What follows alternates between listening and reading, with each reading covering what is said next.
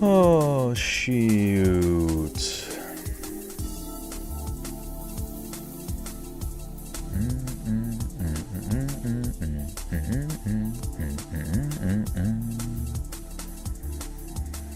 First time you weren't notified. Oh, how'd you get here so soon then? Oops. What's up, dudes?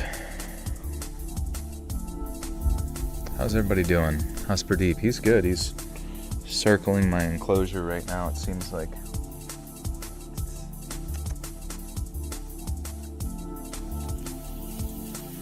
Happy, what even is it? Labor's Day? Labored Breathing Day? Laborer's Day?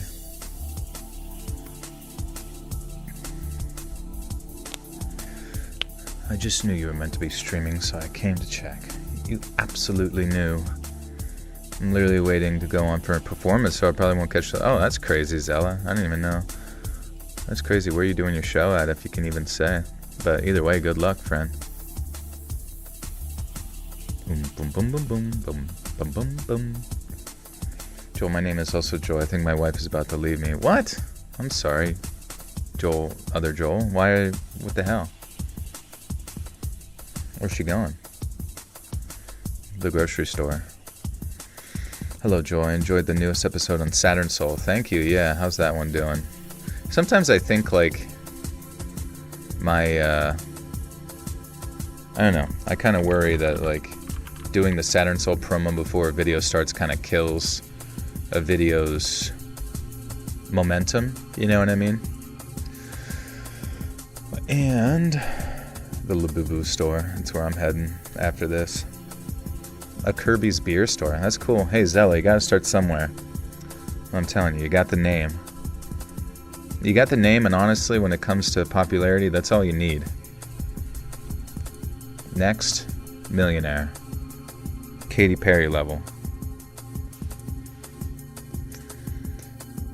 But I don't know, my last video, not on Saturn Soul, but YouTube in general, did not do very well.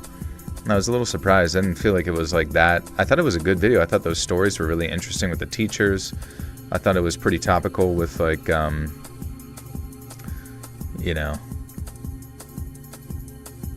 And I look and I'm like, I just don't understand how YouTube's, like, recommendation thing goes. Because if you ever get into YouTube, you realize, like, your channel growing and the number of views you get is very heavily predicated on, like, recommended views. And I really don't know how to, like, maximize that. You know what I mean? Because it seems so random. It seems like it's just kind of, like, up to YouTube to decide that. And I don't know. I don't really know how it works at this point. After doing YouTube for over a decade, I still have no clue. The teacher stories were interesting. I thought they were interesting. Yeah, for sure. There's nothing like gingerbread-headed guy. Your reddish mop is gorge. Oh, not quite me, but that's all right. How was my weekend? It was good, yeah. Football is back, baby. I'm excited about that. I don't know if you guys like watching college football or NFL, American football. I quite enjoy it. I used to not really be. I used to look at it as like, man, this is just bread and circus, man, bread and circus. But I'm like, you know what? Fuck it, dude. Give me as much bread and circus as possible. Like, what else is there to life?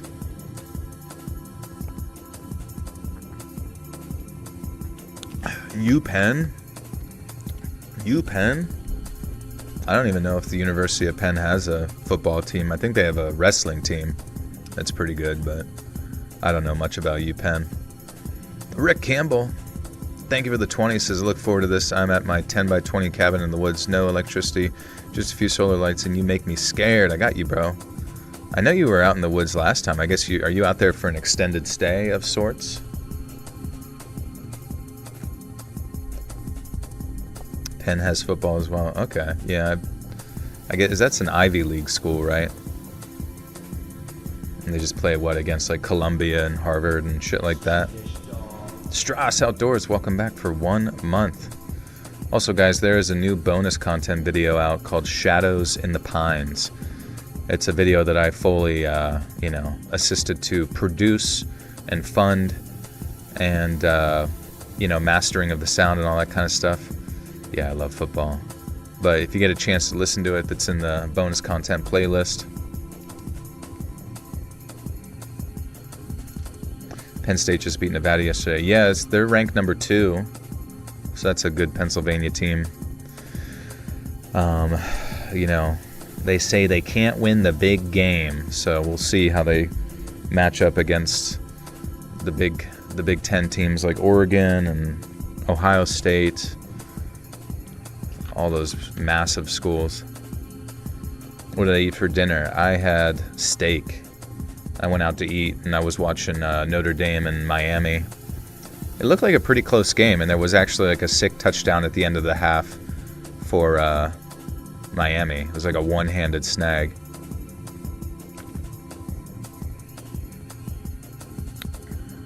I love football for the food to get together. Yeah, exactly, dude. It's just a great social time.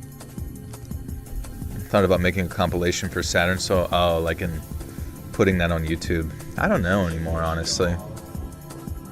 It could be interesting. That could be a way to I'm not even sure. Throw everything together in like a larger, what would you even call it? Like 1 hour of true crime cases or something like that. That left me splintered. Penn plays Harvard and Princeton. Oh, okay, nice. And FAS, welcome to the Buttersalt Cult. You now have access to bonus content. I sliced my scalp on a sharp piece of granite. Oh, I'm sorry to hear that. That sounds... Your scalp. Holy shit. Were you did you stand up really fast? Did you have to get stitches in your head? Because the scalp is like a pretty vascular area, I feel like. A canker sore. A canker sour. It's a new candy. I don't think I've had a canker sore, to be honest with you. What is that again? Is that like acid? That's like in the mouth, right? Or is that on the feet? That's when you stick your feet in your own mouth. Roki, welcome back for 4 months. Thank you, my friend. Good to see you. Finally get to play college football 26 and got my new Xbox. Nice, bro. How is it? I really wish the football games would have some major jumps. Nothing beats a Jet 2 holiday. What even is a Jet 2 holiday? Is that just referencing just a vacation aboard a Jet 2 Airlines? Or is it just... What did you just come into? We're going to be recording some scary stories for the podcast, for the channel, for tomorrow. So we're just chit-chatting until we kick that off. Steak and football, where do you go for that? Oh, it's just a sports bar. It's like a big restaurant. I mean, I guess really anywhere. Any restaurant that's got football playing could be exactly that. A canker sore is what we call a cold sore. Oh, cold sores are like herpes, isn't it? Or like herpes simplex 2, I think. Or is it herpes simplex 1, maybe? Which most people have and they don't even know it. Just because, I don't know, one of the worst things you could do is share chapstick with somebody. Especially back in school. Herpes 6.9. Terry, welcome back for 39 months. Hello, groovy background music. Thank you. We're cruising in the outlandish echoes. Let's turn it up. Cold sores are virus. Canker sores are a mouth ulcer. Yeah, how do the mouth ulcers even kick off? What's the deal with that? Eugenia, what's up? How are you? Doing good. Doing good. Steady as she goes. 10 cops, weird, a warrant and without body cam footage. 3 are shot, 2 die, and their guns taken from them along with the radio. Where are the other 7? Wonder what they're doing while shooter escaped. What are you talking about? You think you lost some brain matter? Oh, from the scalping? Sorry about that, bro. That shit's tough. Hopefully you didn't lose any hair. What's up, Gabriella? The vitamin deficiency usually causes canker sores. Oh, interesting. What vitamin deficiency would that be for somebody? Canker sores from eating too much vinegar. Oh. cankle sores from walking around Disney World all day. My cankles are absolutely... My cankle dogs are screaming. B12. Okay, the B12 is the canker sore causer. You get ulcers from tomatoes. Yeah, I guess that would be acid reflux, wouldn't it? And the acid is just like fucking you up. Which sounds like you just might need to get your... I guess maybe that's probably what causes your hiccups too. If you were saying you had hiccups. It's probably acid reflux, GERD kind of thing. Which means you just gotta get your acid, make your stomach acid more acidic with like apple cider vinegar and some water. You know, maybe in 30 minutes before eating.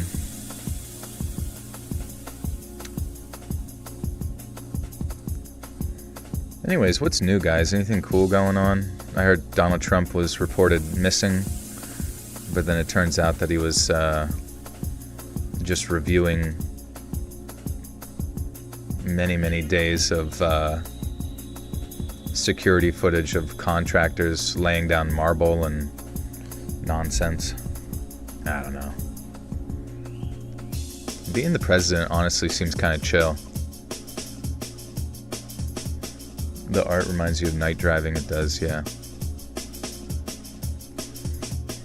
Did you see the footage of the little kid on the monorail track at Hershey Park? I did not. Is he alright? What happened?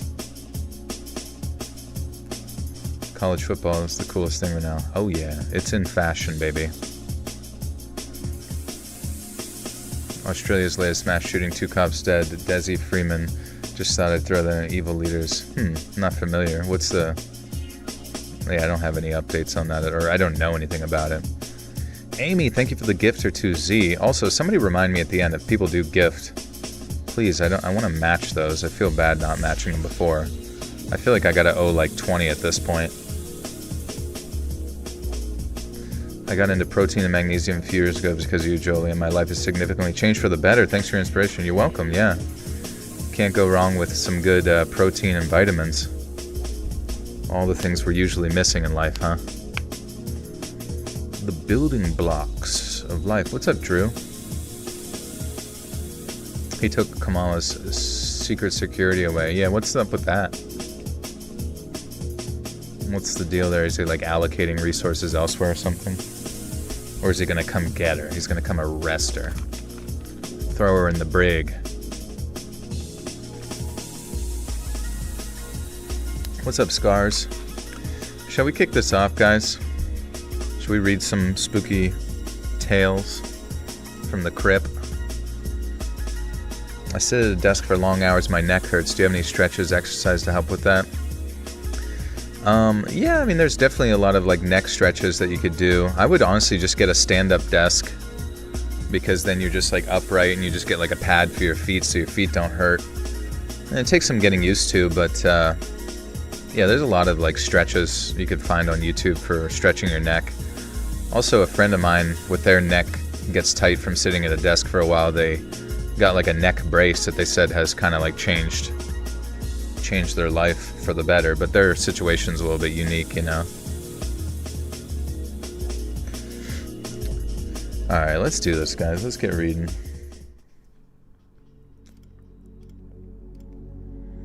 Alright, we got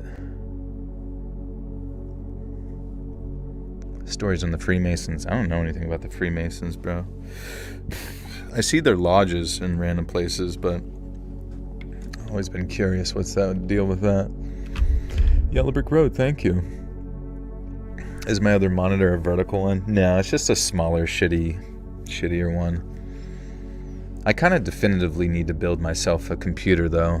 So if you guys have any suggestions, because I think I told you about my friend like fucking up my computer. Now I need to boot it from a hard drive, like an external hard drive. Like the boot managers got lost in the sauce.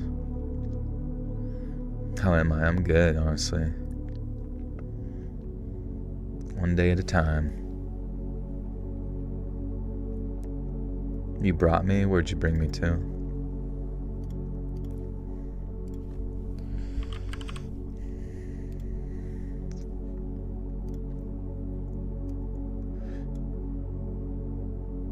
You're suspicious of anti-Masonic sentiment. Right, there's always another word for everything, huh?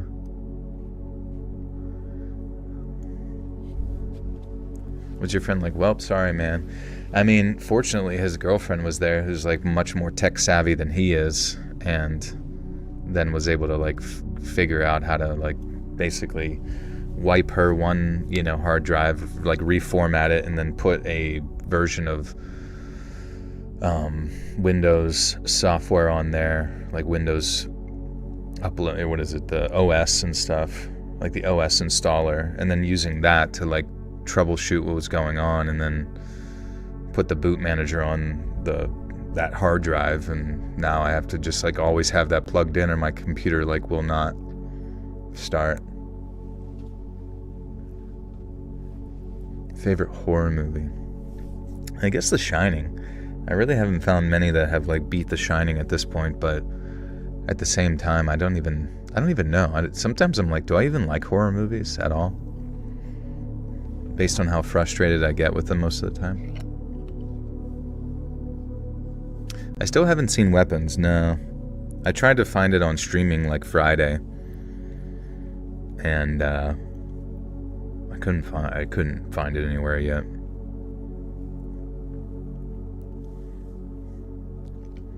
Does my keyboard have Cheeto crumbs on it? Yeah, it's filled with gamer gunk. Still outside of theater, yeah. Seen Superman? No. You like Midsummer? Kubrick is epic. The Shining has elements of Greek mythos. So much good. I know. Like, that's the one thing I love about The Shining is it's like so many layered things. I remember watching an entire documentary about how The Shining was like symbolism to like show that Kubrick was hired to like stage the moon landing or whatever, because I guess they lost the moon landing footage from like radiation going through their footage on their way back.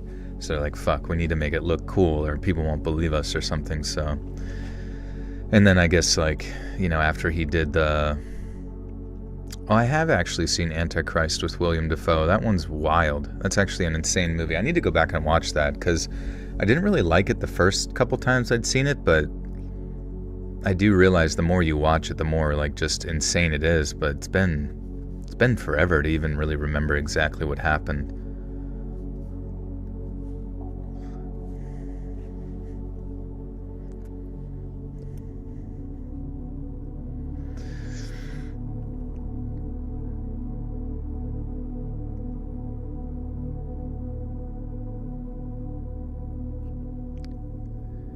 In the summer of 2015, so more than a decade ago now, me and a few friends were just sinking beers and watching TV in my apartment when I flicked over to the History Channel and saw this show called Alone.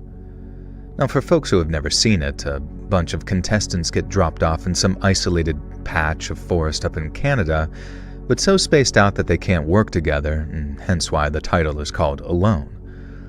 They only get the basic survival equipment, and contestants can tap out at any time, and then whoever stays out there longest wins $1 million. And as we're watching, an argument breaks out between us over which one of us would win the $1 million, and by the end of the night, we only agreed on one thing. We should head out to the middle of nowhere for some kind of hardcore camping trip and find out which one of us was king of the wilderness. And then a few months later, the 5 of us are sitting in a truck headed for a place known as the River of No Return. Now, its full name is the Frank Church River of No Return Wilderness, but we ended up shortening it to the much more ominous River of No Return to make the trip sound more badass. It's the largest wilderness area of Alaska, and with us living in Boise, it was basically right up there on our doorstep. We drove up to a little town called North Fork and then made our way to the trailhead, which would take us to a place called Long Tom Mountain on foot. And this meant our 4 days hiking there and back, and 1 day's rest on Long Tom Mountain, with some fishing and swimming in the nearby Salmon River while we camped there. And that first day's hike was pretty rough. I slept like the dead.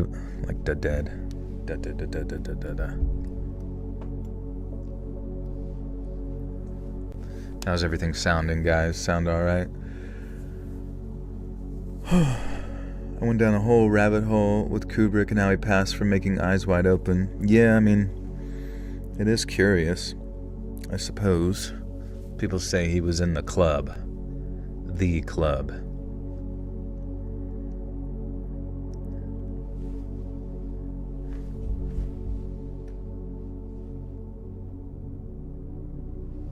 Are you guys doing anything for the holiday tomorrow? You guys going to any, like, cookouts or whatever? I can't believe it's already freaking... I don't know. I can't believe it's already freaking,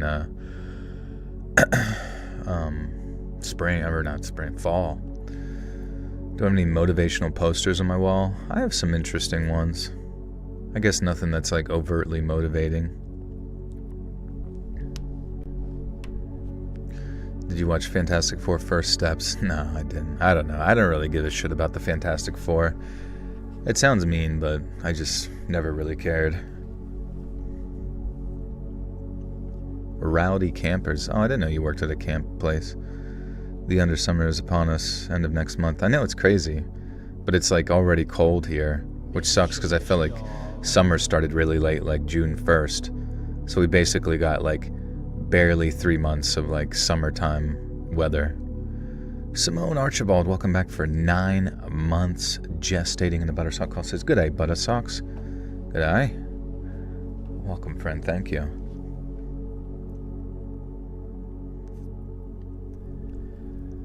That first day's hike was rough, and I slept like the dead when we finally made camp for the night. The second day was a little easier after the first, and seeing the view from the top of that mountain made every second of that hike feel worth it. We made camp again, grabbed our towels, and then headed down the mountain for that fishing and swimming I told you about, which was probably the most fun I'd had in a long while. It just felt epic, for lack of a better words, you know? Like we were making memories, especially when our buddy Dave caught a couple of fish with a collapsible pole that he brought along with him. They weren't huge, but knowing we were about to eat something we'd actually caught made the whole thing feel extra special. With a few hours of daylight left, we headed back up the mountain feeling refreshed, and then got to work making a fire so we could get those fish cooked. The first thing our buddy Kyle does when he gets back to the camp is crawl into his tent for something, but then he comes back out a second later and says very sarcastically, "Ha ha, very funny," and then asks which of us took his backpack. Now we respond, "I don't know what you're talking about, dude." But Kyle tells us to cut the crap and return his backpack before he starts getting mad. Now again, the four of us tell him that we have zero clue what he's talking about, and that if we're going to prank him, we'd think of something funnier than just hiding his stuff. Kyle kind of stops, but he doesn't calm down. Then after a little more discussion, we collectively come to a pretty creepy conclusion.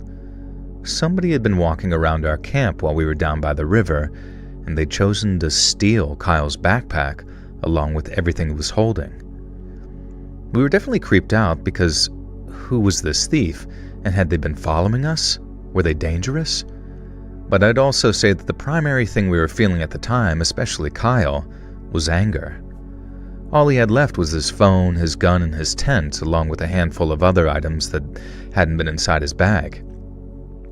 What he'd lost amounted to hundreds of dollars worth of clothes and hiking equipment, so as I said, he was majorly pissed. Now, after pacing back and forth in anger for a while, wondering why... Okiyasu, Nijimura with the two says, I got a dog now. Say hi to Lizard. Hello, Lizard. What's up, broski? What kind of dog is it?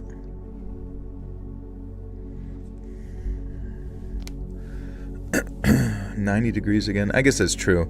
I was trying to look up and see if there was like a cold front that would lingering over, because I think Justin said that in Pennsylvania, but I don't know, I didn't look very hard.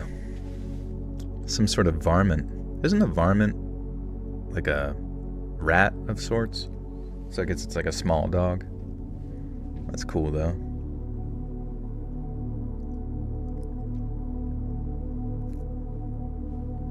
Some sort of critter. The creature. La creature. This weekend is a high of 100 out of all weekends. Can't wait for the cooler weather. Oh, word. Yeah, it's pretty chilly here. Like last night, I walked out, it was like 48 degrees, and I could see my breath, and I was like, no way, dude. No way we're already back at breath-seeing temperatures. After pacing back and forth in anger for a while, wondering why me out loud, and rightfully so, something kind of flipped in Kyle, and he suddenly says, I'm gonna go look for him. Meaning the person who stole his stuff. But this split the group almost right down the middle. Kyle and another guy, Jay, wanted to go hunt the thieves down, but me, Dave, and our other friend, Sherrod, thought that was a terrible idea. We were mad about the theft too, but the solution was not to turn our epic hiking vacation. We were mad about the theft too, but the solution was not to turn our epic hiking vacation into an effing manhunt. Dave suggested we relocate our camp before bedding down for the night, but Kyle outright refused, and we couldn't talk him down on that manhunt thing either. It got kind of heated at one point while Kyle was calling also. Dave suggested we relocate our camp before bedding down for the night, but Kyle outright refused, and we couldn't talk him down on the manhunt thing either. It got kind of heated at one point, with Kyle calling us a bunch of pansies, and then he and Jay just storm off to go looking for those thieves. Now, I remember Dave saying, it's okay, they won't find anyone, and by the time he comes back, he'll have just calmed down a little. And he was right. Kyle came back maybe a half hour later, much calmer but majorly bummed out. But I can't blame him, we all were.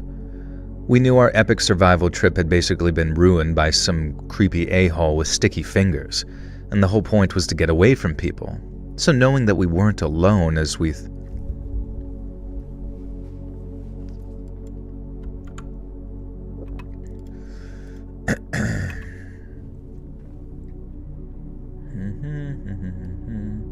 What's up, Gunner? How you doing, dude?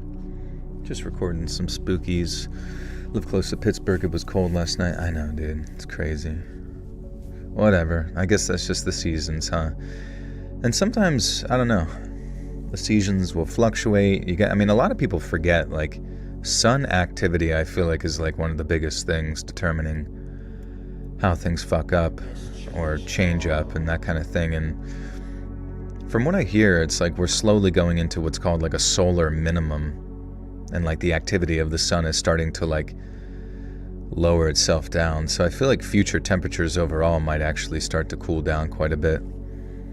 The Boob, welcome back for 20 months. Joel, would you or anyone be interested in starting a fan page where we can chat offline? I want to do share my FIBA Gucci tattoo. No thanks, man, I'm good. I think having everybody right here is totally fine with me. You can tag me and stuff, I can share it, but... Did you turn 62 from 42? Yeah, Justin's aged quite a bit. In a matter of weeks, he lives outside of space and time.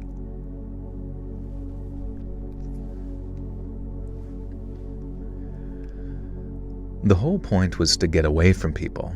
So knowing we weren't alone as we weren't, weren't as alone as we.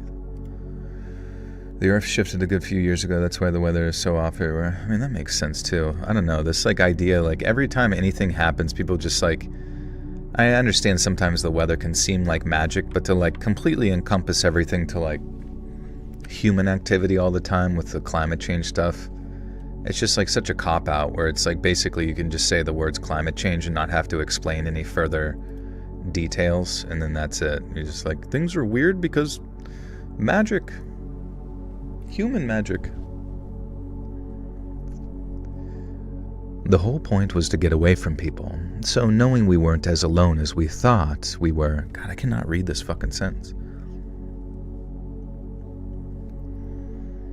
The whole point was to get away from people, so knowing we weren't as alone as we thought we were... Why does this sound so weird? So knowing we weren't as alone as we thought we were... Okay, Jesus Christ.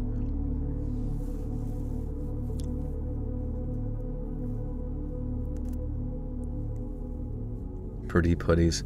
I think I have, a on, what's it called? What is that called? You know what I'm talking about? Spreadshirt. My merch on Spreadshirt has a bunch of pretty, like, style hoodies and stuff like that, unless you're thinking of something different. The whole point was to get away from people, so knowing we weren't as alone as we thought we were sucked balls. And the next morning marked the beginning of the third day, the one that we were supposed to spend relaxing by that river, getting ready for the hike back. We tried to make the best of things, but instead of getting to completely chill and enjoy having all that wilderness to ourselves, we couldn't even leave our damned camp alone. Dave said that he didn't want to do any more fishing, especially if it meant being alone down there by the river. He also said that we should probably gather a bunch more firewood to keep the campfire burning throughout the night. If we weren't going to move camp, it was probably a good idea that we take turns keeping watch throughout the night. And I asked if he thought the situation was bad enough that we needed to post a freaking sentry like we were at war or something. And he said he didn't like... Said it didn't. Link, yeah, there's a merch link in all of my videos. I mean, it might even be, maybe one of the mods can post it.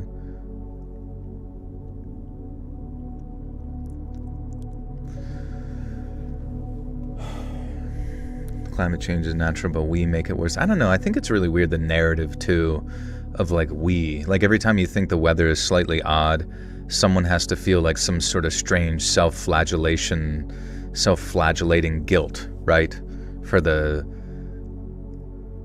weather of all things. Like, that's such a strange and abstract concept to, like, constantly be pounded into your head since you were young. That every time things aren't exactly perfect or as they should be, or there's some strange abstract weather, it's like you immediately have to think that, like, buying things off of Amazon is, like, bad, and any sort of external pollution from, I don't know, corporate entities or countries like China or India or something, or even off the coast of Africa, is just like suddenly your fault. It's you sitting in middle-class suburbia. It's you. It's always you. It's always your fault, and you should always feel bad, and you should guilt trip all of your friends. And I don't know, it's just like such a stupid fucking, like, line of thinking all the time. And it honestly doesn't help anything. It's not like it leads to any sort of, like, perceived desire of change, whatever. There's really no solution that on those individual level that's even necessarily given. It just ends up creating some sort of weird divisionary argument about nothing. Virgo, welcome back for 3 months, says Joel. Hello everyone, missed y'all. Good to see you. Yeah, blame me, guys. Blame me for the end of the world. I'll take on the sins of the entire world's weather. Cover me in your snow, cover me in your heat domes, cover me in fucking poop and jizz and shit. I don't care anymore. I will be the one that carries the sin of the end of the world cult. I will pay your taxes. I will pay every one of your future taxes.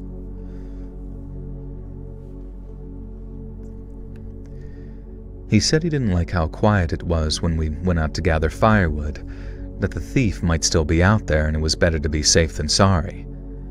That's when it really hit me how much did they even know there's actually someone out there? I feel like they kind of just jumped to the conclusion that that guy losing his shit was immediately like an evil doer in the woods.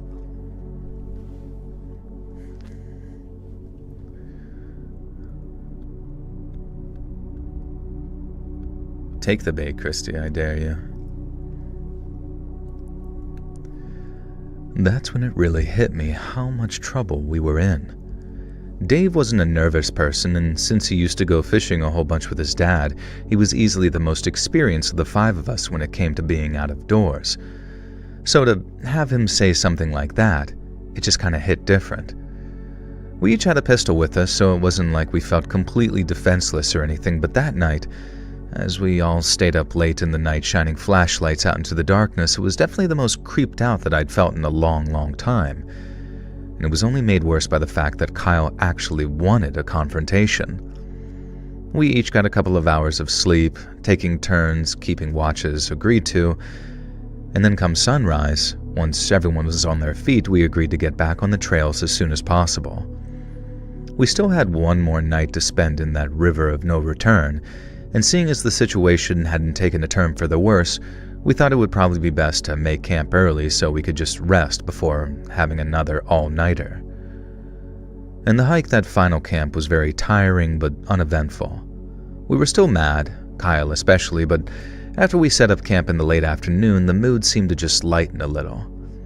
We all agreed that whoever stole from us was probably some...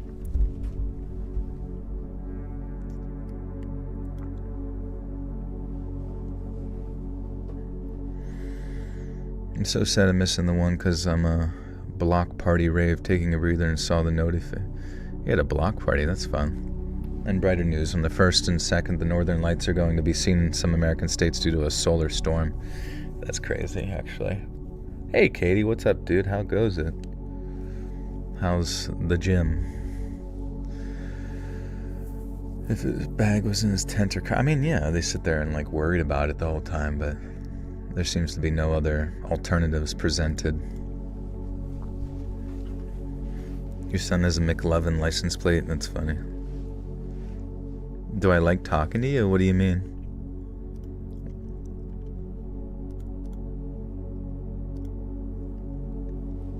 I like talking to everybody. I mean, I guess I kind of talk to all of you in like a sort of, not necessarily individual sense, but more as like a group gathering of sorts, I suppose. No gym, just yoga because Tyler and I have been traveling a lot. Oh, okay.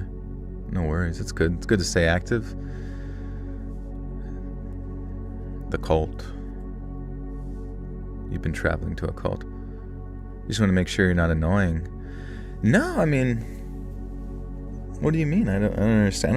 I don't even feel like I see your messages pop up in here to determine if someone's like annoying. I don't think anyone here is. Yeah, sorry. I also, yeah, I mean, there's like 100 conversations going on at one time. I can't really like individually determine if one person is like a naughty, you know what I mean? I'm not even sure what I'm answering, to be honest with you. You want to be annoying. Honestly, that's fine. I like it. Annoying is going to get you attention, so. Hello, Brazil. I have a spooky good memory for remembering some people. I mean, that's what I'm saying. Like, when you guys change your PFPs, that's what throws me off, because I'm like a visual person, you know?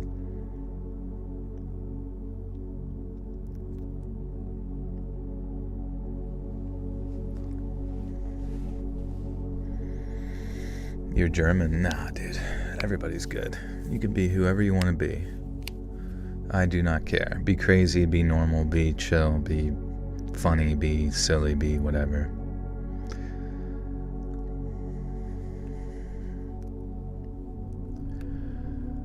We all agreed that whoever stole from us was probably long gone with Kyle's stuff. God damn it.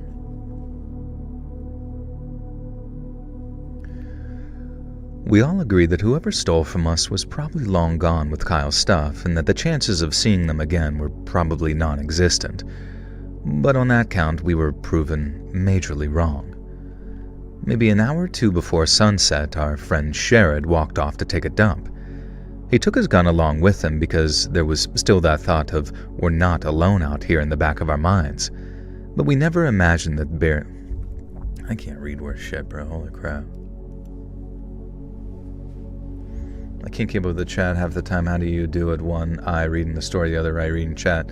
Well, I don't. That's the thing, is like some people get upset and say like, why aren't you answering me? And it's like, I'm not a chameleon with like two brain functions able to operate at once. I mean, I guess technically yes, but I got my story right here in front of me. I got the chat over on my right. You know what I mean? I can like quickly look over a chat sometimes in the midst of reading.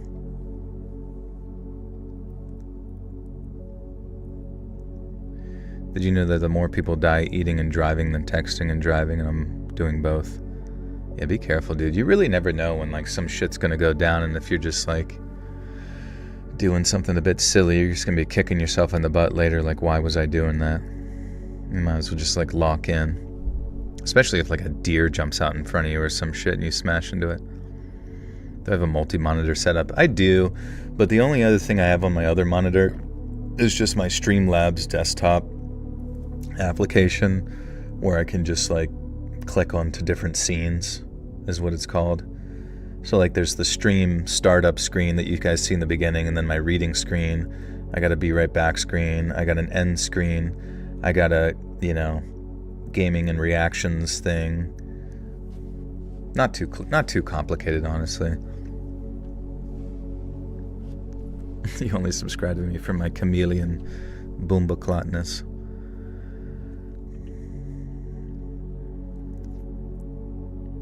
Bombaclot. Bomba bomba bum bum. Use OBS usually. Yeah, mine's like Streamlabs OBS.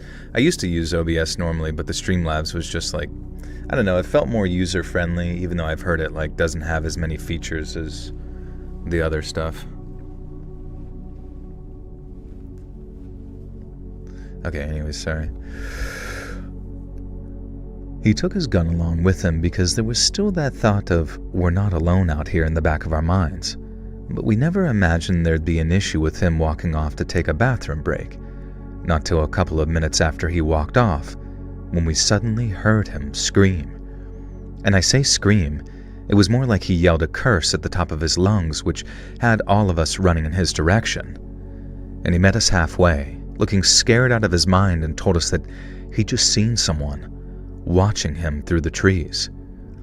Sherrod said that for privacy, he walked till he couldn't see us anymore, and then before dropping his pants, he looked around in all directions to make sure the coast was clear, and that's when he spotted him. Sherrod said that the guy was almost a full football field away, just some sort of figure in the distance, but he was easy to spot because his whole face seemed to be painted bright white. He said he didn't stop to see what he was wearing or if he was holding anything. He just sort of bolted the second he saw him.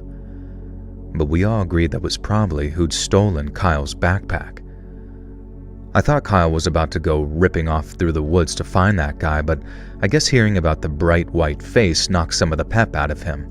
And it took some of the pep out of me too, especially once we all asked Sherrod if he was sure about the whole white painted face thing or if he was messing with us. Sherrod said in his exact words, "On my mama, bro, mother effer looked like the crow ran out of black." And as we headed back to camp, Kyle said that he thought the person who stole from us was like some trail rat or something, some scumbag solo hiker who smelled like we were.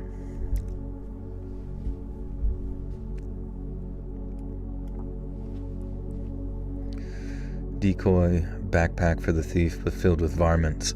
Little varmints. Varmintons.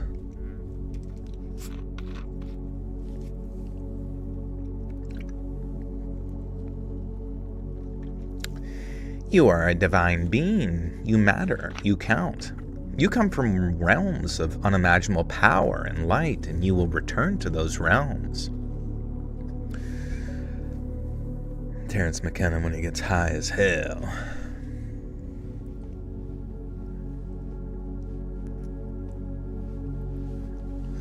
What's up, Bruce? Ever heard of Otis Dryery? Yeah, Otis Dryery. I remember he had a... What was he? Otis Dryery was a narrator, an old man, very talented narrator. I really liked his voice. He had like a deeper, bassy voice. And he was a narrator over on Chilling Tales for Dark Nights, but I think he mainly had his own channel, perhaps? Goob Smooch. Never heard of Goob Smooch.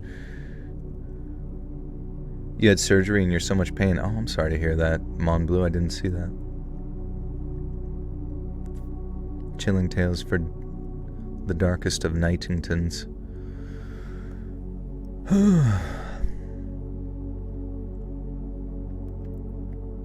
Painted white face like the movie Bone Tomahawk. Dude, that movie was wild. I feel like that movie could have been a little bit... I remember seeing it finally, and I don't know. I honestly don't think they needed to do some weird sort of cannibalistic tribe. They really could have just done like any tribe they wanted and just made them seem bad. I don't know. There was something different about it that I didn't really like at the end necessarily with like how the tribe they decided to depict. It was just kind of like odd. Just got your wisdom teeth pulled out. You ever had yours pulled? I did. I was like 18 when I had mine pulled out. And I remember like as soon as they woke me up, I like came right to from like being knocked out.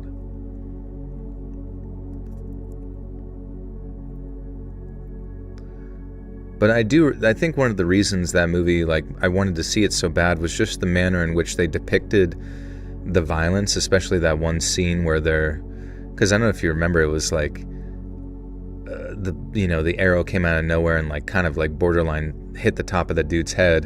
And then it was just like went into the one dude and he's down. And then another guy goes for a gun and he gets his entire hand like hit by a tomahawk on the ground and like pinned, but also like cut in half. I don't know, it was very brutal, you know what I mean? Very, very brutal movie.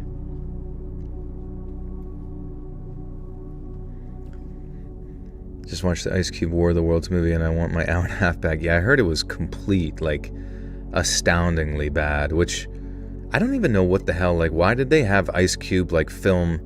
Was that his idea to, like, film his entire role from, like, some safe zone at home watching from his gaming computer?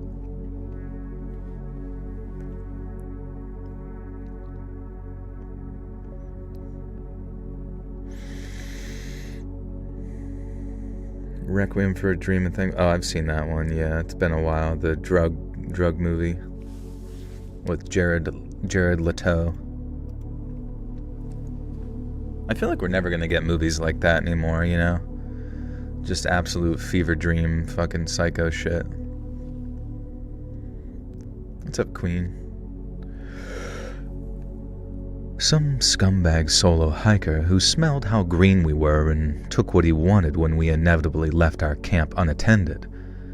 But to think that he was out there putting white makeup on before stalking us through the woods for probably miles, that majorly changed the game for everyone.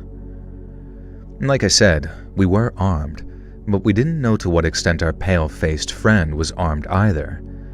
We also didn't know whether or not he was alone or if there was a whole bunch of freaks with painted faces out there and we just spotted one of them. And that's when we decided a change of schedule. Instead of just sitting there all night with our campfire lighting up like a damn beacon, we decided to walk all the way through the night so we could reach the trailhead and Dave's truck by morning. We packed up our camp again with daylight fading pretty fast, and then after maybe a half an hour or so it was full on dark and we were walking by flashlight. And to say that we were on edge would be the understatement of the century, and Dave later...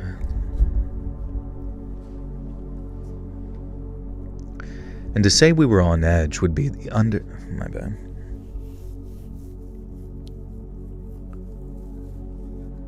Oh, the Terrifier scene, yeah, where they like cut the guy down the middle. That was pretty fucked. And then I didn't understand, like, the women were kept blind and then had their like arms and legs cut off or something, or were they just kept blind? But I vaguely recall that the women were like made blind and then cut their tongues out or something, or sewed their I don't even know, it was fucked up, and then cut their arms and legs off and just used as like basically breeding husks. And that shit was pretty fucking insane. Nobody would continue watching like the days we were stuck in the theater. Yeah.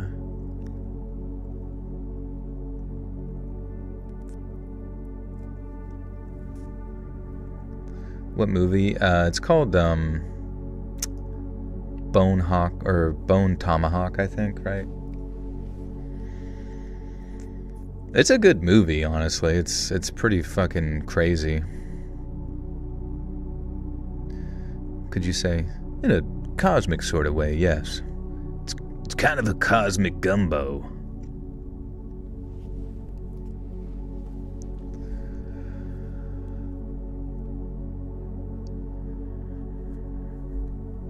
To say we were on edge would be the understatement of the century, and Dave later said that he was more scared of us accidentally shooting each other than anything our pale-faced follower might have said.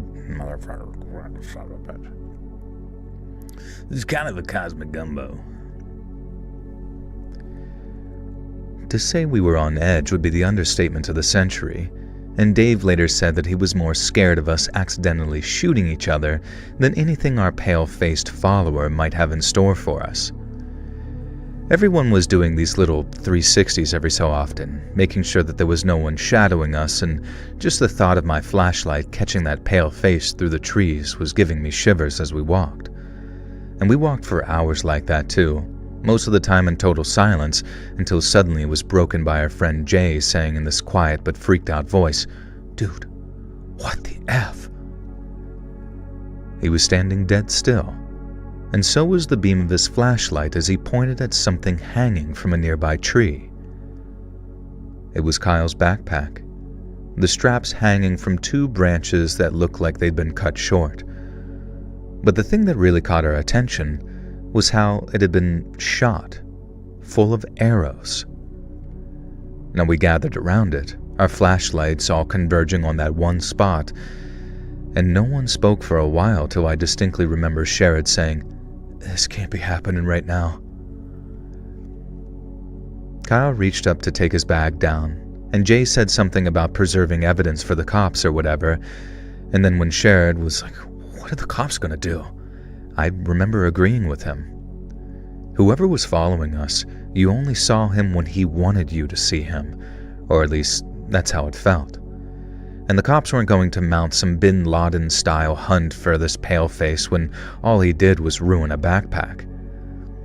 Kyle ended up taking one of the arrows to the cops, thinking that the numbers and letters on it were some kind of serial number, but they turned out to be spec numbers, denoting nothing but the model of the arrow. And on top of that, the kind that he bought were in some kind of the most commonly sold sporting good arrows in America. That sounded weird.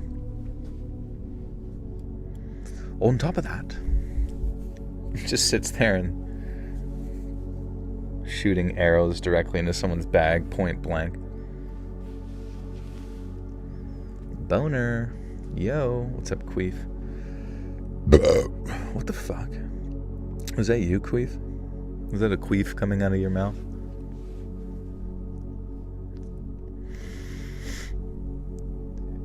On top of that, the kind he brought in... On top of that, the kind he brought in were some of the most commonly sold sporting good arrows in America, so they literally could have come from anywhere. We didn't see anything else on the way back to the trailhead, but we didn't need to.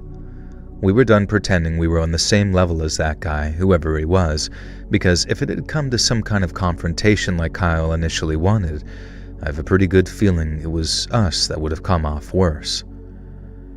I thought the ride back might be a quiet one, but it wasn't, and the whole way we just talked about what happened. I guess we all kind of just had different takes on it, especially when it came to how dangerous this guy...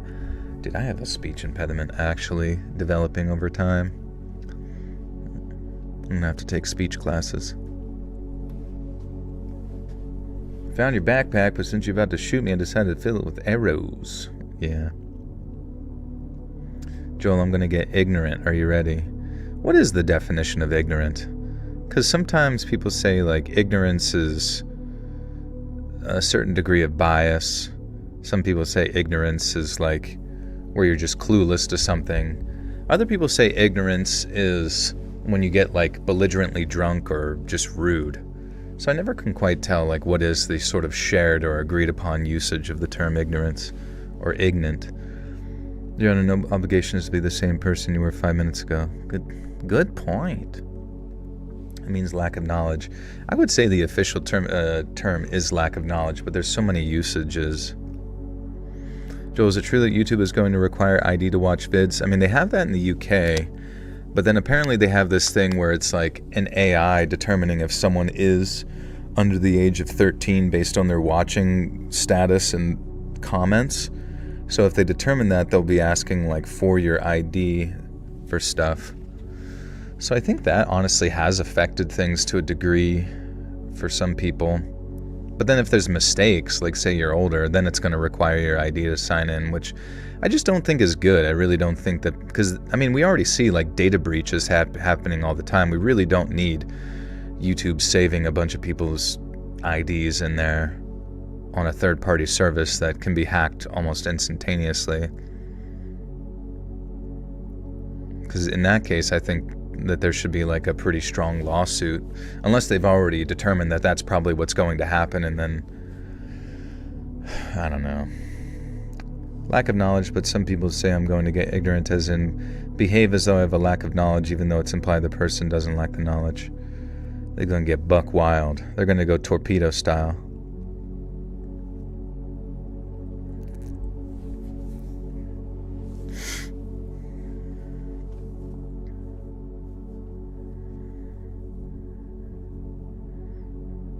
Awesome voice for commentary interviews. Oh, thanks, dude. When you ignore your aunt. Who's my aunt? There's no way my aunt's in here. Oh, when you're ignorant, yeah. You're acting ignorant.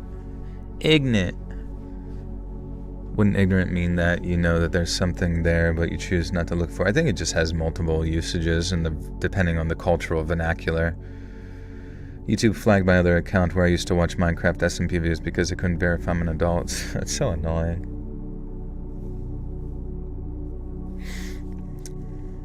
Goon it. They're acting goony.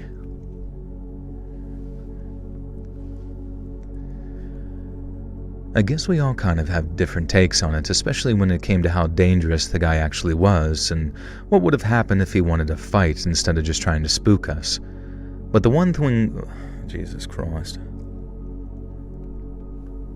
The Goon Squad. But the one thing we agreed on was that for our next trip, Jesus, I don't know, my brain's just like... But the one thing we agreed on was that for our next trip, we were staying the hell away from the river of no return. Ignorant is ignoring climate change. But yeah, but what do you want? Like, what... I feel like when I talk to people about climate change, it's always the most like ambiguous, not, shit ever. Like, what do you even want? Do you think my like patterns of life are going to change because you told me that, like, what, driving a fucking car is destroying Earth or something indirectly? Like, I don't, do you want me to tell everyone else to stop driving cars? Like, do you want me to, hey guys, let's get back on horse and buggy, shall we? I don't know. Like, what the fuck do you want me to say? Did you babysit again? I haven't had to babysit again since last weekend, but it was pretty pleasant last weekend. But I did get to see them again, and we, of course, for the, like, literally the fourth time in a row, watched, what the fuck is that movie? Holy shit, it's K-Pop Demon Hunter. Holy crap, they love that shit. I invented climate change because I want everyone to leave my planet. Yeah. It's probably the easiest way. Squid Game style. You do not believe in climate change. I don't really give a shit what anybody believes in. Like, you know what I mean? Like, I don't really care, because the only thing I really see coming out the other end is just more government oversight or more government limitation on, like, the individual. But you never really see government limitation on, like, the corporate entities. Because say, like, hypothetically, the penalty for having large amounts of carbon emissions, which is obviously always going to come from the corporate entities or countries polluting in general, what are they going to get? They're going to get fucking carbon credits, right? And then what? It's basically they just pay more money so they can pollute the same, right? So then to me, it just comes off like, okay, so there's some sort of centralized industry that's basically just charging people to continuing to pollute or distribute CO2 in the same manner in which they want to, and then, but it's more of an extortion racket. Like, is it an extortion racket? I think the Orange Man is indisposed, or I don't know, man. I don't even care. I don't give a fuck about politics anymore. I think it's all stupid. It's all just like another way to make us fucking poorer in every possible way, centralize power. Honestly, I think a lot of the left-right paradigm is basically just like divide us so much so that you get mad at the other side, but then never question your side when they do something that's equally bad for both sides, right? So it's just like this constant sort of pendulum swing back and forth of like government overreach in the name of fighting against the perceived lunacy of the other side. And then you're just always in this like endless cycle of like things getting more and more, not good. I know that's kind of like a generic take, but I really don't think either side is ever going to save you. Carbon credits are indeed a scam. Yeah. But then at the same time, like you could see to some degree that transferring over to like how you conduct your life on your day-to-day economics, you know? What if like soon you're really only allowed to, you know, utilize, I don't know, if they're already like phasing out gas guzzlers or whatever, hypothetically, right? How long is it before they just phase out electric cars in general because of like the dangers from lithium mining, you know, on the earth? And then now it's like nobody has like car and it's all like public transportation, and or you get like taxed out the wazoo for it. You know what I'm saying? Like it's just always day after day going a step further that just like steps on your balls. Lynn, thank you for the gift or two. Marianka, welcome Marianka. You now have access to bonus content.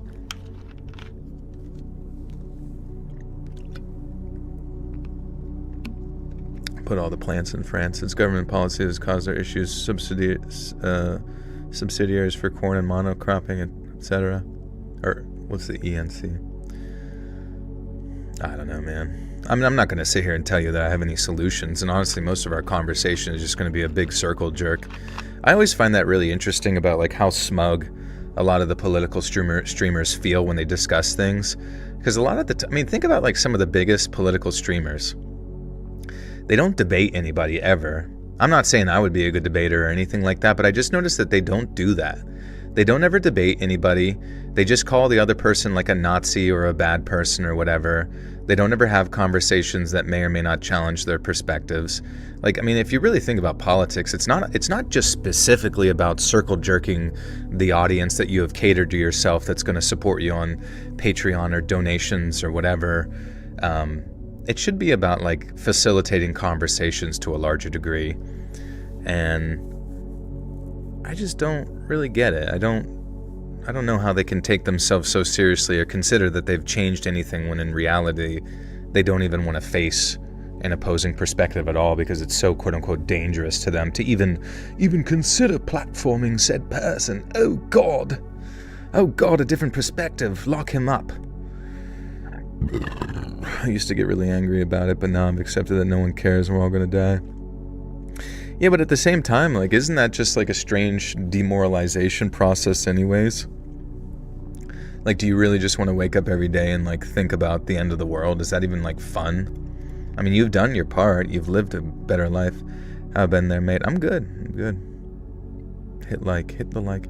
It's also performative. If these people literally didn't have an audience, they wouldn't be saying all this crap, and they would just literally just be going about living their life. Yeah, I mean, like and they do anyways. I mean, how are you gonna, you know what I mean? Like they take all their money that they get from sitting there and being a performative person or whatever, and then they go and spend their money how they normally would at jerk-off bars or drugs or cars or whatever the fuck, and none of it matters.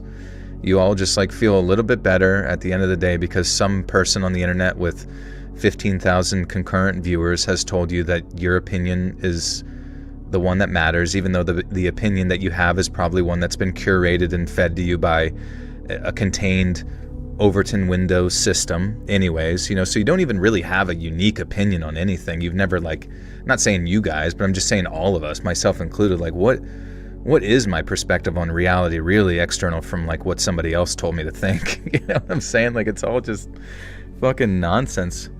And if it ends up, and I think objectively speaking, if it really does end up making you not be friends with someone because of something, or you're not even like happy, if at the end of the day it takes away your happiness or your peace, why even waste your time with it at all? Didn't one of Musk's baby mamas come out and say that she's doing Rage Bait podcast because she's broke? She needed money and he's not paying child support or something? I mean, maybe. I think we've all kind of figured it out at this point. Like half of the drama sphere, you know what I mean, that you see pop up all the time, like the Hassans and Asmans and Ethans and all those fucking Goombas. Like, I would not be surprised if they just like literally fake all their drama all the time just to kind of create this endless ecosystem of back and forth, because it just generates ad revenue and views, and, you know, because it's so fucking meaningless for the most part. And then it gets like escalated. And whatever happened to the whole Palestine-Israel thing? Like they acted like that was their whole like dividing factor in the beginning, and now they don't even give a fuck. It's like they just found a way to turn it about themselves. You know what I mean?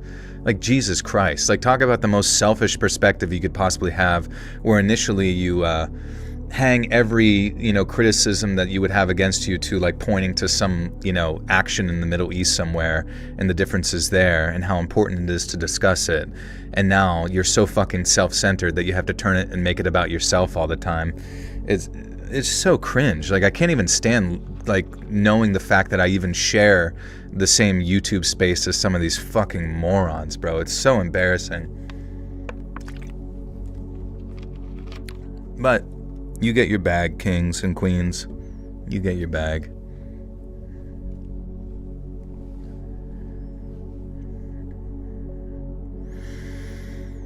Wart.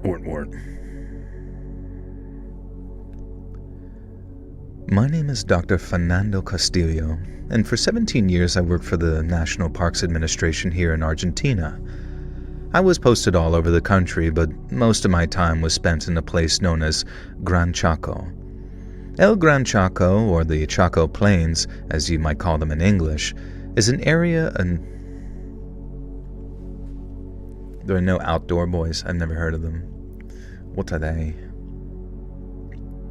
Wart. Everybody's gonna just type wart forever, because I like OCD can't not read it. Hey Shorn, what's up, big dog? Chaco. Am I saying Chaco right? Chaco Taco.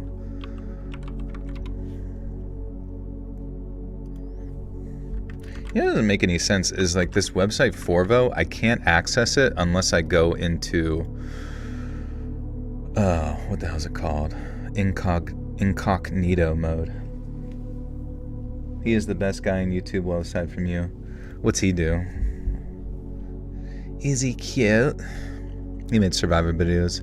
Oh, wait, what's it called? Outdoor Boy. Oh, yes. I think I do. He's like an older man who recently retired, right? Yeah, I know him. He is cool as hell. And I think they based the, wasn't the Sasquatch AI videos using his videos initially, to like base them off. I think he stopped because he didn't like the attention it was bringing to his family, which I highly respect. And he was definitely a very pleasant person and like ASMR kind of vibe to watch, very peaceful, very intelligent. He's someone that you would want to, honestly, it would be kind of fun to just like go out into the woods and see how much you could learn from him, honestly. Toilet alligators that got flushed in the NYC sewers. We need more. I'm not going to fight you, Joel, but also going to agree industrialization made our lives easier, but it can't be denied that we are literally making our planet harder to live on. Yeah, I don't know, man. I just sometimes, because there's also people who like write entire books on that. Once again, I'm not going to sit here and act like I'm some sort of, knower of everything, because I don't know. I don't know anything of what's going on. But you see other perspective where it's like people who like devote their lives to it will end up coming out and being like, well, technically with all the CO2, the Earth is definitively greener overall, and that kind of thing. So I don't know if it's just like that's how the ecosystem sort of auto-corrects itself with like a large influx of CO2, just like over-greening and that kind of thing. I don't know. I'm just speculating. Just don't be led astray by what the government tries to convince you is or is not. Chaco, Gran Chaco.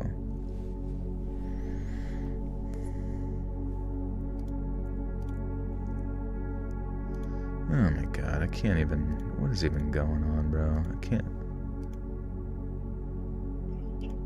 Gran Chaco. Well, Joel, can he read? Who, me or you? Gran Chaco. Okay, we got it. Ladies and gentlemen, we got it.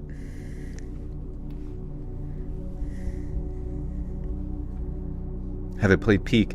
Sure, and I actually beat Peak with my friends. It was fun. It was actually a really fun game. And if you like get a perfect run, it really only takes like an hour and a half to make your way through. Which you kind of can't beat it unless you do a perfect run. I have friends. Can you believe it? Can you believe it? Hey, Rex, what's up, broski? El Gran Chaco, or the Chaco Plains, as you might call them in English, is an area of semi-arid lowlands spanning several countries here in South America. It's a mix of savannas and thorn scrub, but also subtropical forests, palm groves, and wetlands, and is home to thousands of unique and rare species of plants and animals. It is an incredibly beautiful place, but since the 1970s, the region has been plagued by illegal logging and forest fires set by cattle ranchers who want more area for their cattle to graze. In my final year of employment, Gran Chaco lost tens of thousands of hectares. Is it hectares? Lynn, thank you for the 5 gifters. Alright, I'm gonna have to just, since everyone's been so kind, and I feel like I keep saying I need to match your numbers, I'm just gonna do it right now. Here we go. Ready for this? You guys ready? I don't actually know how to do it. Oh, here it is. Boom shakalaki. What's up, Derek? What the hectares? Is that where you climb with one arm using a stick? Yeah, it's like a video game where I believe you just like try to traverse and you have grip, kind of like Shadow of the Colossus. And then basically you have your meter, your grip can be lost based on different effects that have happened to you, such as like falling and injuring yourself takes up a lot of the meter. And then obviously there's items. Hey, babes, thank you for the 5 gifters as well. Friends, if you got gifted, be sure to check out the bonus content when you get a chance.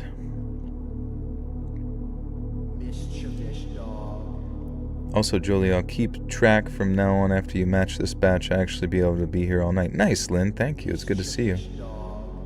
Can you friend me on Steam? Probably best to just keep audience and real life separate, if you know what I mean. It's just like, just out of respect for each other's privacy and all that kind of stuff. But I love you, appreciate you, thank you for asking. And Roki, thank you for the 10 gifters as well. Welcome, friends. Incredibly kind. We started the gift train here. But yeah, we got lots of bonus content that you should check out when you get a chance. Astro Child with another 5. Oh my god. Thank you.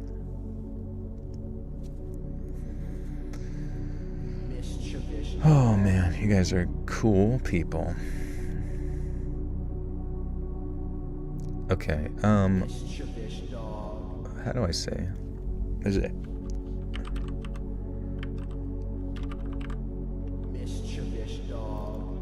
Hectare, yeah, the hectares, which is what?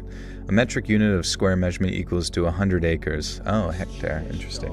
And Roki with another 10. Holy jeez Louise. You get a car, and you get a car, yeah. Honestly, the new bonus content video that's out, it's like 2.5 hours long, and there's a lot of work put into it. I get to play the character, what was my character? He's kind of like an evil, it's called the Director. It's kind of an evil voice acting character. But it's narrated by a really good narrator, and has a bunch of other narrators as voice actors in it, so I would love to hear what your guys' thoughts on it.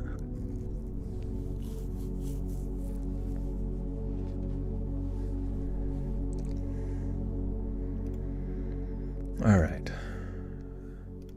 Poopy da doopy.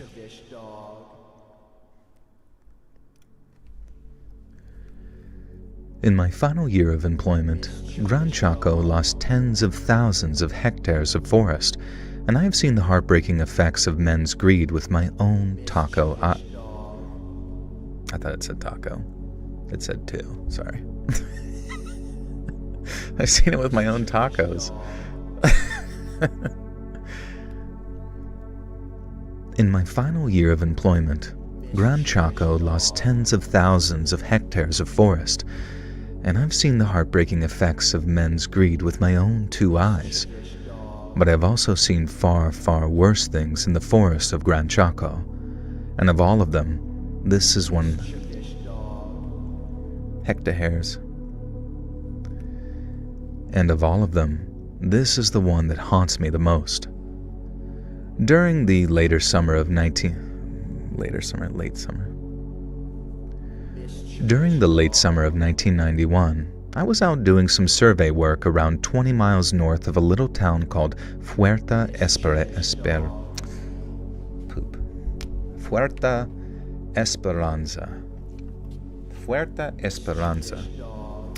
Why? Because Jerry Bonda's love for him. It's so cool. Oh, thank you. Appreciate you.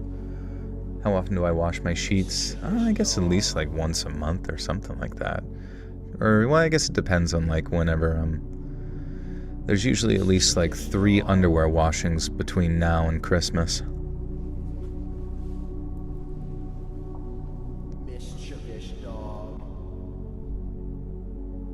Once a week.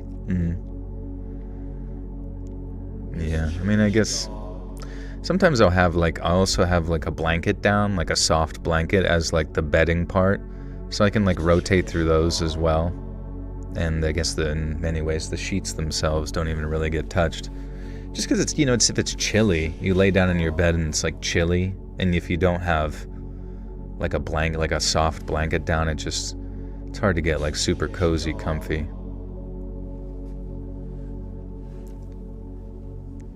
Cinnamon, what's up, dude?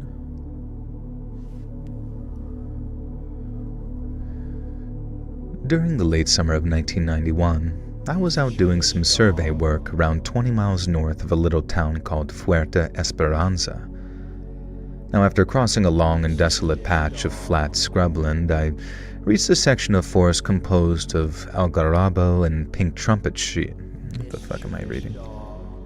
Algarrobo. What's up, guys? It's me, algarrobo.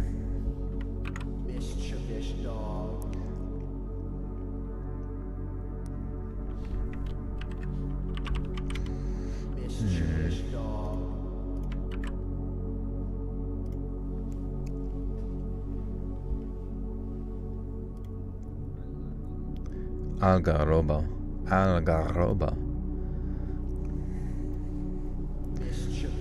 What do I think about Team Water? What's Team Water? Is that the Mr. Beast thing? I don't know. Are they like harvesting kids' organs, or what's going on with that? Or actually polluting 1 million people's villages?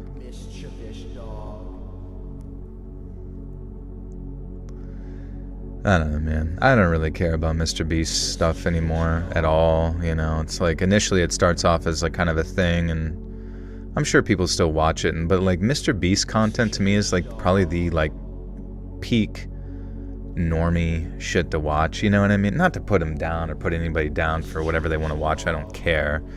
It's just like, it's boring. He provides clean water globally to millions of people. Well, that's good, that's cool.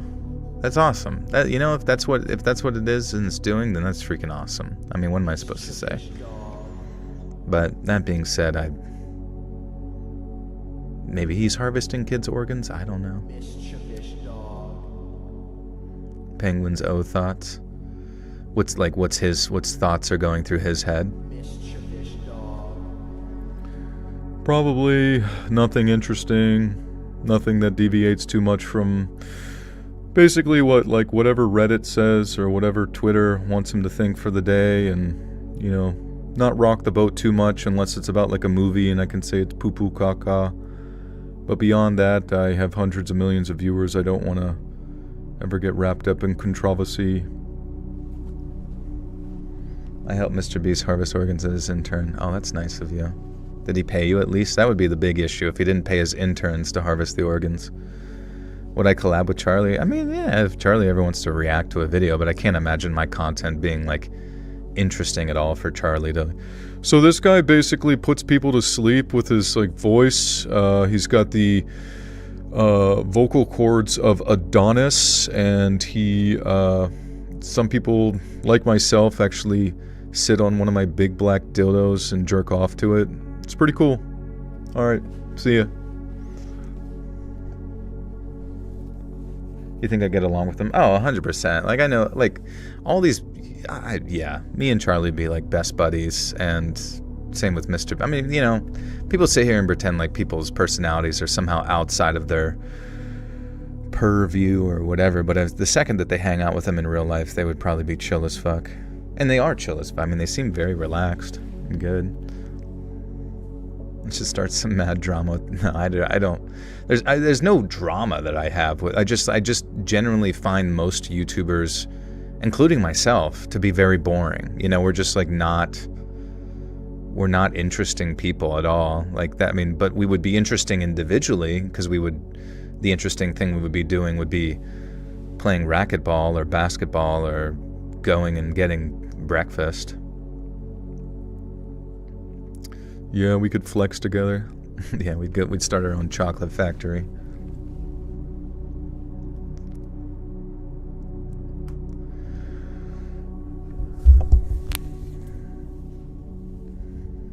We'd go start Burning Man. After crossing a long and desolate patch of flat scrubland, I reached a section of forest composed of algarrobo and pink trumpet trees. The algarrobo are particularly favorites of illegal loggers, so I wanted to make sure that this forest was untouched by their hands. Now, I spent around an hour walking around, making notes and marking the area on my map, and then once I was happy that the forest was in good condition, I started making my way back towards where I'd left my ATV. Gran Chaco is a very wild place, meaning many of the forests do not have any well-defined trails or paths to walk on. Even if they did, the nature of my work means that I have to walk places that are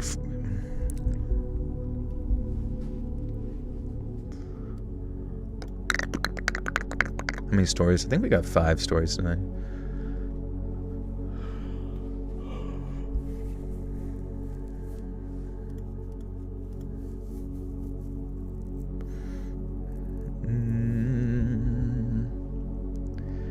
Even if they did, the nature of my work means I have to walk places that are infrequently traveled, so sometimes I lose my footing among the many roots and fallen branches, and this trip was no different.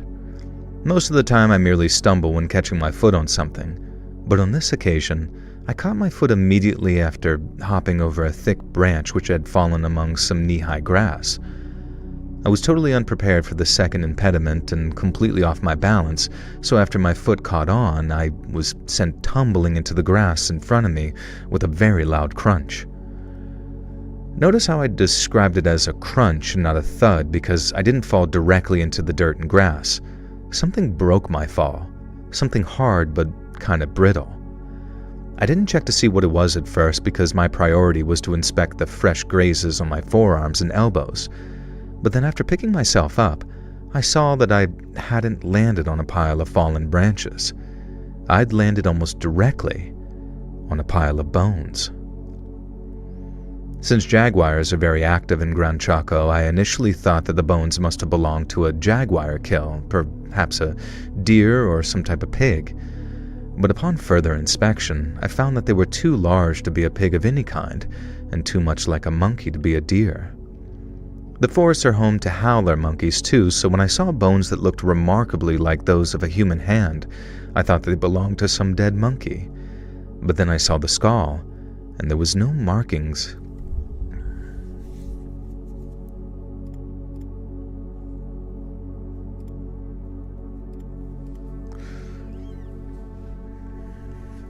Restoring your power. How on God's green earth did you pass anatomy and physiology? I'm struggling and I'm only in week 1. Oh, bro, it fucking sucked. AP 1 and 2 were hard, man. And that's the thing, is you just gotta find, like, your routine, you know? Like, how many times do I have...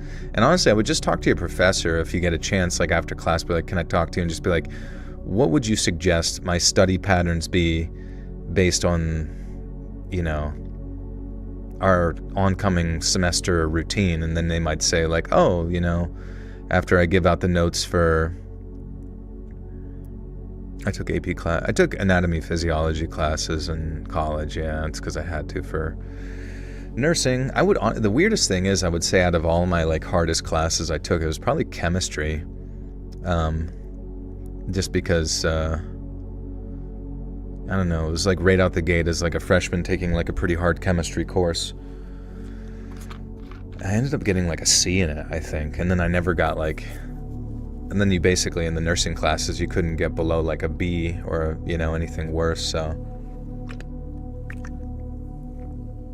I think it's tough because you just have to figure out how to lock in. Like you have to realize that you can't be a drunkard, you can't be a party person, you basically have to like do your schoolwork during school, which really sucks. I thought you could just fuck around and people give you a degree. Do I got a big brain? My brain's okay whenever I like focus, you know what I mean? Like most of high school, I recall, I was so lazy. I'm just like such a fucking lazy piece of shit. And I was still able to do okay. I remember it was like such a pain for me to like actually read stuff. Like I would do everything in my power to just like ask somebody else for like what the reading was about. And but then once I got to school, I was like, if I fuck this up, I'm like losing thousands of dollars and my family will hate me. And I really didn't want to like go down a route of continuing to work in a bar till I'm, dead. Not saying that that's like the worst thing ever, but it's like, as a door guy, just checking IDs. I mean, I've heard that, isn't that dude who has like the highest IQ in the world was still like a door guy and like worked as a ranch cattle hand, you know what I mean? But at the same time, it's like, I don't know. I guess in my mind, I saw no other pathway than up, so I had to just make sure that I kept my grip. But school sucks. Yeah, school sucks, and I guess it's kind of supposed to suck, and you just got to try your best.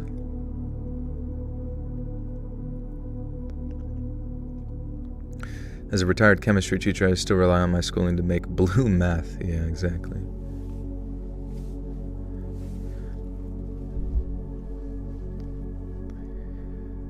But then I saw the skull, and there was no mistaking things anymore. I had landed on a human skeleton, one that was filthy and moss-eaten, and when I realized that, a powerful feeling of mortal dread came over me. I pickled myself. I picked myself up and crossed myself before brushing myself off. Unfortunately, that wasn't the first time that I'd found a human body hidden among the wilds of Gran Chaco. But it was the first that I'd found spontaneously, as in not on a search, and the first that I'd found in such a terrible state of decomposition. I carefully flattened some of the grass around it and then walked around it in a circle, studying it as I went. It looked like it had been there a long time, like the ground was already in the process of swallowing it up with dirt and grass. But then as I walked, I stood on something else that felt hard under my boot, and on closer inspection, I found a second skeleton just feet away from the first. It's hard to describe the feeling of abject terror one feels upon viewing human remains, unless you yourself have experienced the same sensation. But to see two sets of human remains in such quick succession, it made me fear for my life. It made me wonder what had happened there for two people to lose their lives on almost the same spot, and the dread that I felt was only amplified when I found the third skeleton, and then the fourth, and then the fifth. I came to realize that there were human remains for 100 meters in every direction. In every couple of meters I saw the eyeless sockets of a skull as they stared back at me from the undergrowth. And this was no ancient indigenous burial site either, as some of the remains came complete with half-rotted boots or sneakers lying close by. The place was a cemetery without graves, and I feared that whatever fate had befallen these poor souls would soon befall me. I left that place as quickly but as carefully as I could, not wanting to disturb any more sets of human remains, and then I drove straight back to the place my group was headquartered in Fuerte Esperanza. Fuerte!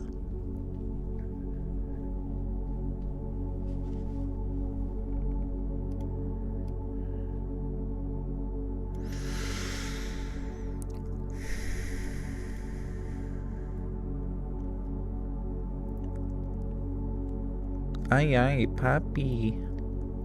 Your skeleton remains are hanging in the yard. I run a bar, which mostly means I bartend and take care of things for the owner, so I'm a highly educated bartender. Yeah, dude, yeah, that's awesome. Am I hungry? No, I feel good. Honestly, every time I have steak, it's just like you don't get hungry for a long-ass time.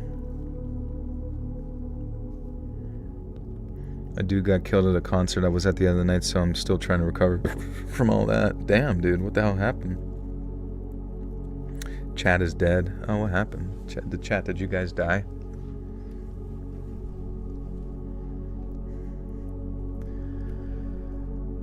I left that place as quickly but carefully as I could, not wanting to disturb any more sets of human remains, and then drove straight back to the place my group was headquartered in Puerto Esperanza.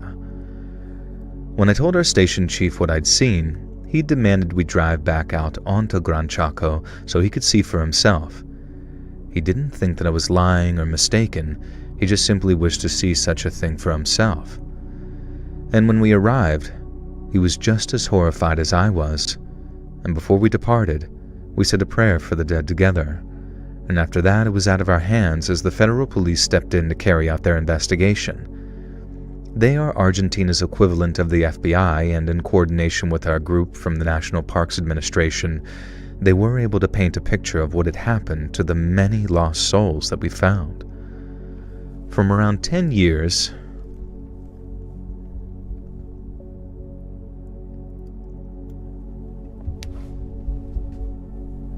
chat's all folding laundry, that's fair.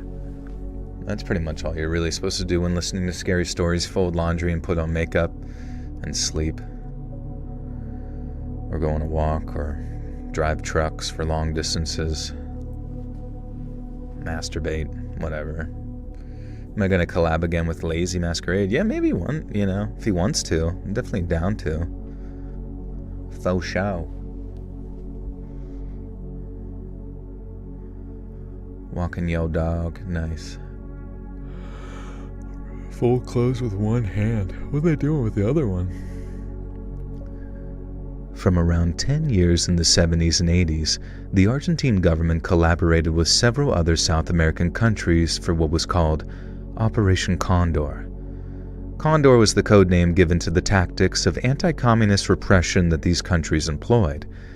And then, along with jailing activists and assassinating politicians, the Argentine security services began what came to be known as Los Vuelos de la Muerta, or in English, the death flights.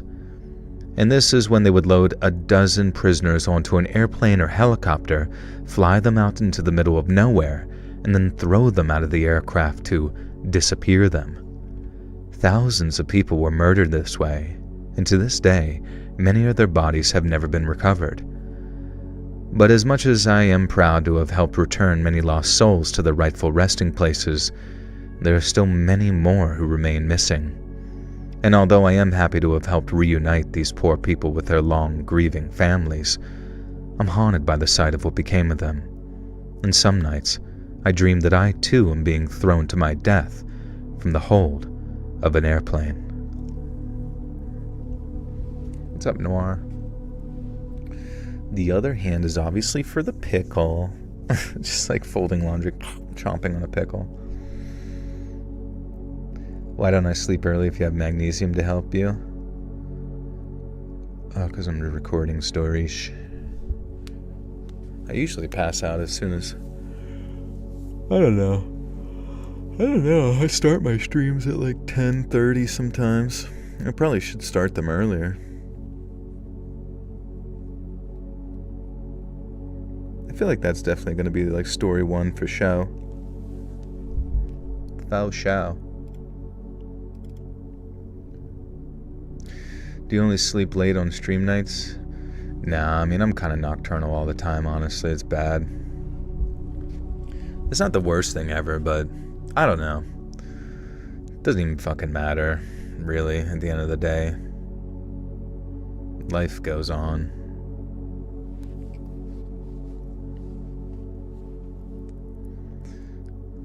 You have a slushy? Nice, dude. So almost 15 years ago now, before my husband and I settled down and started a family, I went on a horse drive up in Montana. I'd always been something of a horse girl growing up, so it had always been a dream of mine to do something like that. So in the spring of 2009, I booked a guest spot on a cattle drive organized by a ranch up in southern Montana. I flew out to Billings and picked up at the air.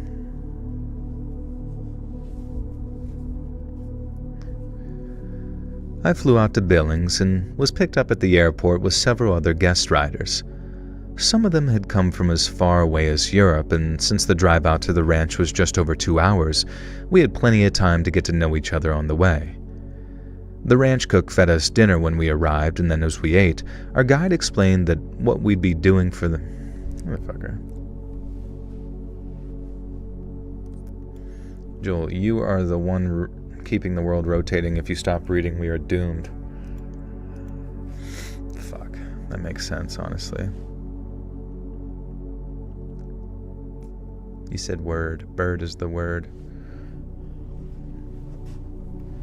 I don't know. You guys have been around. I've fixed my sleep schedule, screwed up my sleep schedule. It's really hard to maintain like a normal fixed sleep schedule because sometimes, I don't know. Like sometimes you're up early and you're just like, okay, what the fuck do I even do? I don't even know. And then say you're like tired, but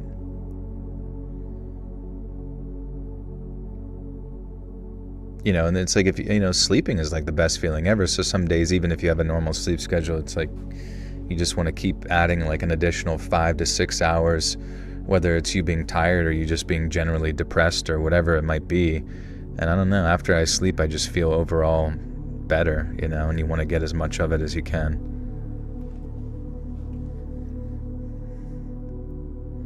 Squawk, squawk.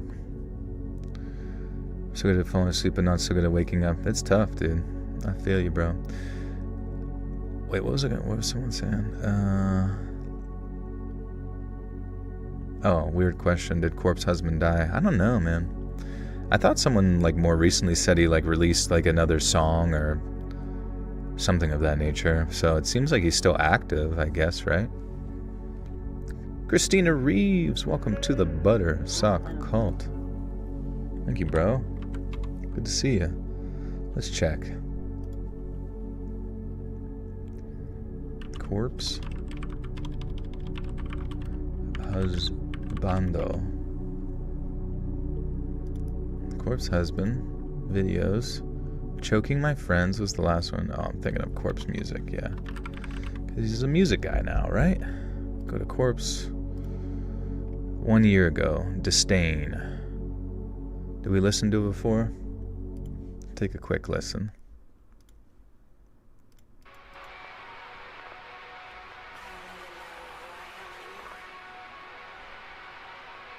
Didn't we listen to this already?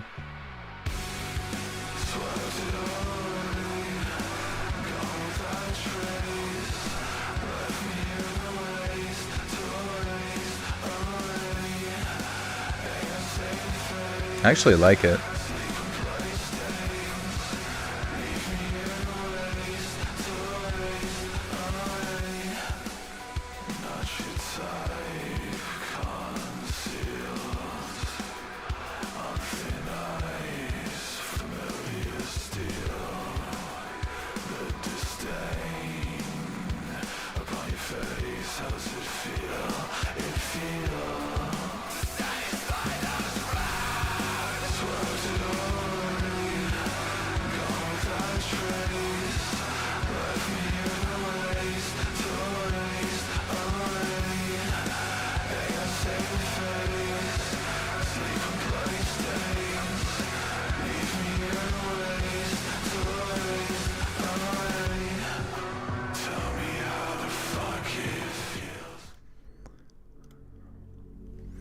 Just a sample, the newest single from Corpse Husbando. You didn't know he went to music? Yeah, dude. He like blew up from his music and Among Us and stuff. I'm sure he's doing fine. Honestly, I think it's like sometimes it's best to just like stay. You know how obsessive people can be with like whenever you get popular on the internet. He probably feels good just being away from all the insanity of Twitter people all the fucking time who just want to like dox you and ruin your life.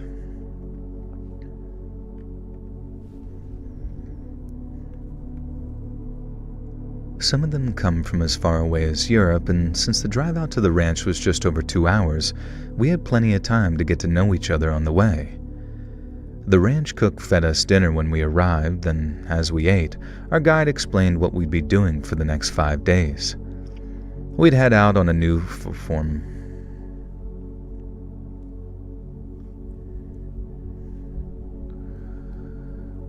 We'd head out on a few warm-up rides to get us used to working as a team, and then we talked to some of the wranglers about it like it's what it's... Damn, dude. My brain's struggling with this one. We'd head out on a few warm-up rides to get us used to working as a team, and then we'd walk to some of the wranglers, and then we'd talk. Dude, what the fuck is wrong with me? Favorite song right now? I don't even know, dude. I have no idea. Probably something from Brian Eno. What's up, Lucy? We'd head out on a few warm-up rides to get us used to working as a team, and then we'd talk to some of the wranglers about what it's like to live out there and do the job they do. And then finally, we'd use the wrangling skills we'd learned to drive a herd of 150 horses south of the border to their summer home in Wyoming. It was set to be the complete cowboy experience, and to me, it sounded like heaven on earth. But if the beginning was heaven, then the end might as well have been hell. After that first night on the ranch, we woke up super early for breakfast and then went down to the stables to meet our horses for the week. Mine was a caramel-colored Mustang named Chip. She had a black mane and ermine... Is that the term, ermine? What's NCS? Ermine.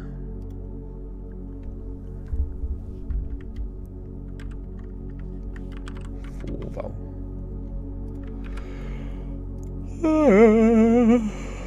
How is the Succeed collab coming? You know, it's slow going. Ermine. Wait, Ermine? Ermine. Am I saying it right? Ermine. What time is it for me? It's 16 past midnight. September 1st. Holy shit, September 1st. That's crazy.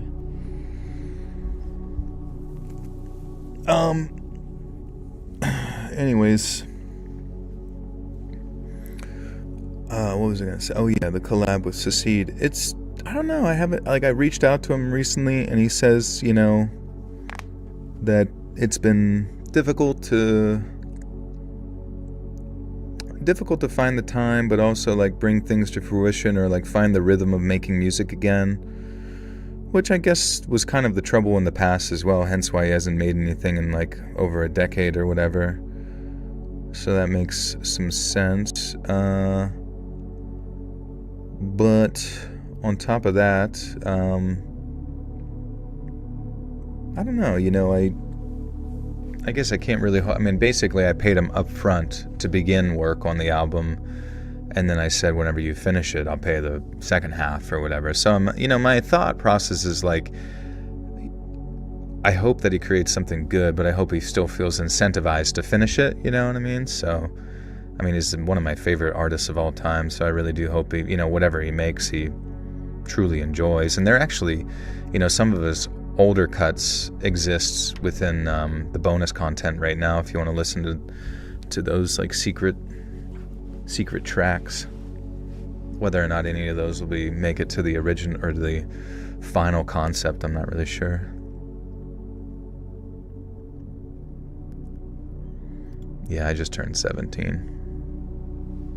What's up, guys? Been doing YouTube since I was 6. You're 44? No worries, dude. Everybody here is in all varying ages. I think most everyone's an adult, though. An adult. An adult.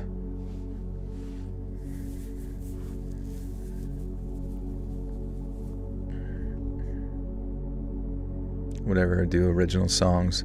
I thought about it.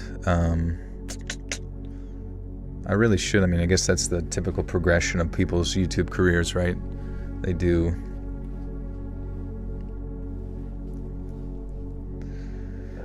the music and then they go tour.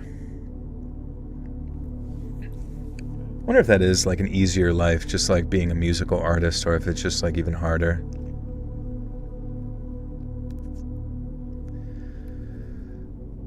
Mine was a caramel-colored Mustang named Chip. She had a black mane and ermine spots, so combined with her coat, she had the color of chocolate chip cookie, hence the name. I loved riding Chip, and she was an incredible animal. Calm and disciplined, but full of energy too. And then since we were all pretty experienced riders, it wasn't long before we were riding into the heart of the Montana wilderness. As we rode out, I felt like I was back on the wild frontier, more like 100 years before, and the feeling of freedom was nothing short of exhilarating. And then once we were done, we rode back towards the ranch at a much faster pace.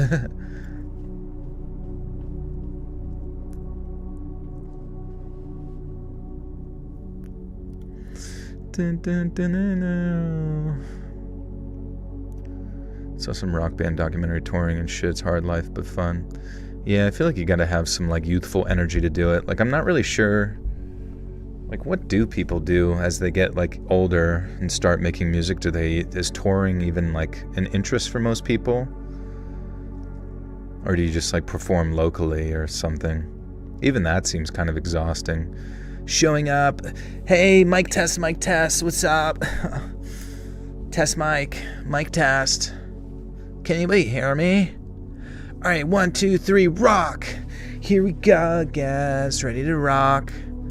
Somebody pulled my pants down, pulled out my cock. Look out, here it comes. It's flying around like a balloon animal. Just finished off a new bag of Danimals.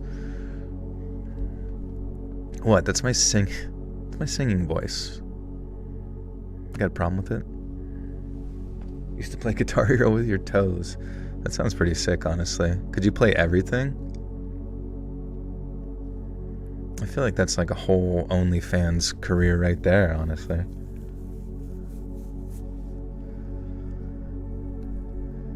Then once we were done, we rode back towards the ranch at a much faster pace before spending the night there.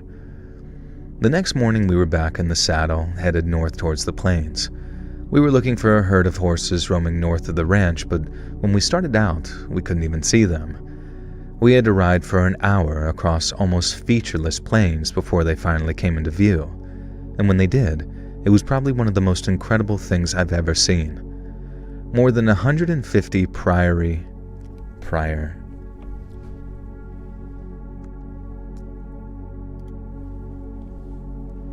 Such a good artist, thank you. Combo of Jesus and Fergie. What's up, Nova? What's up, dude? James Charles World Tour. What do I have to do to set up like a boxing match with James Charles? But he doesn't know about it. Hey, sisters. Today I get my fucking head pounded in. I'm just kidding. I'm kidding. Guys, I'm kidding. James Charles looking like Pee Wee Herman and falling down the stairs. I've not seen that. Yeah, how fucking funny would it be if you had a boxing match with James Charles and he just knocks your ass out? Holy fuck, you'd be scarred. I would have to quit YouTube. I'd be done. This one's coming at you. He like winds it up by like swinging his hand in like circles before he just knocks actually knocks my head like backwards and snaps my neck. I'm like, finish him. Okay, this one's called the pants pull down, and he pulls my pants down.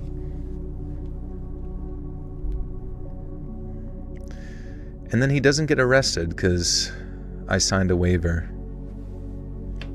And then everybody's like mad at James Charles, but also kind of like strangely impressed that he has like superhuman strength.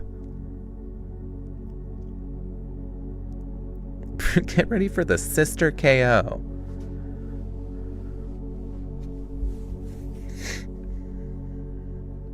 Or like he slap boxes me at like a creator event, but I get like knocked off of a balcony ledge and like fall to my death.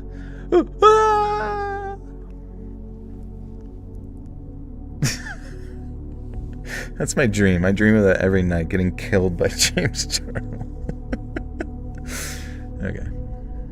Hosted by iDubbbz, yeah.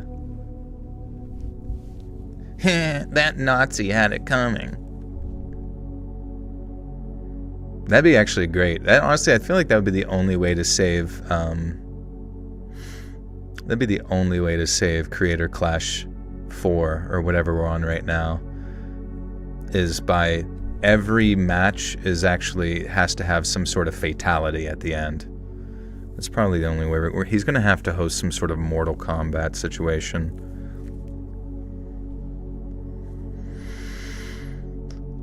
Palomino. Red to Palomino. Am I reading that right? Can I do an Irish accent? How could I not? I'm a little fucking leprechaun. I hidey ho. I jump around in snow. Try to find my gold. I hope it's not too old. Alright. Palomino. Palomino.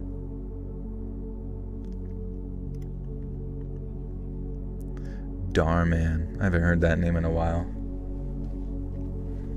What even is Darman? I feel like his videos were like AI before AI even existed.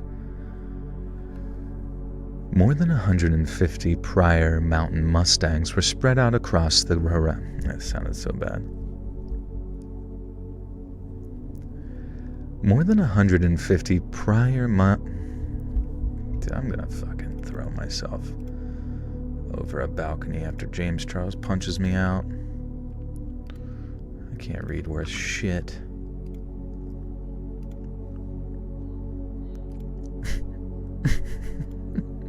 If you ever go in Forvo, like hearing some people's like recordings, it sounds like they're like mad at you.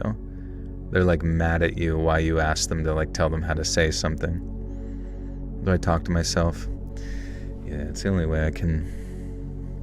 It's the only way I can do it. You're gonna cheat on me with Otis Gyrie? That's okay. Otis is a good voice, honestly. I like him. Let's listen to Otis Gyrie real quick. Scary Stories with Otis Gyrie. 51,000 subscribers. Oh, he hasn't posted in 5 years. Jesus Christ. Let's take a look. Take a listen.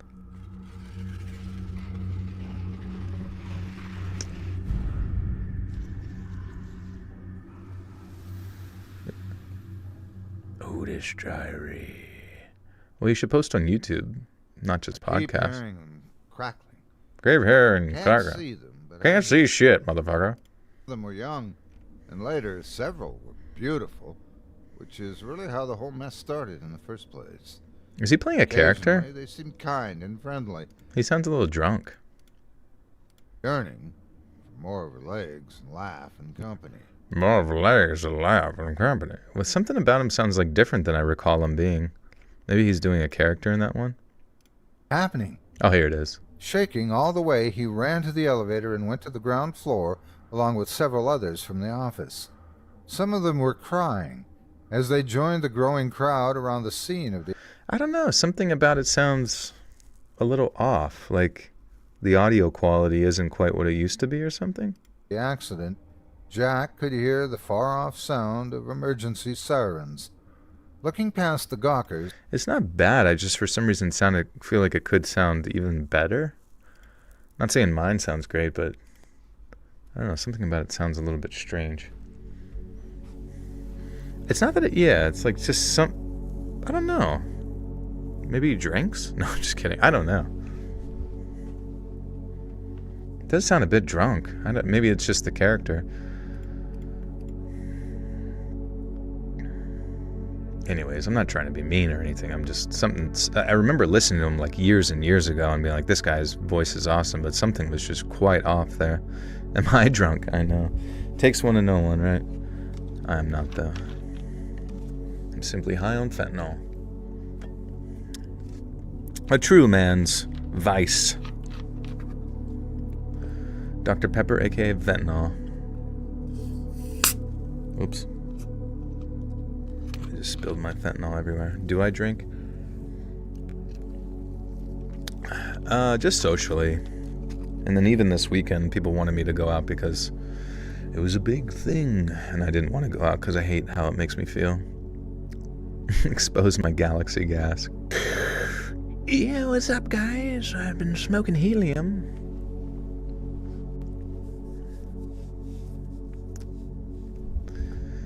Alright, here we go. More than 150 prior mountain mustangs were spread out across the horizon, with coats ranging from bay to red to palomino. They were the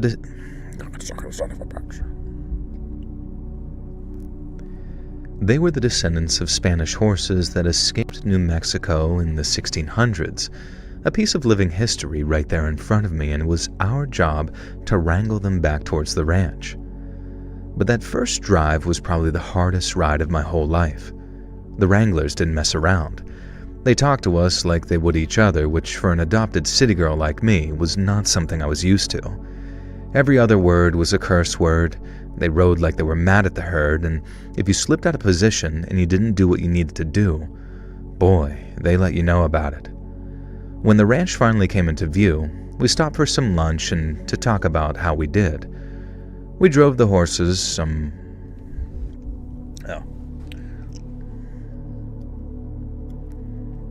Lynn, thank you for the one. If you ever tried Go Sober, it's kind of fun watching everyone get sloppy. Yeah, that's what my one friend does, but maybe I'll do that next time if they ask me to go out. I'll just be like, I'm a recovering alcoholic. Sorry, fellers. But then that makes you look bad if you lie about that. So, you get drunk to prove that you can keep up. You don't have a prostate? What the fuck? Why not?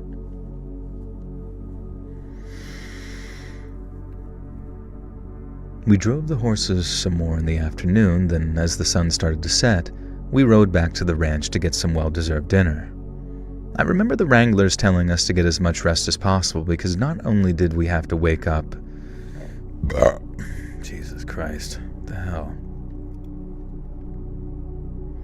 Yitsubasa, welcome back for 32 months. Insert funny comment here. No, I need you to think of something funny right now. Make me laugh. Make me laugh, Daddy. I remember the wranglers telling us to get as much rest as possible because not only did we have a wake-up call at 4:30 a.m. the next morning, but the next few nights would be spent on bedrolls out in the plains.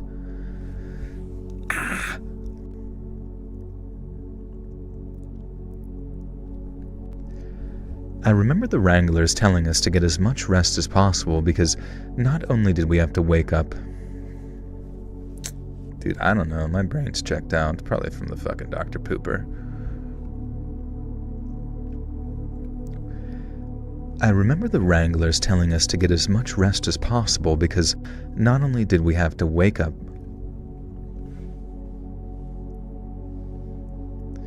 Do you have anyone in your life that's just a constant peace destroyer? Oh, 100%. My fucking brother. My brother. I think I told you about him last time. But he's going through it right now, and it's just like... I just feel bad because... Don't tell him I said this, but his brain is just like so fucked up that like... Oh, man. I don't hate my brother. It's just that like... Is he the oldest? He's the second oldest. I'm the youngest. But he's the one that... The middle... I mean, it's not even a middle child thing necessarily. I mean, okay, so long story short, basically, he's dealt with addiction his whole life. Literally everything from, like, alcohol, cigarettes, fucking lottery tickets, probably hookers, fucking pills, heroin, you know, the shit that they're used to get you off of heroin, the Suboxone, and then now more recently it's like meth. You know? And,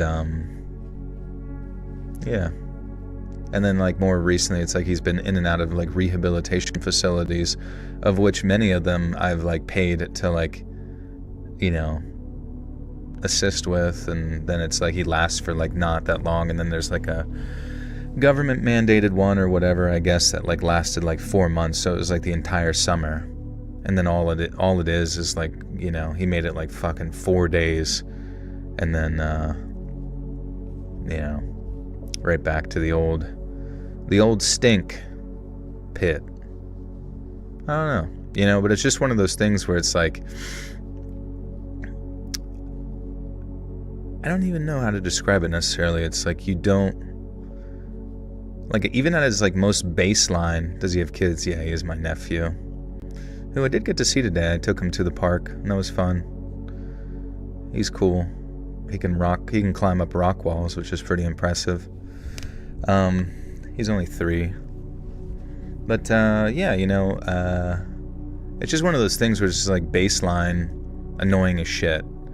And he's always trying to make you feel bad about something, about not seeing him or not doing more for him or not letting him like fucking like live with me. Like, get the fuck out of here. You know what I mean? And then like, even though it's like you do everything you possibly can and they just still treat you like shit. And then of course, like utilizing the, you know, him having a kid as like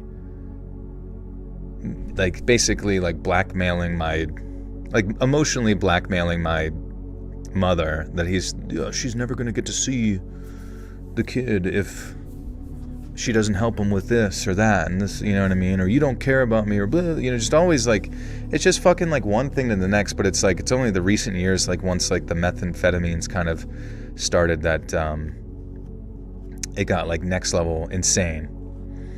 But then also, I'm not even sure, like, definitely meth for sure, but then also they got him on like psych meds.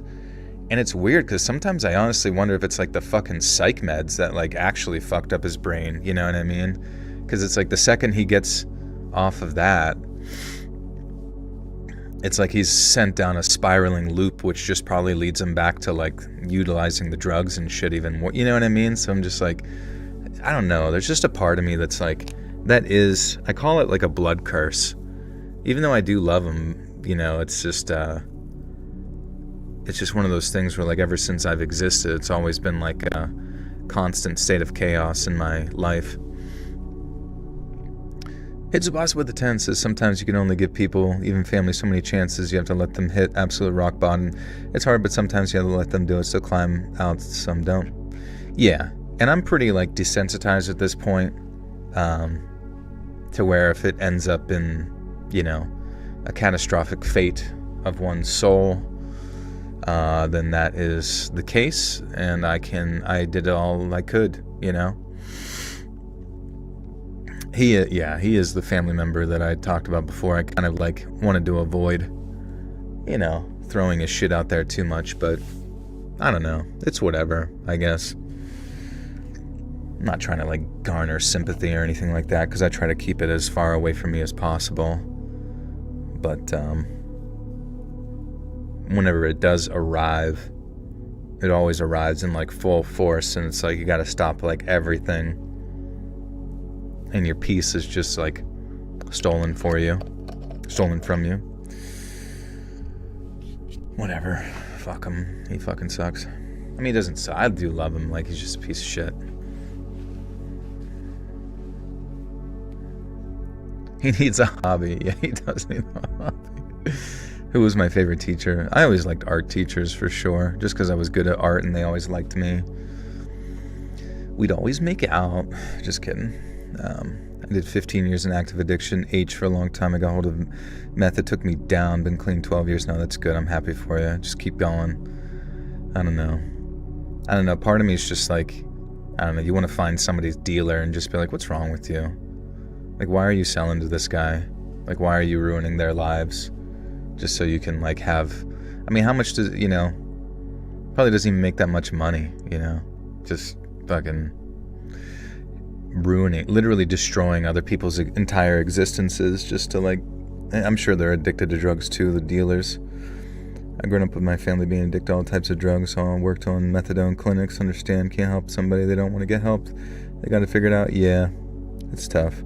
And who knows, you hear about meth, but who knows, like, to what extent it, like, changes over time. Who knows to what extent, like, heroin changes. Obviously, stuff is, like, riddled with, like, fentanyl and all that kind of shit. Not glazing, but you literally help me sleep and rid stress. Your voice is soothing, your humor is contagious and relevant. You're a great soul, Joe. Thank you, bro. Appreciate you. That does mean a lot. It would be sweet if we all could, like, hang out in some capacity, but I guess it is what it is. I struggled with alcohol addiction. It became even a small drink, I'd lose all memory. Any advice? Cold turkey may kill me, I've heard. I've been 6 years daily. Oh, yeah, I mean, you would probably have to go to, like, the hospital or something to do it, somewhere where they can monitor you and make sure that you don't go through withdrawals to the extent that, like, you know what I mean, like some sort of clinical setting where they can help you get clean. Some sort of rehabilitation facility of sorts. I'm very sorry to hear that, but you can do it, But you will, need to replace those bad habits with other things. Oh, I feel for you, man. I don't know. I'm not above it. I see other people, like, fall into it and shit, and I sit there and you think, like, what the hell? But then you're just like, man, I think about my own addictions, whatever they might be, not like really bad stuff, but just like food. As stupid as that sounds, it's like food or whatever the fuck, like, that you just can't, like, resist going back to. And I don't know. It's just like, even something as simplistic, and I know this is a dumb comparison, but like Hearthstone Battlegrounds, like, I play that game and it's literally just like a Gamba game. Like, most of it is just RNG on whether or not you get the shit you need in the period of time that you need it. And I hate it. But then I just find myself logging back on and be like, oh, GG, go again. Yeah, addiction to sugar, all that kind of stuff. So I don't know. I'm fortunate that no one ever handed me a pain pill, right? Which is what happened to my family members and stuff. Do I have binge eating, or is it not that serious? I mean, I will binge eat for sure, but it's not like it's backed up by the purge or anything like that. Like, it's literally just binging and more binging. But I guess I do lift a lot, so but it's not like to the point that's destroying me. It's just one of those things where you, like, want to lock in, and it's absolutely zantastic. First time on the channel, I was scrolling, came up with the FYI. I was like, thanks, bro. Yeah, we're just reading some spooky stories.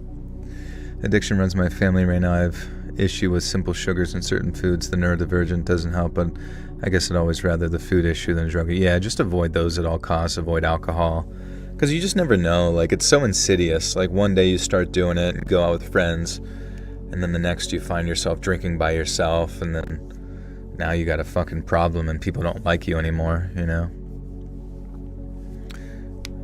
Is that why you're so skeptical of prescriptions? Because you witnessed the dark reality? Yeah, for sure. I mean, I see it all the time. I saw my friend get, a close friend of mine, not the brother, but another friend, get addicted to Ativan. And then he was only on, like, a small dosing of what they prescribed him for the Ativan. And then he tried to get off, and he had, like, severe withdrawals that, like, ruined his life for, like, a while. Like, couldn't sleep. He was having panic attacks all the time.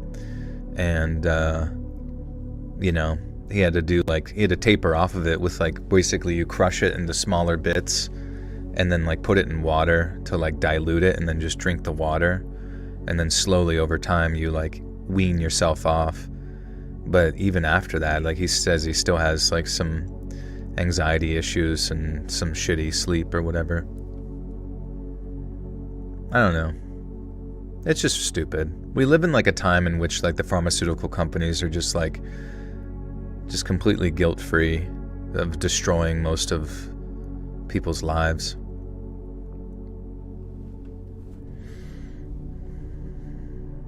We live in a society. I remember the Wranglers telling us to get as much rest as possible because not only did we have a wake-up call at 4:30 a.m. the next morning, but the next few nights would be spent on bedrolls out in the plains. I didn't get to sleep till around 10 on account of how excited I was, so I was groggy as hell when I woke up. But after a cup of cowboy coffee and a few pancakes, I was ready to hit the saddle again. We found the herd, and then started pushing them through the ranch in a kind of semicircle. The odd colt tried to break from the herd every so often, and I was just giddy at the prospect of getting to canter one back towards the herd. And when the time came, it felt every bit as good as I thought it would, and then we kept driving all day long till I came. Jesus Christ, sorry. 8 years sober, that's awesome, Katie, I'm happy for you. I don't know, what's the fucking point of, ever using any of those substances at all? Like, I wish we as a society would try to, figure out how to make shit fun without, getting absolutely blurtsicled, Does Pradeep use you as a kitty bath at night? My black cat wants to snuggle and aggressively lick at the same time. He wants to be as close to me as humanly possible, but at nighttime I cannot let him sleep in my room because he, for some reason, at one point just wakes up and is like, time to sprint up and down the hallway, and wake him up. Have you guys heard of the addiction with the drink Feel Free? No, I never heard of it. He's indoor only. Yeah. I wish I could let him out, but I'd be afraid that he'd go get hurt on something. I mean, even antidepressant meds, I suddenly stopped them because my doctor wasn't filling them for me, and it fucked me up for the 2 weeks, and it took me 3 months to get back on track with it. Yeah. I just try to avoid all of it, man.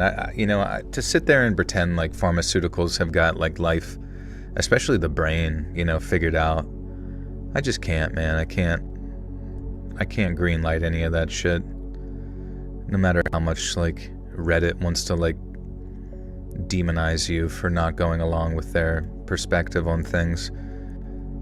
I just think humans have dealt with this shit for so long, you might as well just be completely human. Cat cleaning my arm like Spider-Man, that's funny. When the time came, it felt every bit as good as I thought it would, and then we kept driving all day long till it came time to camp. We set up a high line for the horses, basically a kind of clothesline that you can tie them to, and then set up our tents in a rough circle around the spot that we built our campfire. We ate some basic campfire food, talked about the day's ride, and then as night began to fall, people headed for their tents as the day's exhaustion began to set in. I was exhausted too, but I couldn't sleep. Looking up at the night sky, hearing the horses snorting behind us and the fire crackling in front of us, I just didn't want it to end. So I stayed up with one of the wranglers who also couldn't sleep. I can remember exactly what we were talking about. Flavors of beef jerky, when something flew over my head, and oh shit. Sasquatch story. My intrusive thoughts is always wanting to put my foot in the campfire. I guess you could try. I love you, Mr. Breast. That'd actually be so good. Someone should, Meat Canyon should draw Mr. Breast, but everyone's just suckling from Mr. Beast's millions of his tits, getting his milk. I guess he's already done that with, who were those YouTubing vlog channels? Danny Dinkelman, or I don't even know what the one dude's name was, where he's sucking from the other person's teat, pretending to be best friends. It was honestly very heartwarming. Yeah, there's always a sort of emphasis upon the nipple. There's always a certain emphasis upon the nipple.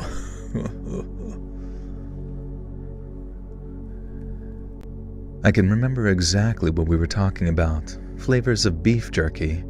When something flew over my head and landed a few short feet, penis, balls, and sack. God damn it.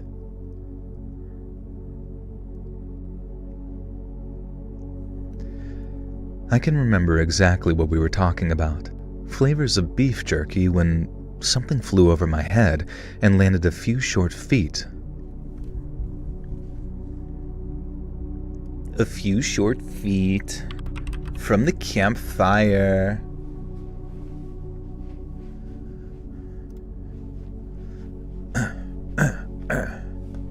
Making you lol. IRL. I'm going to make you brawl till you lol. Okay.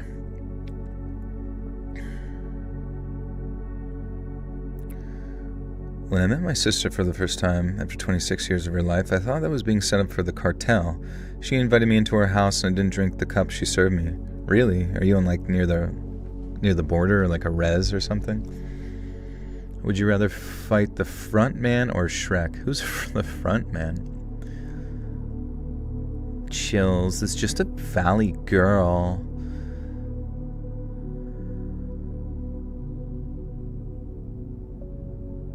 Genuine question, Joel. When you started this channel, what did you hope for and expect? You're literally one of the best storytellers there is on YouTube. I don't know, honestly. I mean, like, I guess whenever I started going down the narration pathway, horror-related, I mean, I really just wanted to be kind of like the other creepypasta narrators in the sense of their success, you know, and there was a while even whenever I had like 25,000 subscribers where I was pretty disappointed with like the viewership and all that kind of stuff. And initially, I really just wanted to be able to use the channel to like pay my rent, you know? But that came and passed pretty fast when things started blowing up in like 2017. And it's kind of crazy to think, like, I think in 2017, my channel got like over 3 million views, right? And honestly, since then, it hasn't like fluctuated too much. Like, it's just, it took 3 years to get to my like peak, and then pretty much has just kind of been like steady as she goes for almost a decade now. When was the purge? What was the purge? Was there a purge? A YouTube purge? I don't even remember.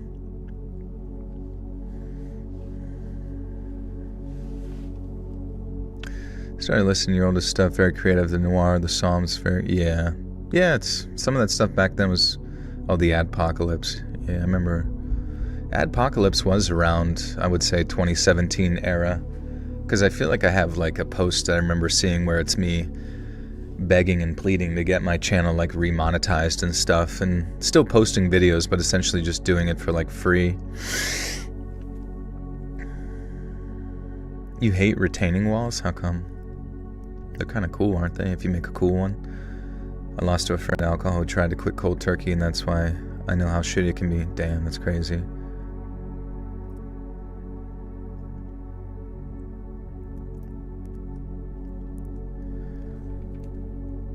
I can remember exactly what we were talking about.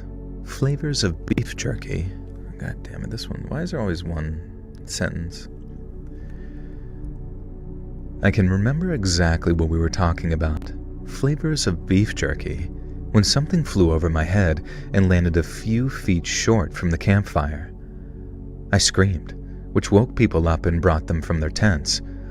Then as we crowded round to see what it was, I remember how this chill came over the camp. It was the back half of a jackrabbit, torn clean through the middle. A bloody set of legs and tail lying near the campfire. One of the wranglers said that it might have been a bird of some kind having accidentally dropped its nighttime meal while flying over the camp. But me and that night owl wrangler, night owl.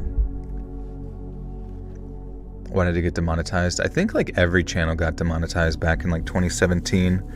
It was really stupid. Just because it was like scary. They didn't like scary stuff or whatever. Like advertisers just like corrected because of the whole like political bullshit. Basically they like didn't want, you know, hyper political channels or whatever getting any further traction, but also like making money on the platforms. So they were just going like hog wild during the era of like censorship to like basically ban anyone that was considered non-advertiser friendly, which was just like a blanket term to get rid of any sort of competing perspectives. Do I like the smell of gasoline? Not really, no. It just smells like gasoline to me, and I'm not like a big fan. Some people like it. Get hyper political, and my balls. Split them down the middle. Galvanize me, daddy. Okay. But me and that night owl wrangler knew otherwise. It came in at an arc, not like it had fallen. It's almost like it had been thrown. The wranglers told us to stay put, then immediately fanned out on horseback to make sure the area was clear. They returned without having seen anything, and they had to do their best to calm us down by saying it was someone just trying to scare us. The town of Fort Smith wasn't all that far away, so it was possible some jerk-off hunter just wanted to spook the tourists for kicks. But no matter the reason, our next camp would be 20 miles south, and since the wranglers carried personal protection, we had really little nothing to worry about. God damn it. Love your late night streams. I have a gas leak in my car. I haven't been the same since. Oh, I'm sorry about that. That's annoying as shit. Is it just like erosion in the gas tank, right? Just some sort of... Have you ever had someone you know become obsessed with you? Like in real life? I don't think so. I don't think anyone's ever cared that much. You like the smell of Sharpies? They make me feel a certain way. Censorship on YouTube is still crazy. I'm not even that political. I'm just pro Second Amendment and that's not allowed. Yeah, I mean, it's clear that YouTube has like a pretty, obvious like political bend to things. I mean, things have gotten better, but, the damage has already been done and it's whatever. I don't know.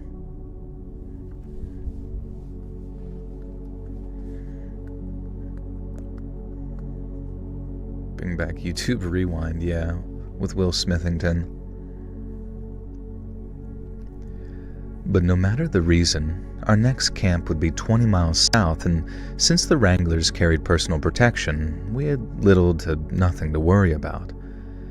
And that seemed to put us somewhat at ease. And then we managed to get a couple of hours sleep before getting back in the saddle again come morning. The mood on that morning's ride was much different than the first. It made for a tense atmosphere, but we focused on doing our jobs, and for the first time, we actually managed to impress a couple of them. We rode all morning, crossed the river in the afternoon, and then finished the day almost 22 miles from where we started. Over dinner, that German guy with us asked one of the riders if he thought that we'd find the other half of that rabbit that night. He actually laughed at the question, and the German guy joined him, because while it was technically possible to have tracked and followed us, we were driving 150 horses after all. Man. Uh-oh. Man. I'm obsessed with Joy. I have a body pillow. Made it look just like him. Thanks, dude. I appreciate that. I'm glad somebody bought one of those. What's my favorite color? I like green, like aqua green kind of vibe. But I guess that all the colors are pretty sweet.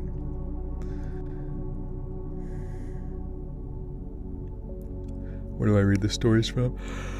They're sent in if you want to send one. Let's read submissions@gmail.com. Turquoise? Yeah, I guess like turquoise or seafoam green or whatever. Yeah, aqua green, Hunger Force.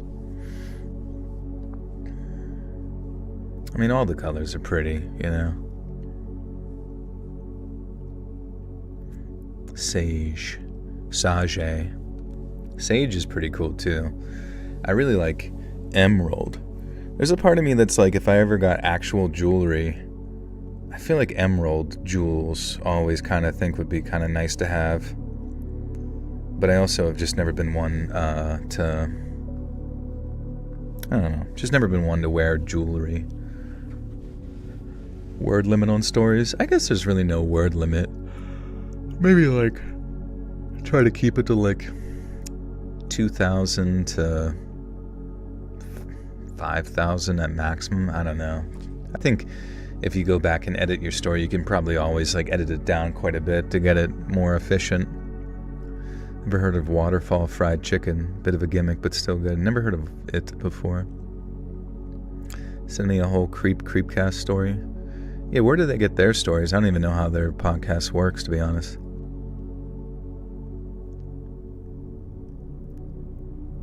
I should get cozy in a blanket.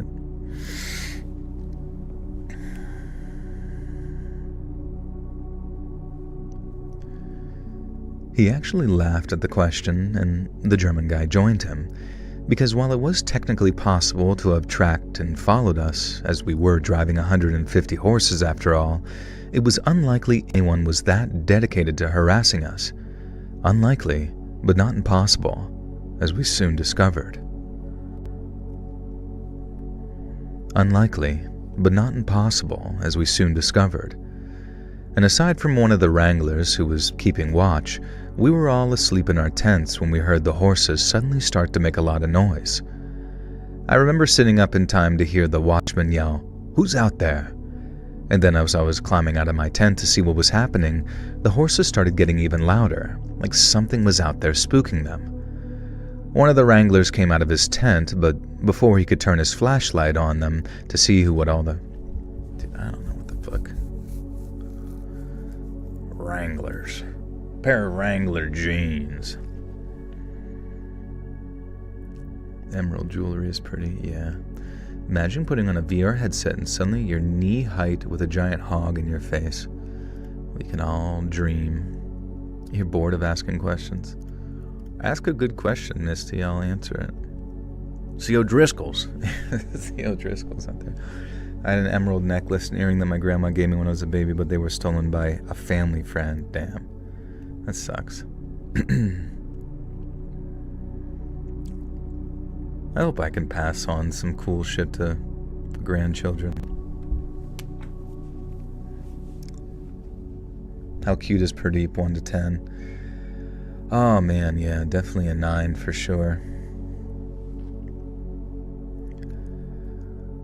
One of the wranglers came out of his tent, but before he can turn his flashlight on them to see what all the ruckus is about, we heard the sound of galloping hooves. Then as the light hits them, we watch in absolute horror as our group of 18 horses come bolting right towards camp. Some of the wranglers ran to try and shoo them off, but it was too late, and one of them got knocked to the ground pretty bad by a stampeding stallion. That was nowhere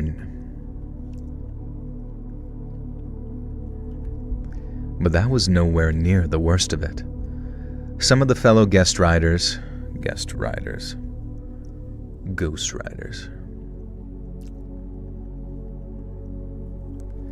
some of my fellow guest riders got smashed aside as they came out of their tents, then got trampled as they lay there stunned and defenseless. Others were hit by the metal loops from the ropes we used to secure the horses, and at the speed the horses were running, the impacts were enough to cause deep, bloody gashes on those unlucky enough to receive them. It was chaos, pure and horrible chaos. One wrangler jumped out of the way of one horse, and then stood up just in time to get hit by another. And then I saw 2 guests get knocked into one another before getting trampled. The horse that hit them didn't even stumble.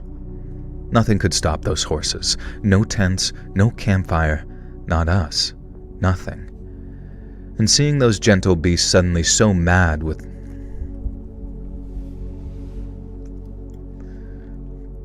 Do you realize how many of us are here and as viewers appreciate and value? Again, not glazing, but you're a gem, brother. Any page you can record and post, but interact and relate. Any page can record and post, but you interact and relate. Oh, thank you. I appreciate that. Yeah. Yeah, I mean, don't most streamers kind of do this sort of thing, like the just chatting process, or is it like not as fun? Am I CPR certified? I was in the past, yeah, I guess. I don't know, it doesn't really fluctuate that much, does it? It's like check their circulation, check breathing, airway, tilt their head back like a little bit, get one of those like little masks if you have them available, do the 2 breaths, and then start pumping on their chest 30 times. Start pumping inside them. And then you get the AED out or whatever if their heart has stopped. I don't actually know how soon after how soon it is before you whip out the AED. Need to monetize your voice and lend it to AI apps. Yeah, I wish there was like an easy way to do that. There's a little bit of a fear of, I don't know, I'm pretty fearful of signing like any contracts anymore. Just interacting with contracts has made me very gun shy in the fact that, like, just nobody gives a shit about you for the most part. They just want to, like, milk you. They want to milk my teats.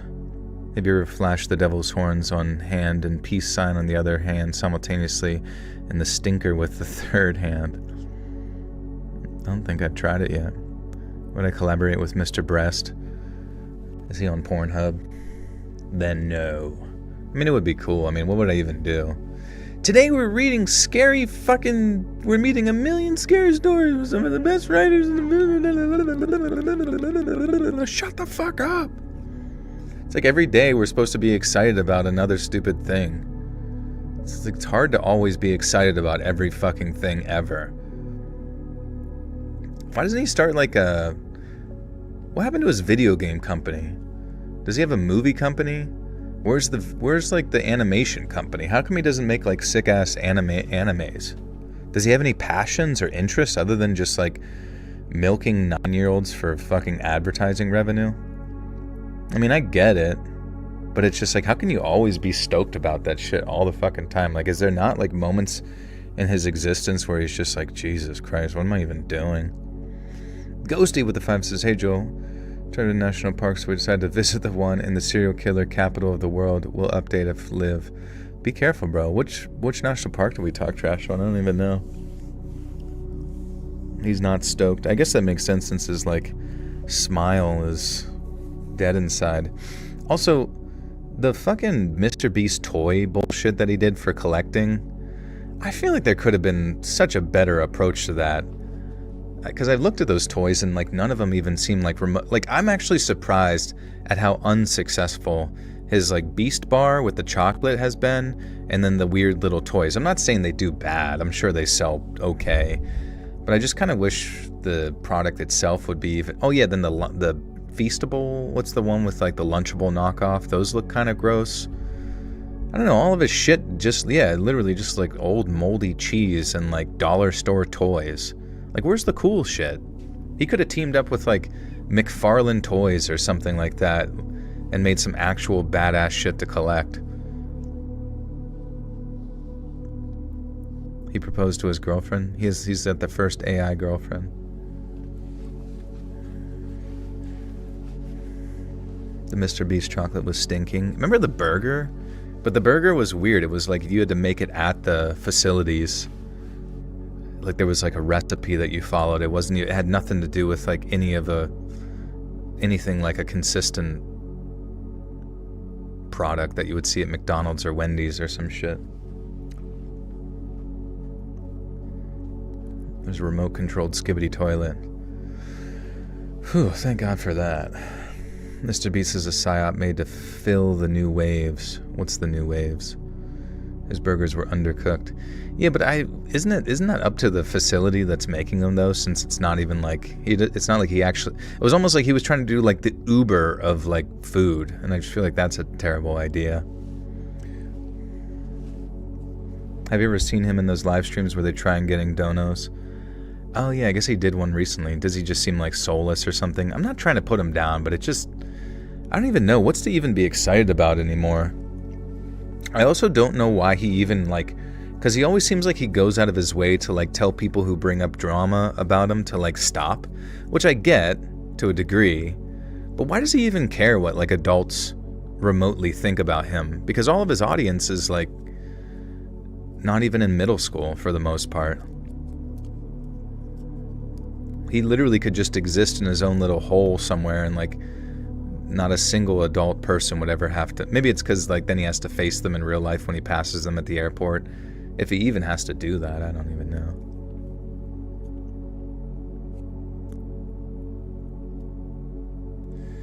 Starting today, if you survive 100 days listening to Joel sleeps. Yeah. Jordan Peele's a new movie coming up, the one I'm excited about. What's that one about? He got mad because he was nominated number 7 in some award thing. Who cared? That one was stupid as shit. That was the Taylor Lorenz chick who wrote that up. And it's just like the most like politically biased pile of like nonsense ever. And I just don't care. There's so much new shit. Like no one cares about the Sydney Sweeney, pajama pants bullshit anymore. It's like no one cares about the Epstein files. No one cares about anything. There will come a day in about a year when they start talking about fucking aliens again, but like in earnest, right? In earnest, where they like it's actually kind of like has an effect on society in some way, and none of us will literally give 2 fucks within like 2 weeks because we just don't care. Nobody cares about anything. And honestly, I think that's fine. I think it's totally fine to not care about anybody but yourself and your immediate circle and just move about existence as it's always has been. Have you seen the Gape commercial? No, I haven't. Oh, the Jordan Peele movie about football. I haven't seen it. Ernest goes to Area 51. Whoa, you. Rim shot. Rim shot. Rim job. His dog, Rim job. Okay. And seeing those gentle beasts suddenly so mad that they'd become a danger to us, it was a reminder of how terrifying nature can be, even what we'd considered the cuddlier. What? Even what we'd consider the cuddlier.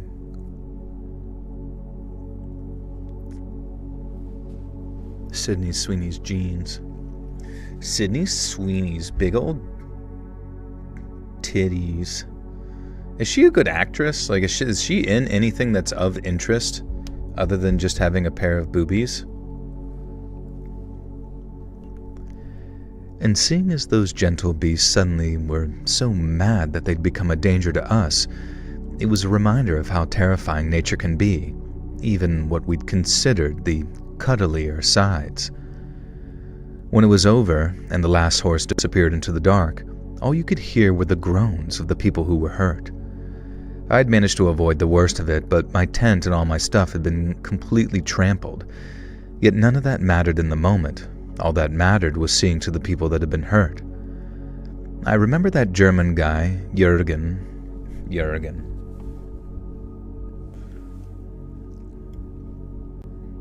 Is she an actress? I don't even know if Sydney Sweeney's an actress. Does she do porn? And if so, where can we, like, where would we even look that up? Is it online? Is that on the internet?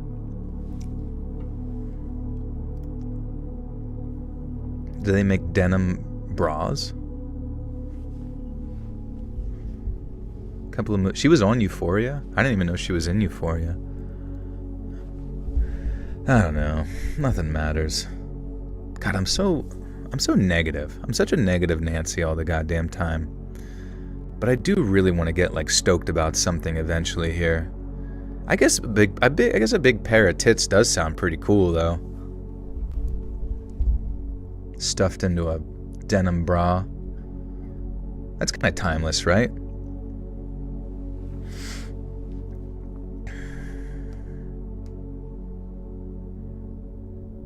Yeah, slap him around, see what's going on. It's like an acoustic drum. Jarvis, delete Sydney Sweeney's knockers on my search history. Sir, there's too many searches. I don't know if I can delete all 30 petabytes. Jarvis, obey orders.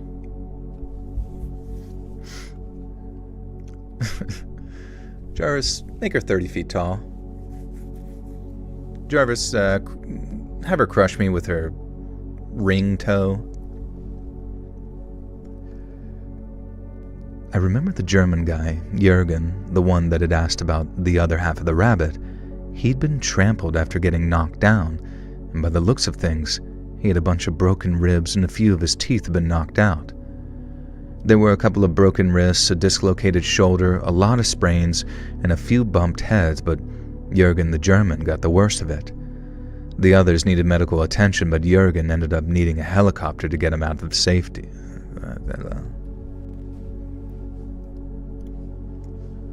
Jarvis, get Jürgen the German to safety. Sir, you've allocated all helicopters to picking up Sydney Sweeney's giant bazongas. Jarvis, maintain course. There were a couple of broken wrists, a dislocated shoulder, a lot of sprains, and a few bumped heads. But Jürgen the German got it the worst. I'm gonna cry. I'm gonna cry thinking about Sydney Sweeney's boobies.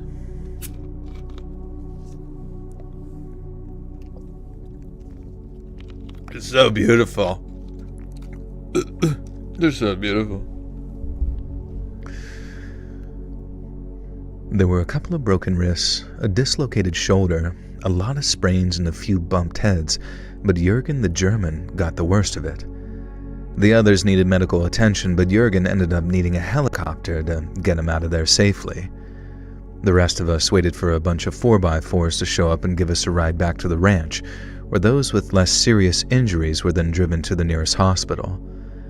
I couldn't believe that I got to walk away without getting hurt. I wasn't the only one, but I thank God that I wasn't one of the poor folks who got caught in the center of that stampede. The last 2 days on the ranch were spent either riding or helping with livestock, and they offered everyone either a full refund or an open invitation to return to take part in another horse drive completely free of charge. I took the second offer, hoping that I'd get to go back one day, and all those years later, I'm still waiting for that opportunity to come. But this time, when I go back to Montana, I'm not going with the naive notion that it's some storybook cowboy paradise. It's a wild place, a place some people call home, and some of those people do not like outsiders. Jarvis, start jerking it like Jurgen.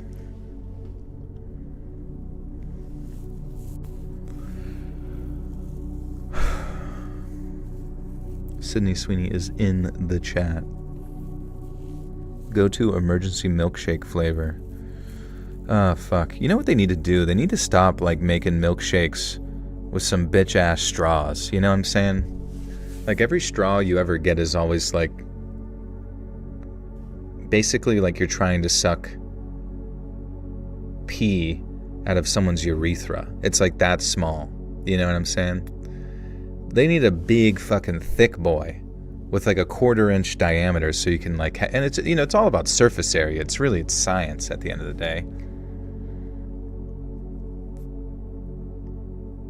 Yeah, a boba, literally boba straw level. It should be illegal to give you one of those just bitch ass skinny millimeter diameter silly straws. It's so embarrassing too. What are you supposed to wait a day for your milkshake to thaw itself out so it just turns into basically liquid goop? Mr. Beast just gave 2 million people access to water. I'm so happy for him, honestly. If I see Mr. Beast's balls outside, I'm gonna fucking just start gargling them. I'm so stoked about it. If I go to a place and order a milkshake and there's some bullshit, I just ask, yeah, exactly. And then you start to dump it towards yourself and the whole thing just collapses on your face. What's up, Kitsune? Yeah, does Mr. Beast giving 2 million people access to clean water make up for the fact that he killed the guy in the chat's family? Does that kind of even out? If you kill somebody, I feel like you should just be able to pay enough money for everybody to be like, alright, never mind, don't worry about it. Whoa. Just felt something touch my leg. I think it was Mr. Beast. Joel's Connolly. What's that? Oh, that is how America works. Oh, okay. Well, good. At least we have justice.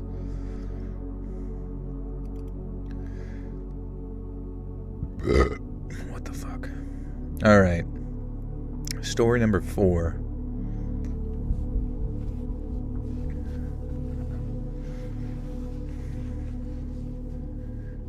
Oh, Nova's leaving. See you, Nova. Nova Scotia.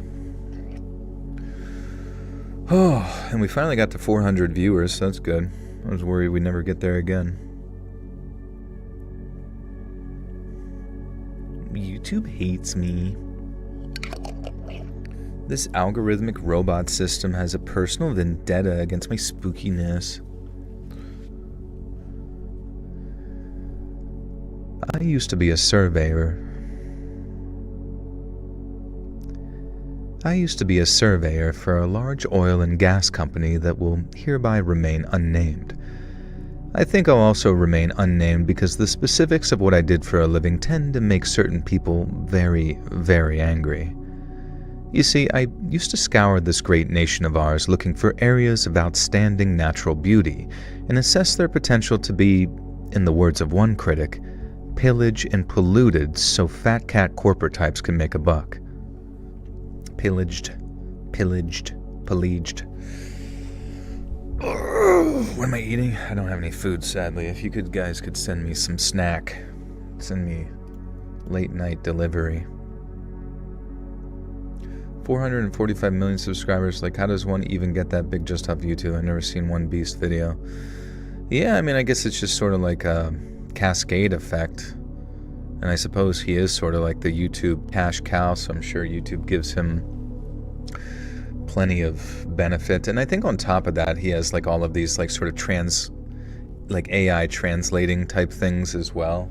So it reaches like new international audiences. What's up, Katie?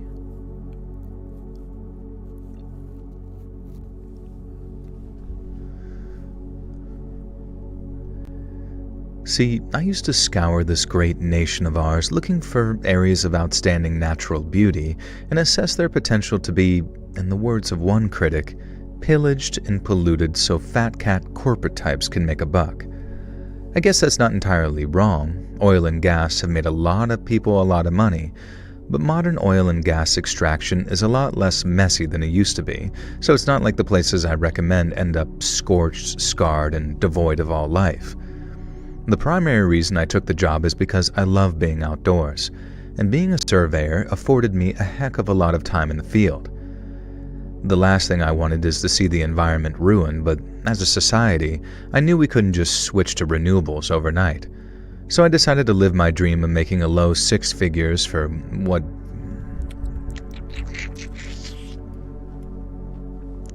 What's up, Graphic Nightmares? How you doing, dude? He did some like and subscribe and get a chance to win shit. That's true too. I guess that's... I don't even know. Is that like normal or allowed on YouTube anymore? Like the do this and win this to get subscribers type thing? But I also feel like that's not even really useful if you think about it. Like if you get people to like subscribe, all it ends up doing is telling the algorithm that they don't even really want to watch your videos. Because they probably won't watch your videos, so it's telling it that nobody wants to watch your shit.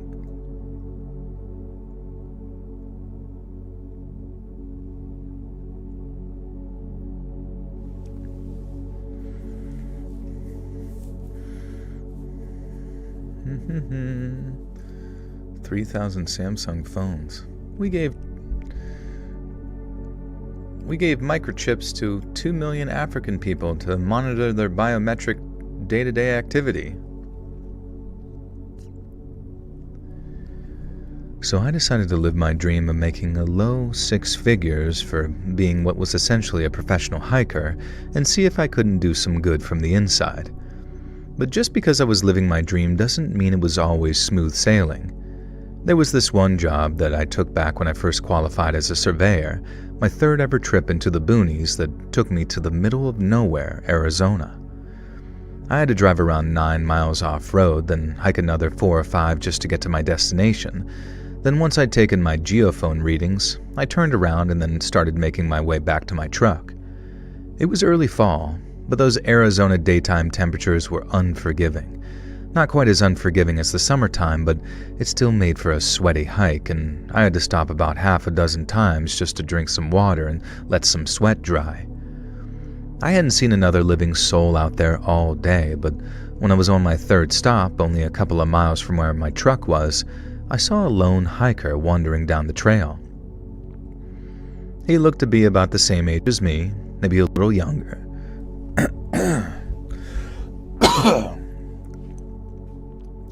Cock and balls.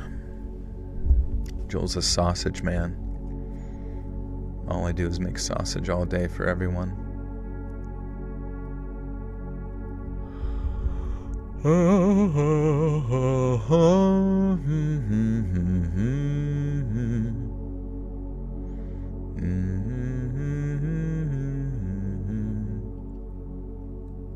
Guys, talk about something else. I need to yap. He looked to be about the same age as me, maybe a little younger, and he had this sort of California hippie trail look about him. Hippie trail? God fucking damn it. What does that even mean? Hippie trail. Hippie trail. Whatever, just hippie is fine.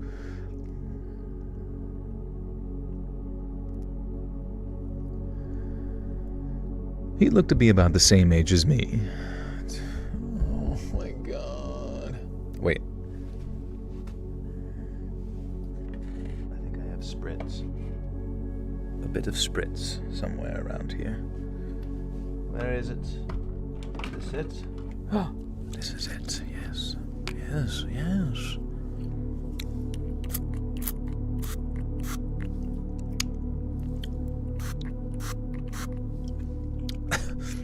Oh, fuck yeah.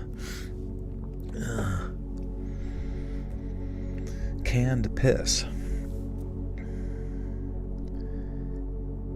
He looked to be about the same age as me, maybe a little younger, and he had this sort of California hippie look about him. He had shoulder-length long hair, loose-fitting shorts, and a shirt with some kind of Native American design on it, and then hiking shoes that looked like they'd seen better days. When he saw me, he smiled this big, friendly smile and said something like, "All right, didn't expect to see a fellow traveler out in the trails today." Surveying could be a really lonely job, so I didn't mind the company. And then after he sat down opposite me on a rock, we got to talking about the trails and the area in general. It's not often I got company while I was working, so it was nice to be able to talk shop with someone. But then I guess I must have said something about work because the guy suddenly asked me if I was a ranger. It didn't even occur to me that I should bend the truth a little, so I told him, no, I wasn't a ranger. I was an oil and gas surveyor. And he kind of frowned a little, and then asked what the job entailed, and when I told him, I included all the necessary caveats about how it's all about responsible regenerative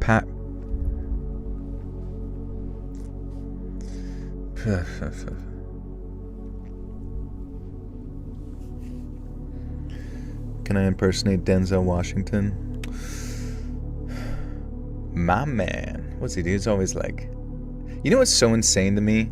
Is that Denzel Washington in Gladiator 2 was literally just like him playing himself again for like the 10th millionth time. He just, is like, did the whole King Kong ain't got nothing on me kind of what does he even do? He's just like, ha ha ha. I mean, he's a great actor, but he's only really good at just being himself.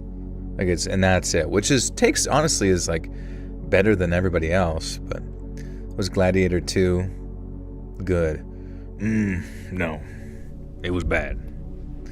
It was generally very bad. It was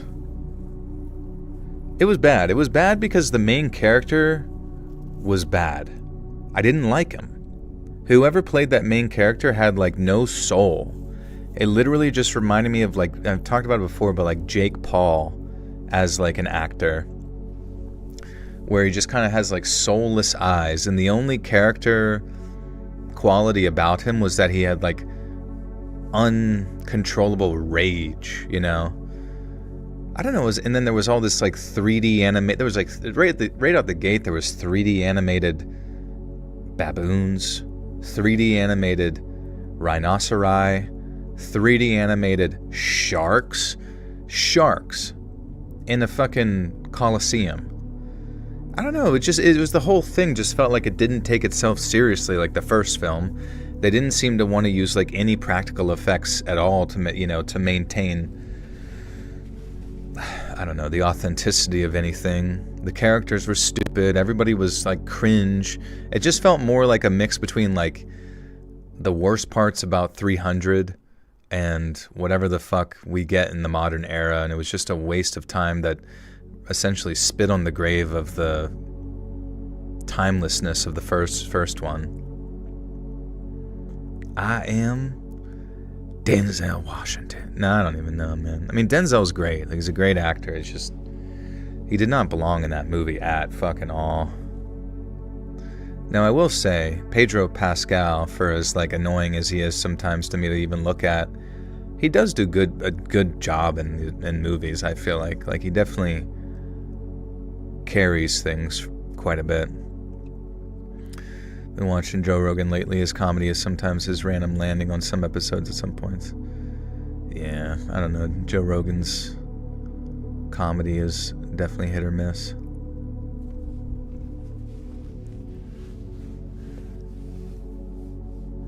Yeah, I heard he was good in Last of Us, but beyond, like, once they killed his character off, it was just like pointless. What's the Hood movie with Denzel? I think it's just Training Day, with the King Kong ain't got shit on me type thing. You want to choke out Joseph Quinn's character. Which one was Joseph Quinn? Oh, yeah, where he plays like the Emperor or whatever, where they're like two prissy, gay, like Emperor twins or whatever the fuck. Yeah, they were just dumb. I don't know. They were just like, characters were not fleshed out. There wasn't any philosophy. Like the first Gladiator had like all this philosophy from like Marcus Aurelius and stuff. And it just, I don't know. It just took itself seriously. And it's like, I don't know. It's so weird to me to think that Ridley Scott was like the director of it, right? Because it was his fucking series. Like, and I'm like, how did he fuck that shit up? Whatever. This is the era of movies. I mean, I think things are getting better, but I don't really know. I genuinely don't know if things are getting better.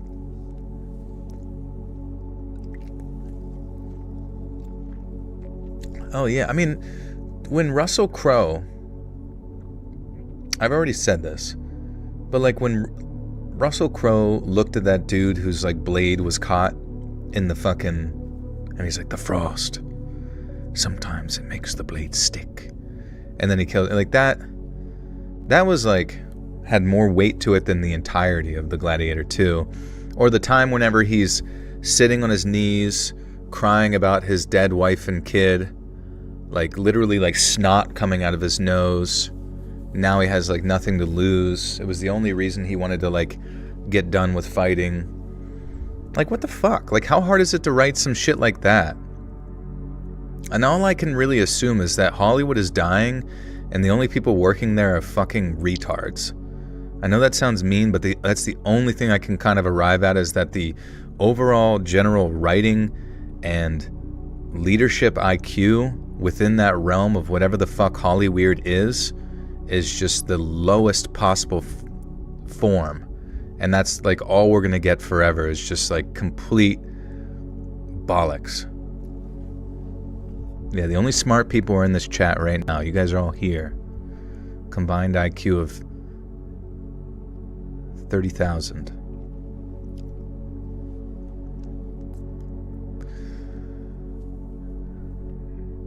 He kind of frowned a little, then asked what the job entailed, and when I told him, I included all the necessary caveats about how it's all responsible regenerative practices that don't leave places polluted or scarred. And the guy just sat there, listening to me speak. He kept that same chill facial expression, nodded along every so often, and even seemed to agree with some of the stuff I was saying. He asked me a few questions about pay and benefits and all that stuff, and at first I got the impression he was... Son of a bitch. What the fuck was that? Some sort of demon. All the most recent videos are coming out of Austin, Texas.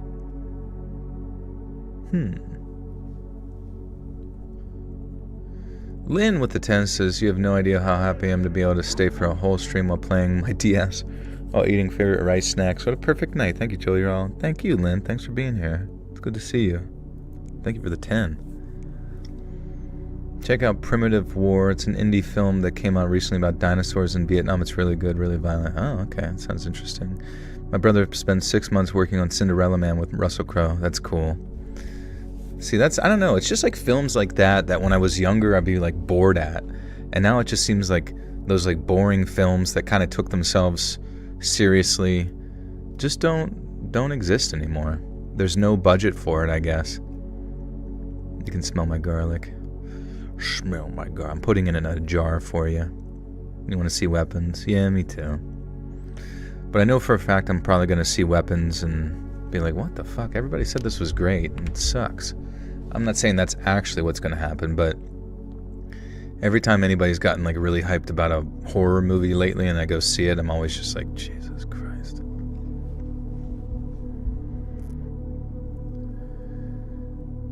He asked me a few questions about pay and benefits and all that stuff, and at first I got the impression that he was interested in becoming a surveyor himself. But then after the conversation meandered elsewhere and started to peter out a little, this hippie-looking guy suddenly turned to me and said, I got a question about that whole surveying thing. I told him to fire away, and then with that same chill smile on his face he said, I can't help but wonder, how the F do you sleep at night?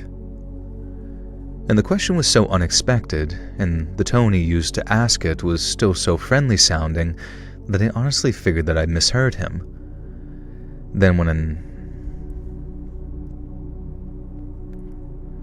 when I repeated the question back to him to confirm it's what he'd said, he just nodded like it was the most normal thing in the world to ask of someone. I told him I slept just fine, that I worked for an energy company, not some evil megacorp who sells missiles or sketchy pharmaceuticals to third world countries. I still know, that energy companies can be an incredibly...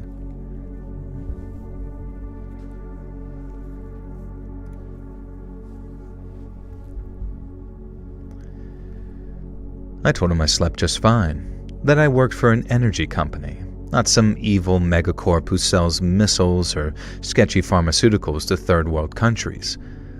I still know, that energy companies can be incredibly greedy, but my job was all about efficiency. If I did it properly, it would lead to less speculation, less drilling, and less destruction to the environment. But as much as I thought that I'd made that abundantly clear to my new hiking buddy, he obviously chose not to believe it. I remember he said, let me get this straight. You love the outdoors, but you're helping destroy it. And you don't lose any sleep over it? I'll take bullcrap for 200, Alex. I realized I'd lost the guy completely. That's if I ever really had him to begin with. I told him if he had a problem with what I did, that was his business, not mine. But if he really felt that way, it was probably best if we just changed the subject or just didn't hike together. I thought he'd want to get away from me since he was so disgusted by what I did. But he didn't.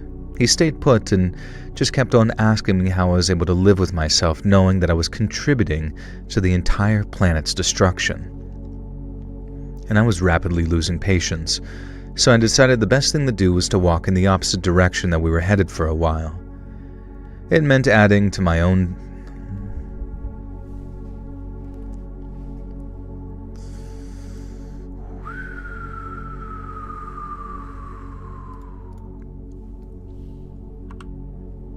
Sydney Sweeney's big old boobs, big old boobs, big old boobs. Sydney Sweeney's big old honkin' boobies, yeah. We should have a parade. A big old parade for Sydney Sweeney's spadungas. Veronica Weinschreider, welcome to the Buttersuck Call. You now have access to bonus content. Thank you. Am I still going to the gym on the regular? I am, yeah. I've got like a trainer now. It's pretty cool. We literally get in and get out in like an hour. And we just like hit machines and whatever the fuck else. And it's just so nice, bro. Just able to like take things to failure and just be like, alright, good to go.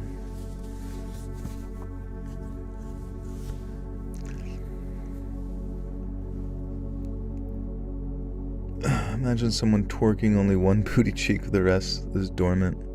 Yeah, it might just be like a issue with their nerves. They're like paralyzed on one side of the body after a stroke, so they can only twerk one side. That would be a nightmare scenario for a stripper. She's got facial paralysis and gluteal paralysis. Stroke butt cheek. If you want to use the other cheek bounce, you have to insert another 5. Yeah.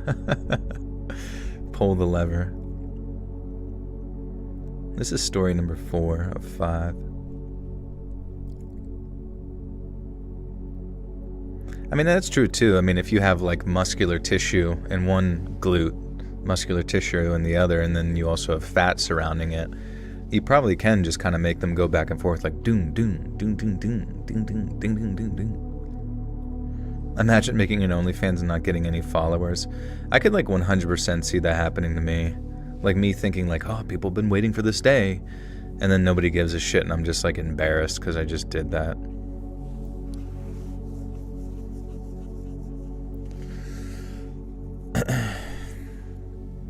I'm gonna have to leave forever for the Sydney Sweeney Parade comment. Oh no! No! No! No, no, no, no, no! We will find you! We will find you and bring you back here. How often do I need to fight off the ladies' nuts?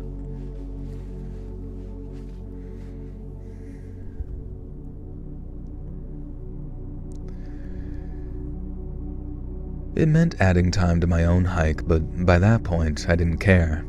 I wanted this guy away from me, but he seemed perfectly content to follow me up the trail while continuing to casually insult me. Eventually, I lost my temper completely and told him I either walked away or things were going to get physical. The guy raised his hands as if to say, no need for fisticuffs, and then said, alright man, you got it. I can see I got under your skin a little, but I'll be on my way. And then off he went, walking on down the trail until he was out of sight, while I sat on a rock trying to box. Oops. Shadow box.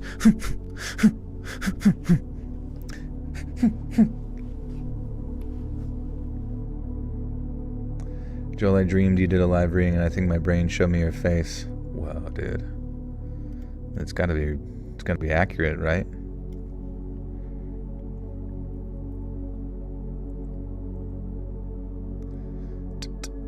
No joke. You made an OnlyFans where you were reading naughty stories. I bet you'd get some pool for real. Hell yeah, dude. That'd be cool. I don't know. I'm so lazy. How long would these smut stories have to last? Read true crime to toddlers at the library. Yeah.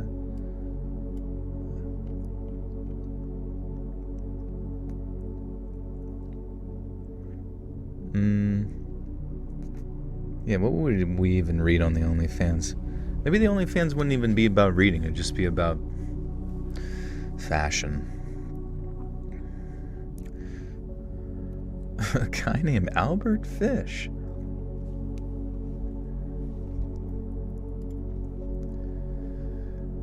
Then off he went, walking on down the trail until he was out of sight, while I sat on a rock trying to breathe my anger away.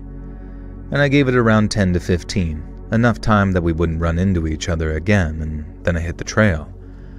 But I don't think that I made it more than a mile before I heard, "Hey, scumbag!" from off the trail to my side, and I looked around to see that hippie guy walking out of the woods, holding a pistol in his hand. Now this was my turn to raise my hands as if to show that I didn't want the conflict, but the guy wasn't interested in anything I had to say anymore, and he kept the gun trained on me as he stepped out onto the trail. He then says, "Not so tough now, huh?" and then told me to get on my knees. When I told him I wouldn't do that, he put the gun right up against my head and told me I could either do as he said or he'd kill me right there and then. I honestly figured he was going to kill me no matter what I did, and if I was going to die, I wanted to go out with some dignity. Now, I certainly wasn't some ninja who could just karate chop the gun out of his hand, be... Hi-ya! Hi-ya!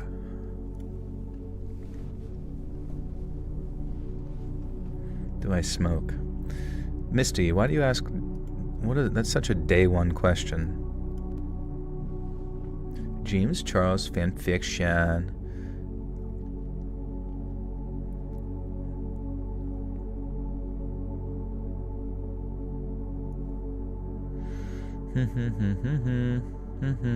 Could I Uber Eats mashed potatoes and gravy? You probably could. Honestly, they should just have Uber Eats where local people, kind of like Airbnb, but like local people can just cook food for you. I feel like that'd be great. But then I guess it would be a little bit scary on maybe somebody prepares something poorly and gets you killed. But, you know, maybe if you have good ratings or something. I don't know. What do you think about that? Have like an Uber Eats, but it's literally for like local yokels, and you have to just like trust the shit that they make. Risk it for the biscuit, yeah. Dial a nana, yeah. Dial a nan. That'd be good, dial a nan. Moms for meals, yeah. Mom meals. Mommy wheels.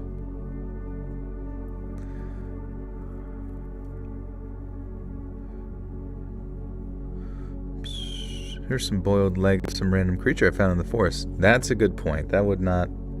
I mean, I'd try it if it had sauce on it. Sauce.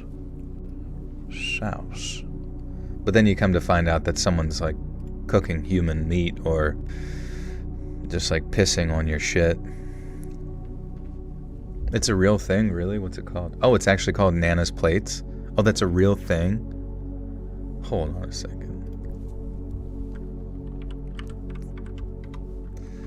Is there a Uber Eats style app, but it's for people's local cooking, local home cooking? It's actually called Moms for Meals. Oh shit.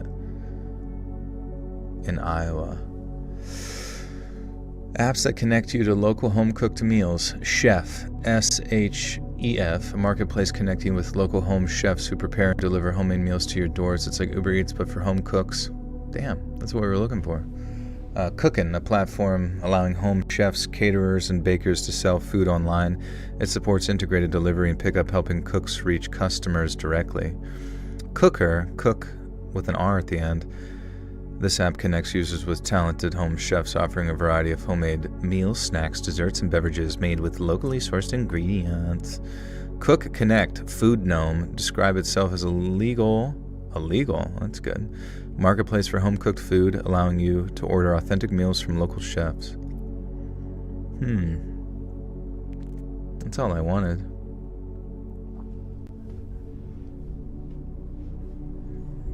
I'm gonna see if I have it around me.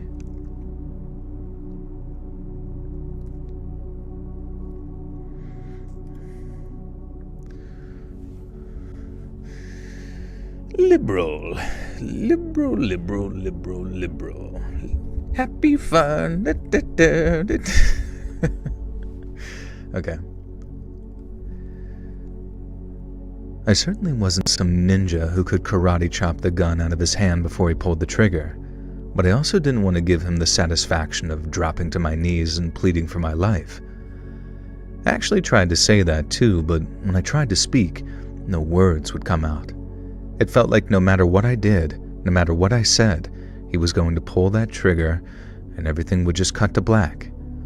So instead of doing anything, I guess I just sort of shut down.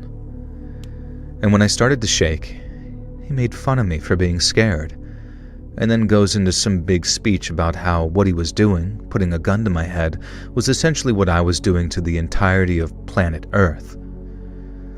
He couldn't understand how I was able to sleep at night, but he figured that he'd sleep like a goddamn baby if he blew my brains out, because it only meant one less parasite to suck the life of Earth. I'm not going to make out like I wasn't terrified. I was more frightened out there than I've ever been in my entire life. But he was saying all this stuff that I've heard 100 times before, so there was this...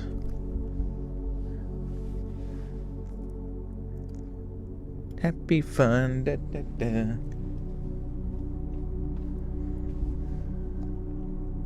Do I have female friends? Yeah, I have female friends. Faux show. They have vaginas and everything, it's cool.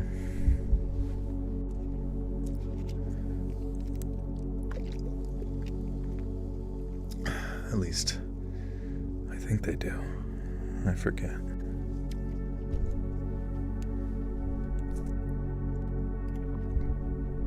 I checked and everything. I lifted the skirt, took a peek. You have 0 female friends. It's whatever, you know. Sometimes they got cooties. AIDS. But he was saying all this stuff I've heard 100 times before, so there was this kind of surreal moment. Surreal. I'm best friends with Sydney Sweener. Sydney Sweetmeats, I call her.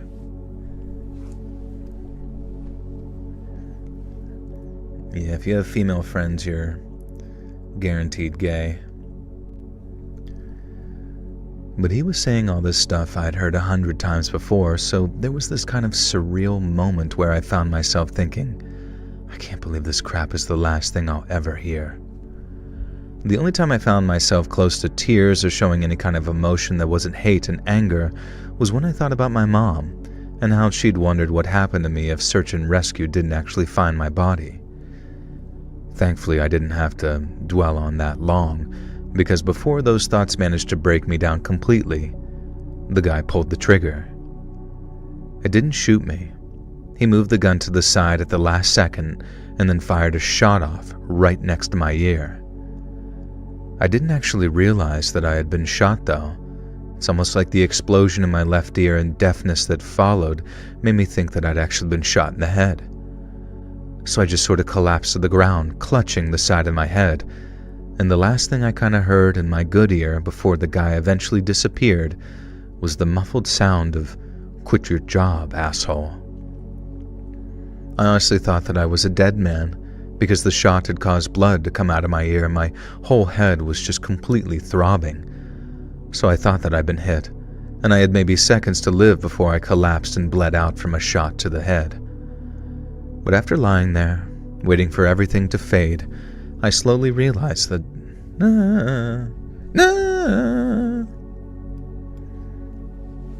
Lucinda! Hi Joel, love your channel. I've been listening for years and enjoy the lives listening from South Africa. Thank you. Appreciate you. My sound guy, Simon, is from Cape Town, South Africa. Winter weenie. It's the opposite of Sydney Sweeney, just shriveled up wiener. I hate Albert Fish. That man ate a baby's bottom. Yeah, God, dude. Well, we don't know to like what extent he was embellishing that, but he clearly fucking murdered them, and I don't know.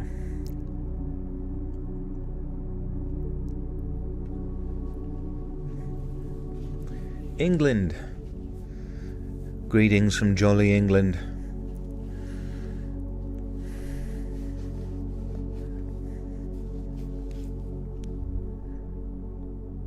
Yeah, I would say Albert Fish is my least favorite story, too. Plum Tipo. Welcome to the Buttersock Cult. You now have access to bonus content. Thank you, friend.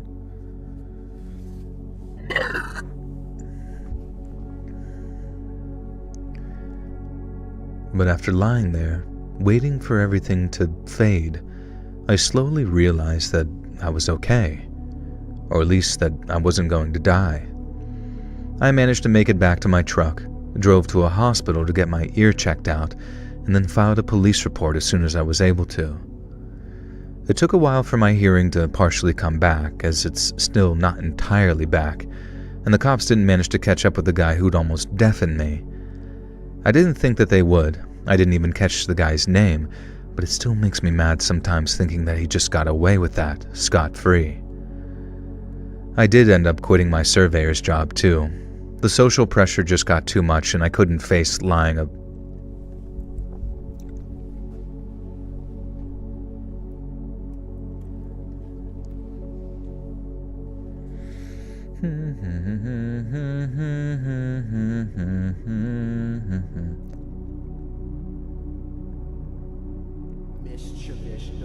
I only date older wealthy men. This is true.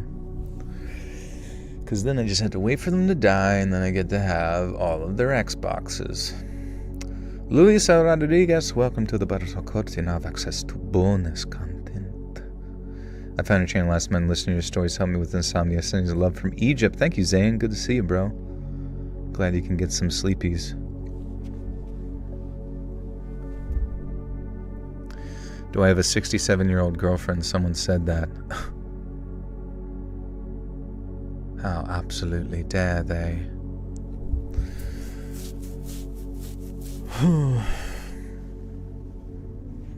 She's just a friends with benefits. The social pressure just got too much, and I couldn't face... What am I doing? My sugar mommy. My sugar mommy. She changes my diaper. Pays for my phone bill. The social pressure just got too much, and I couldn't face lying about what I do for a living for the rest of my life. Now, I won't bore you with what I had to do now, but let's just say it's nothing a person might threaten to kill you over because it's on the wrong side of their politics.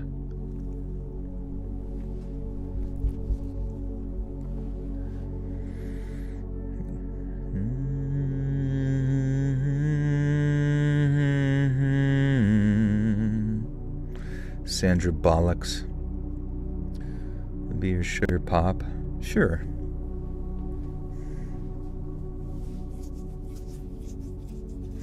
Sure thing, guys.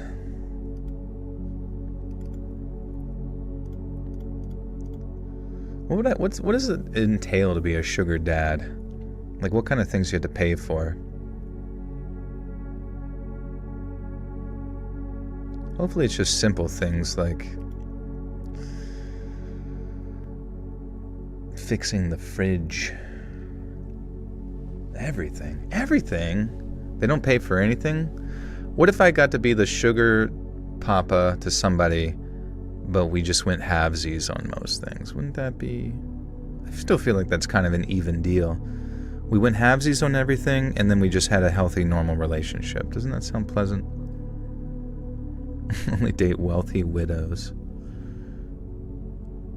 Black widows. Arthur Morgan or John Marston? I like John Marston more, honestly. I mean, Arthur kind of builds on you, but like very early on,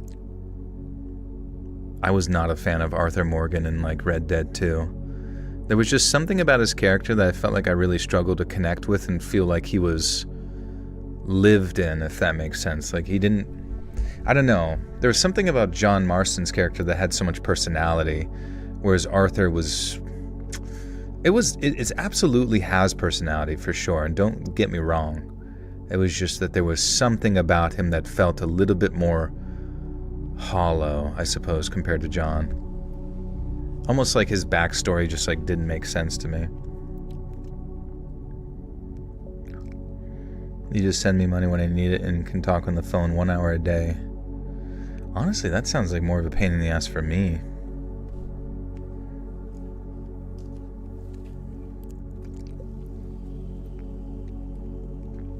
Alright, guys. You can argue about who gets to be my sugar mom, and I will be right back.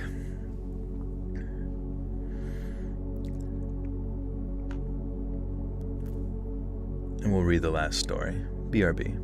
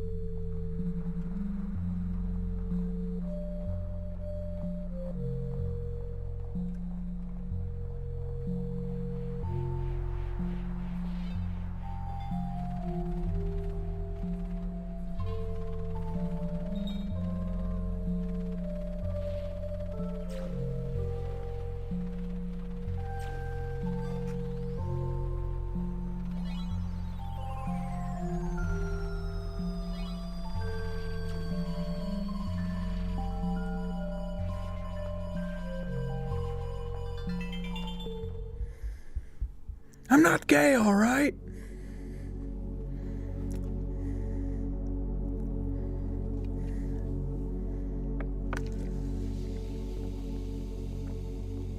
Match tonight's gifted subs, 35. You got it. Yeah. Justin's my sugar mommy. I'll be honest with you, I'm not gay, but honestly it does seem like life is a little bit simpler in the gay community.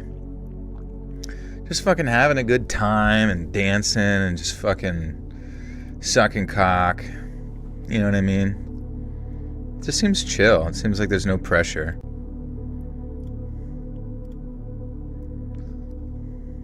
Like, I really do wonder, like, how often in, like, gay marriages, like, there's no unwanted pregnancies, I guess. And then beyond that, it's like, so you can't get baby trapped. But you could, I guess, if modern medicine prevails. But at the same time, how many times the gay divorce rate is substantially lower, right? Yeah, lowest divorce rate. Great point. Everybody just gets along.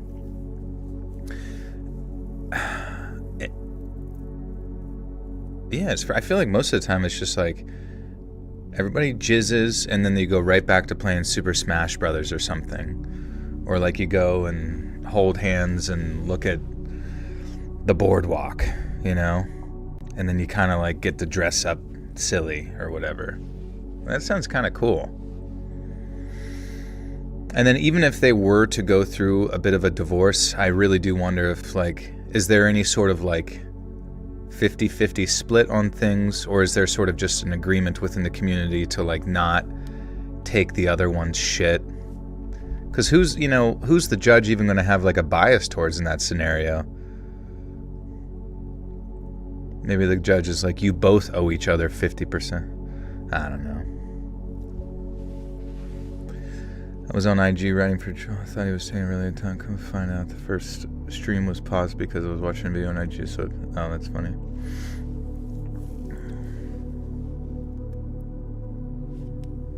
Alright, anyways. Oh yeah, I was gonna gift.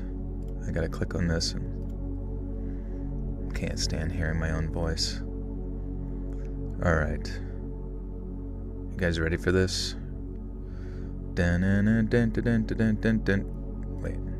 Membership gifting.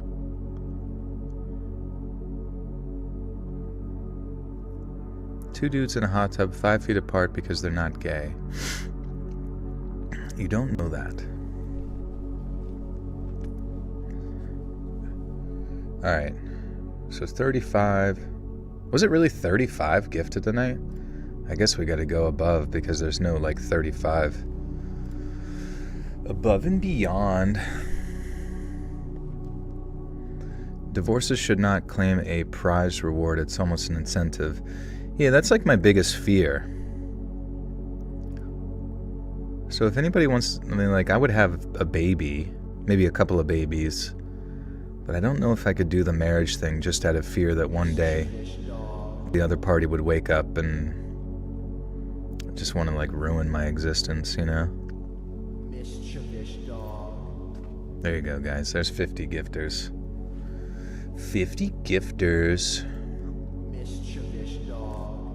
Imagine I lose the channel in the divorce. That actually does make me kind of curious. Like, could the channel itself be considered a thing rather than just like your income? Like it's like an asset that you have to like hand over. You divorced the shit out of me. Thank you.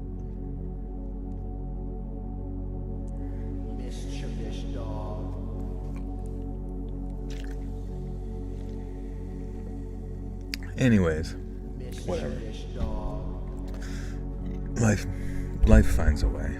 Story number 5, friends. A whole sea of green names.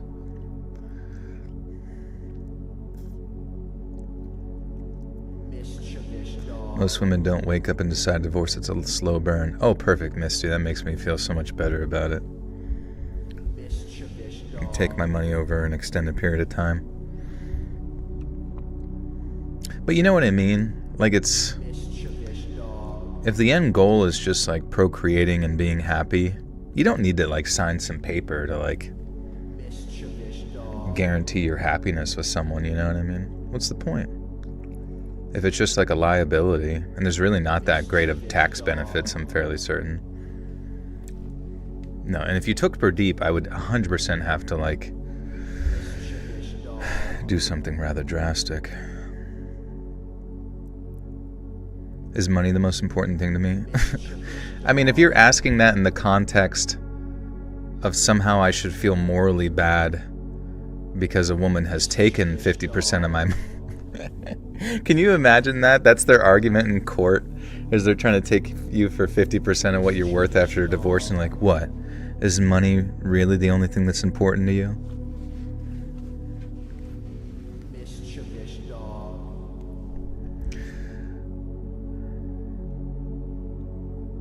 What's an actual good benefit of getting married? I don't know. I mean, because it's just the whole process is you just exist next to each other anyways, right? Like you just exist near each other like you would if you were dating, right? And, no, like is money deadass what you think about when you hear the word marriage?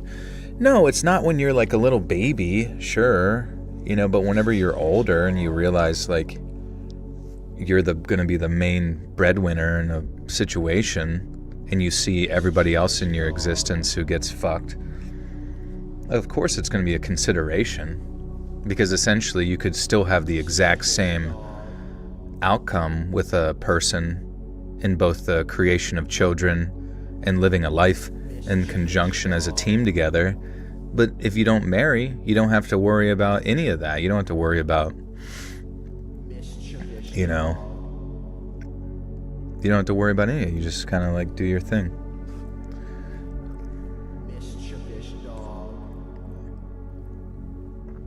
My first in college made us a prenuptial experiment in college. It was loud in that room. That's funny. Yeah, I don't know. I don't know. I don't understand why it upsets people to like hear about a person who like, because I mean literally that's all like marriage could end up being, is like a liability if it doesn't work out, you know. Second stream I called you being a baby. I'm not saying you're a baby. I'm just saying you probably have a very romantic perspective towards marriage, which I agree with. But you have to understand, if you're signing a legal document and the only what's the good point, what's the benefit for like the person who's making the most money to sign said legal document if for whatever reason at any time the other individual decides to move on with their life and stuff.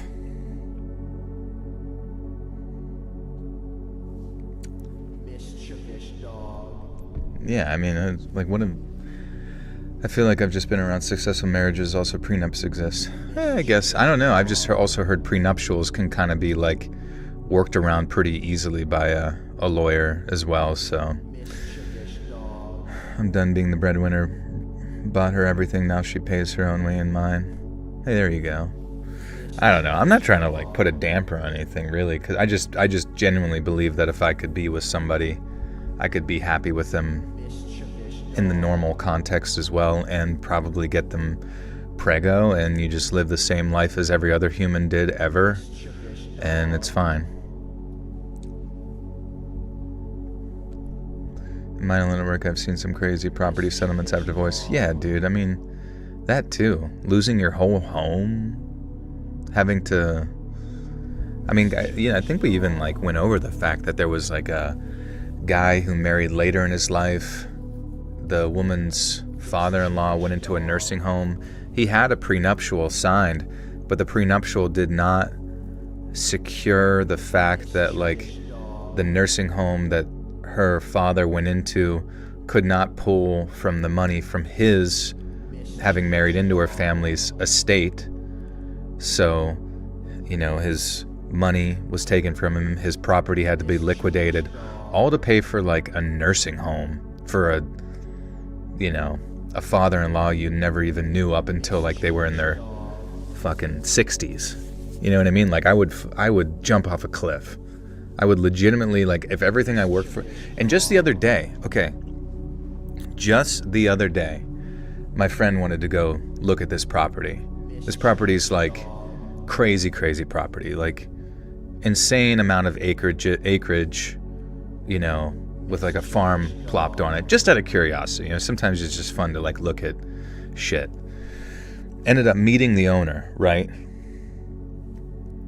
He's sitting there like, he's like in his 70s, chopping down trees and shit like that, you know? Yeah, it's like farmland. It's like, you know, it's huge, but it's just, you know, you get curious. It's just fun, you know, and then you meet the guy that lives on it, and he's nice and stuff. I mean, initially looks at you kind of weird because like, what the fuck are you doing on his land? But once he gets to know you, he's normal. And like, you know, he's got a hard hat on. He's out there cutting fucking trees down on his own property, all this kind of stuff. And then he literally tells us his life story that he's like in his 70s and his wife cheated on him, is now divorcing him.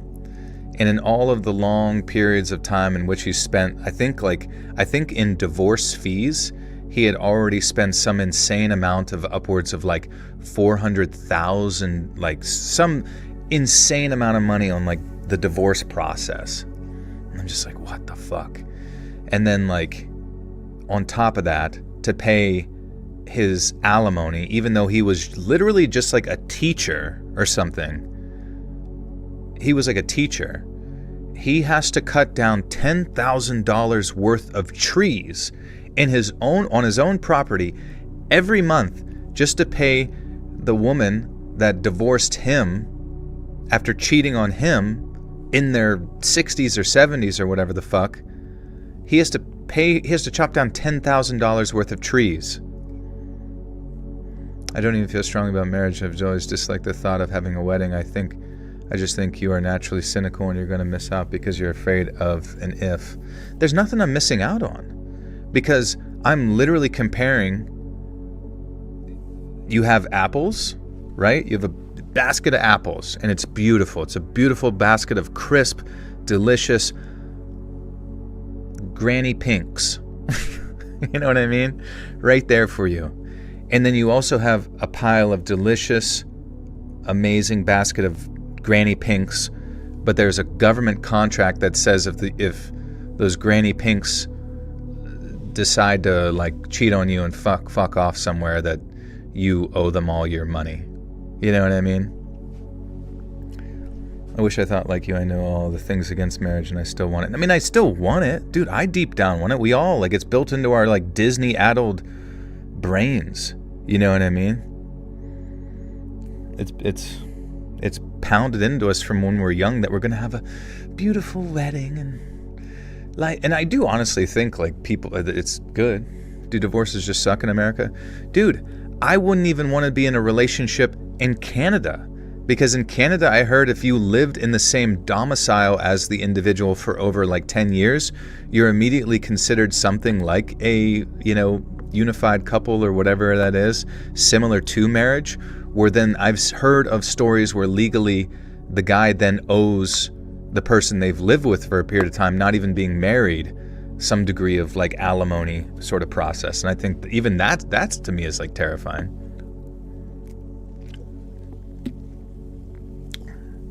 But I feel like you're not hearing me. Like I know it, like it, and yes, divorces suck in America. They are not good. They happen more than 50% of the time. People get financially ruined.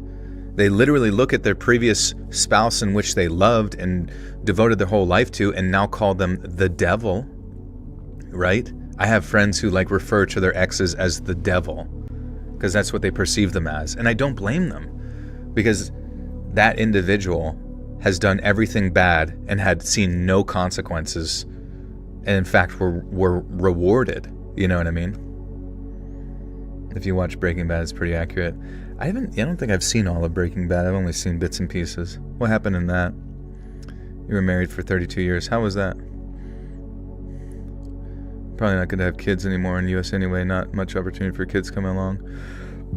Well, I guess it just depends. I mean, it really just depends. I still would want to have kids. And I'd still want to be with the person. It's just that I really wouldn't want to sign some contract that, you know, makes me essentially I don't really even know. I guess I would just have to sit down and see what it's even all about.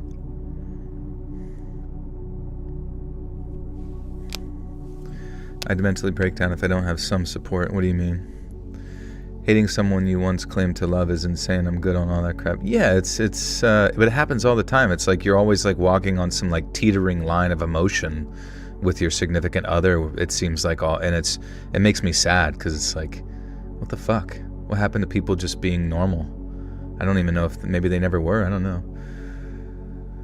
Walt wouldn't sign the papers and Skylar was stuck with him and couldn't legally kick him out when she believed he was a danger to them. Oh, okay, yeah.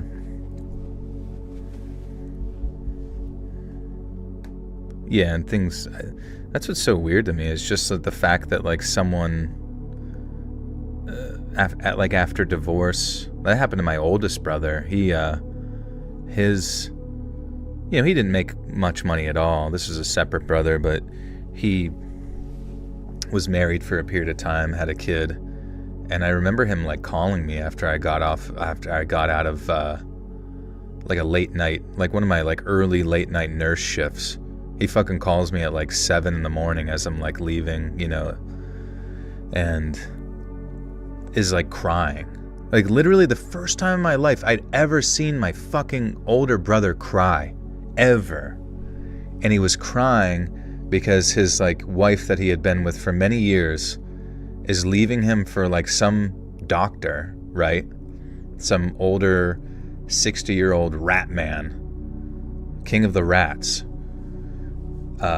Literally like the definition of like gold digger, you know what I mean? And the worst part is that like because he was not financially more well off than her, he could have actually taken alimony from her, and to some degree. But because he thought it was just like so dishonorable to do so, he just didn't do it. He was like, this whole thing fucking sucks and the last thing I want is her fucking money. You know what I mean? So he just didn't take alimony from her, which I thought was interesting. And then she ended up having a kid with this doctor, divorcing the doctor, getting money from the doctor and child support, right? And then the doctor ended up dying because he was like a fat guy in his like 60s or whatever. So it's just like the definition of like a parasitic sort of process from her end. It was honestly like disgusting to observe. Proves no matter how much one makes, the males have to pay for 2/3 of their life. Hell, I heard Joe Rogan podcast, you could be married the third time, you still got to pay for the first. Well, the worst part is a lot of the times the amount that they determine that is your child support or your alimony is based on your potential earnings.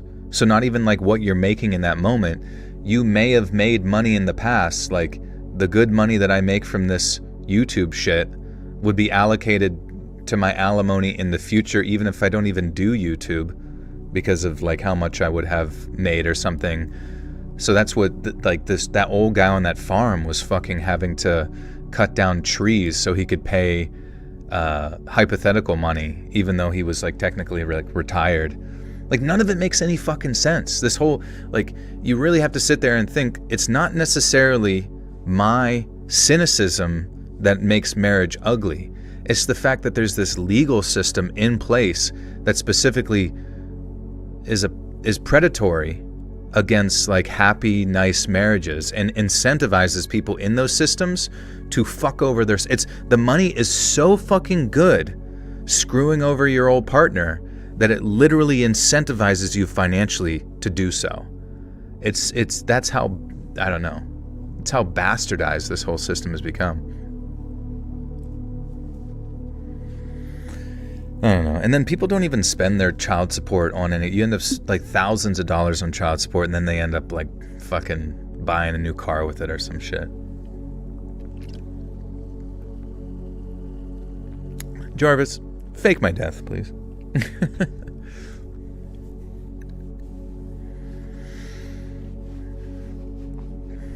It's the scummy people in the world that makes it seem ugly, for sure. But I mean, if the money's good, anybody can become scum in a really quick period of time. You really can't imagine yourself being above it.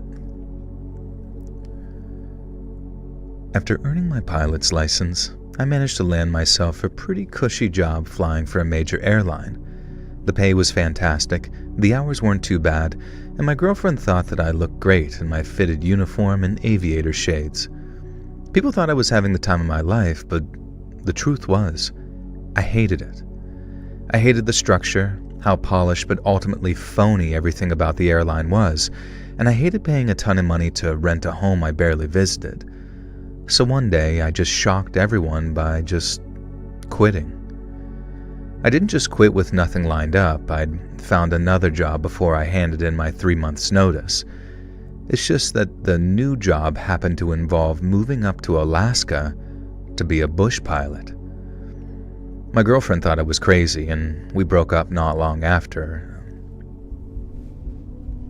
And she took 50% of what I had. I knew a guy who shacked up with a girl half his age, bought new furniture, lived with her for less than half a year. She left him for his son. Judge gave her the furniture. Canada. Yeah. I don't know. I'm surprised more people don't do some insane shit after getting everything taken from them. I think relationships are scary, and trusting someone with your life or your bloodline or your money is scary in general. And there's never easy breakups, be it breakup or divorce. Faux show, dude. Faux show. Yeah, I feel like you would need to give like a longer month's notice prior to like quitting a major airline. Maybe I'm wrong, but I feel like there are probably so many pilots and you got to know where you're going to be flying probably months ahead of time. I thought the same way, and then I found the right woman, and now I'm married. Nothing special, just through the cord. Some people throw into it just like you grow into liking vegetables. Lay off the guy. Yeah, no worries. I mean, hey, yeah, I mean, to be part of that 50% that just works out and is a lovely thing, I think that's a great blessing. It's just, if you sat there and told me like, all right, pull this cord, 50% you're happy, 50% they take everything. You know, I probably wouldn't play that game at the fucking casino, you know what I'm saying? You don't date anymore since I have $2. I feel like it's a really bad idea. Well, why would it be a bad idea? I mean, I guess if they don't mind being like a stepdad or whatever, like a, you know. But I guess at the same time, I could totally see myself, like, if I had children or whatever, I probably, and just like 2 kids, just, you know, maybe it didn't work out, probably never date again, probably just never care a single second of my, I'd be like, I got my kids, you know, I tried it, life moves on. The sexual assault stats go way up? What do you mean? Oh, like on your girls? Oh, yikes. I guess if that's something, I mean, yeah, you would have to like really figure that shit out, man. No, I'm single for now. Never even had a girlfriend, thank God for now. I've always realized things can be worse if I'm not too careful. Maybe one day. Yeah, dude, you just work on yourself, right? You know, that's all life is, just trying to be the maximum self you can, and if something just makes sense one day, it makes sense. What's up, lovely T? How you doing, dude? Long time. Well, you were here last time, right? I think. I feel like we get to see you more often. That's good. Where can I submit my portfolio? I feel like I could upgrade your channel's video thumbnails. Really? You think you can beat Robin? I could be honest with you. I appreciate your enthusiasm, and you can submit them to letsreadsubmissions@gmail.com, but I'll be real with you. Like, Robin is like next level's visual guy. I really don't think he can be beat. This is more beautiful or fulfilling than being happy with yourself and not feeling broken or lost because you're single. I agree. It takes, because that takes like a deep sense of philosophical understanding to like just be comfortable in your own skin and like not having to receive validation from those who you're attracted to. You know what I mean? Like not having to receive validation sexually and feel like that makes you good or whatever. Just being genuinely cool with yourself, which is cool. I really respect that. Who makes the animation intro? Those are fire. Oh, there's a few different ones. I guess it depends on which one you're asking about, but there's the one with the nuke is Axeman cartoons, and then a few of them are Robin Mikalsen, and then there's one from Umami, from Your Mommy. Sometimes the thumbnails are confusing and aren't scary enough. Do you think the crazy teacher one was too confusing? Which one was confusing? Chat doesn't even need Joel's validation, high-level consciousness. Guys, come on. You need a little bit of my validation, please. Please. Please need my validation.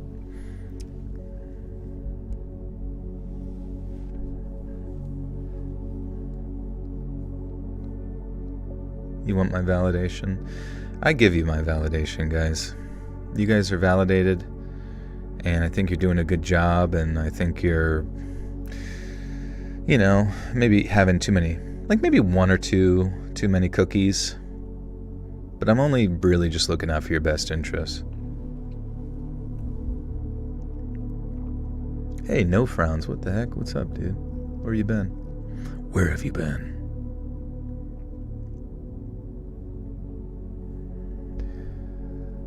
My girlfriend thought I was crazy, and we broke up not long after a big fight. And then about a month later, and after selling off or giving away like half of the stuff I owned, I flew up to Alaska and out to the little airfield that I'd be working from. I stayed in the cabin just a short walk from the airfield, a place so run down when I moved in. Holy shit. What was that? Am I sick?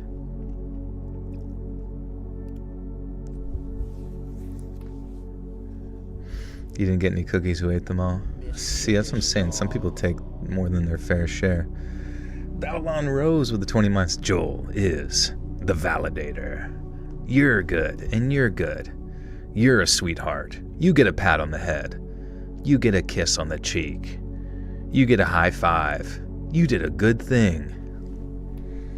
Tell me to stop drinking and I'll check in next live stream if I've drank or not. In all honesty, my bottle is empty, but thankfully wasn't much left.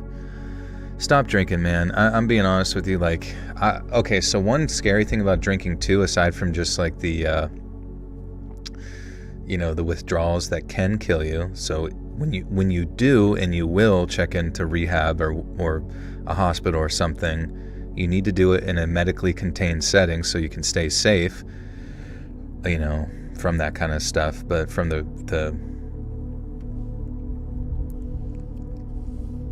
response that your body has. But you also have to be careful of just the fact that, like, as you drink, your body can like shut down, right?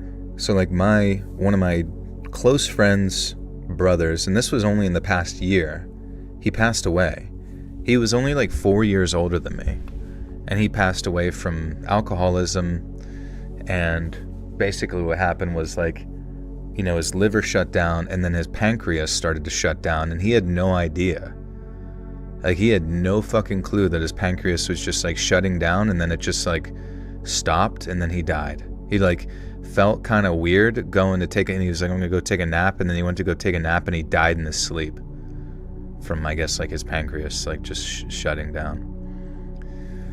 So yeah, I don't know. I mean, just life, it just sucks because you want to convince yourself that it's going to be good, right?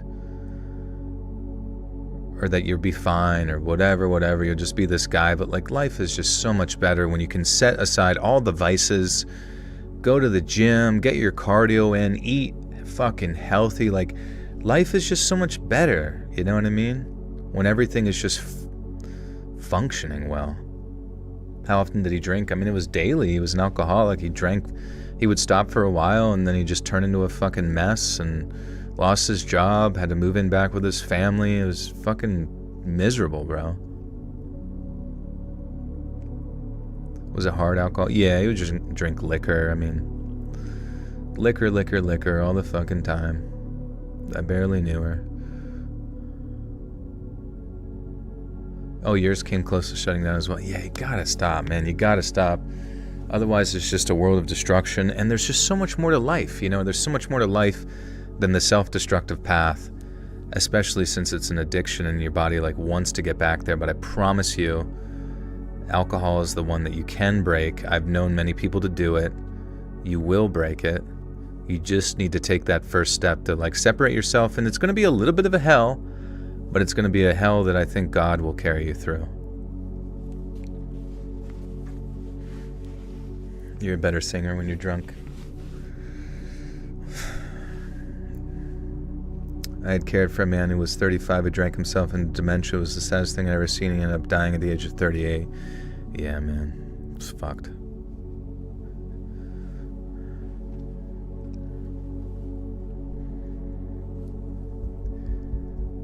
I stayed in a cabin just a short walk from the airfield, a place so run down when I moved in that first night it had me wondering if I'd actually made a mistake. But then after a trip over to the Fairbanks to pick up some groceries and home improvements, the cabin started to feel a little more like home, and I remembered why the whole thing seemed like a good idea in the first place. It was peaceful. I got to set my own schedule, and some of my passengers ended up being some incredibly interesting people.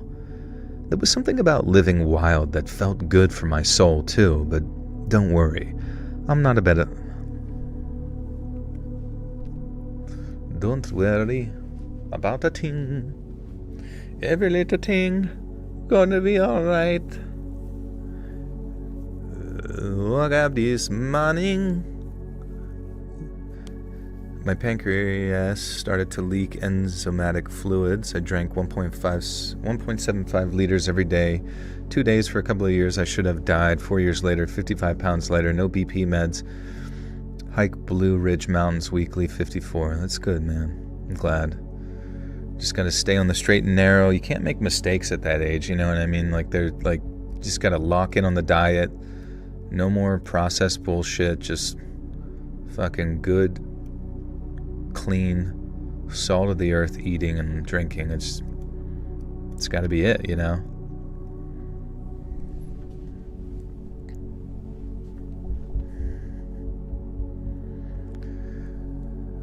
There was something about living wild that felt good for my soul, too. But don't worry, I'm not about to get all poetic on you. Life was good, but that didn't mean that there wasn't a little turbulence here and there. I had trouble in the air on more than one occasion. I had encounters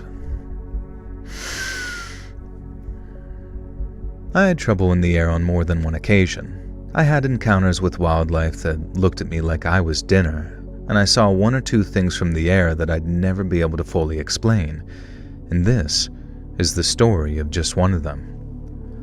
One day I was making a pretty routine fight. Jesus Christ, what is wrong with my head? I have dementia.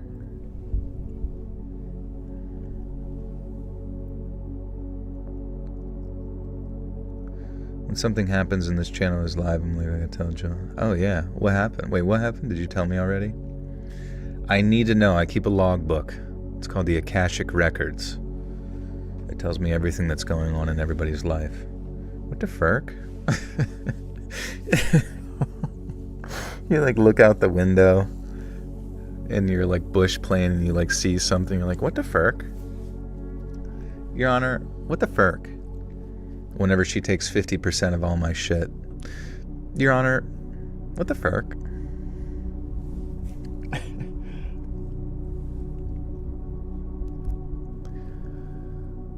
One day, I was making a pretty routine flight, taxiing.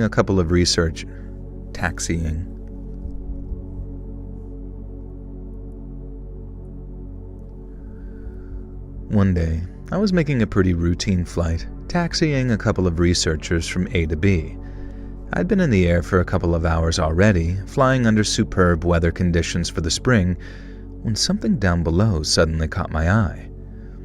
The ground beneath was a carpet of trees, but every so often there'd be a little clearing, some large, some smaller.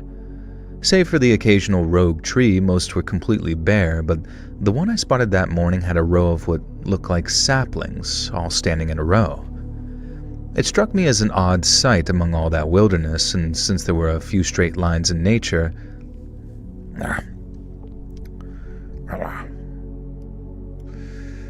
No, but last time I told you my friend forgot her ID before our trip and told us to dance with the hula hoops and bribe the officers that way.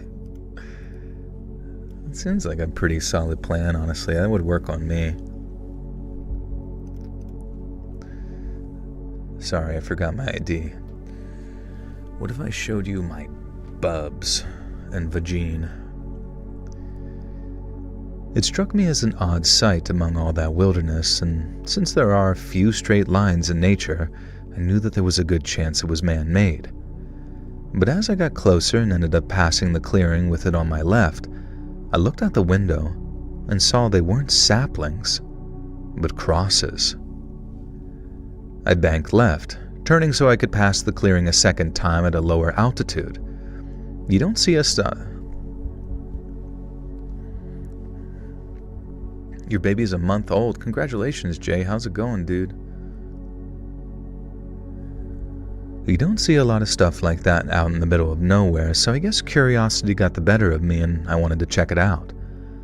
Coming up on the clearing again, I could see that they were crosses. Oh my god.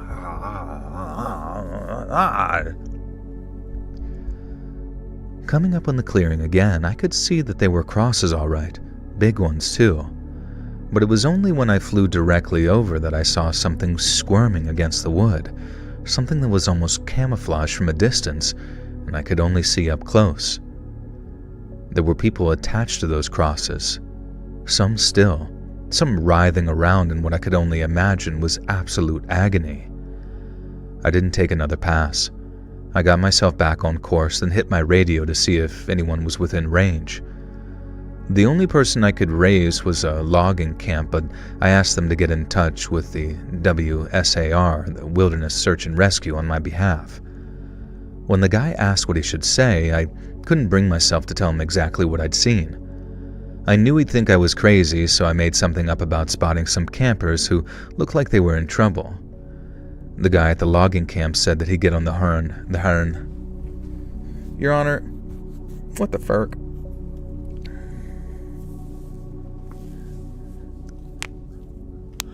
Zero to crucifixion, real quick. That was fast. Whimpering audio when? What does it even sound like?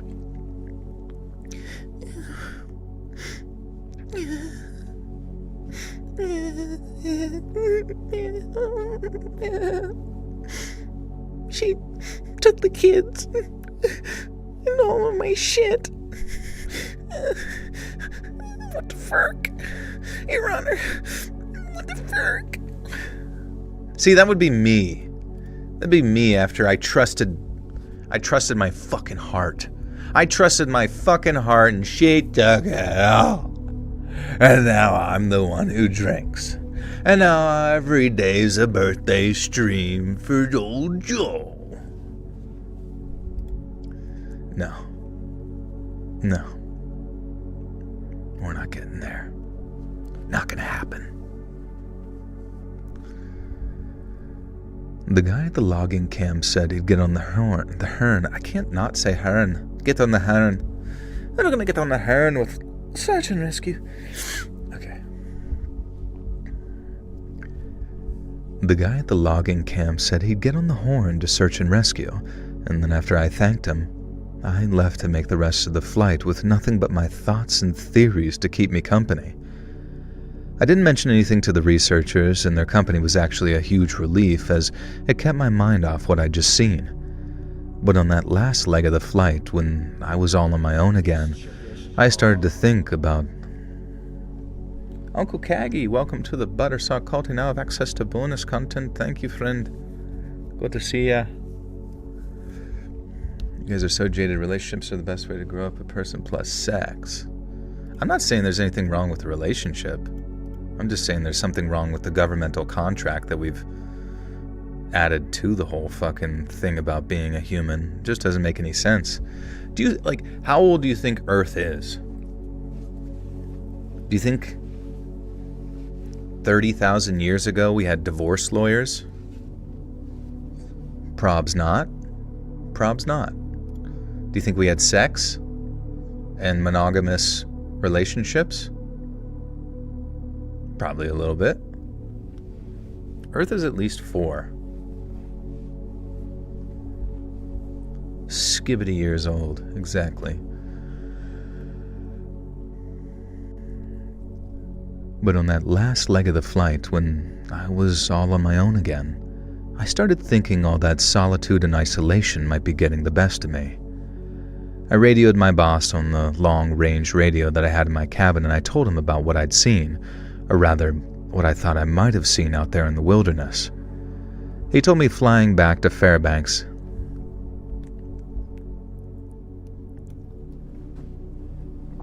Yeah, you guys are bullying me. Christy always wants to bully everybody into marriage. She says, get on a knee. Get on a knee and propose right now, or you're a fucking Nazi. You're a Chinese Nazi.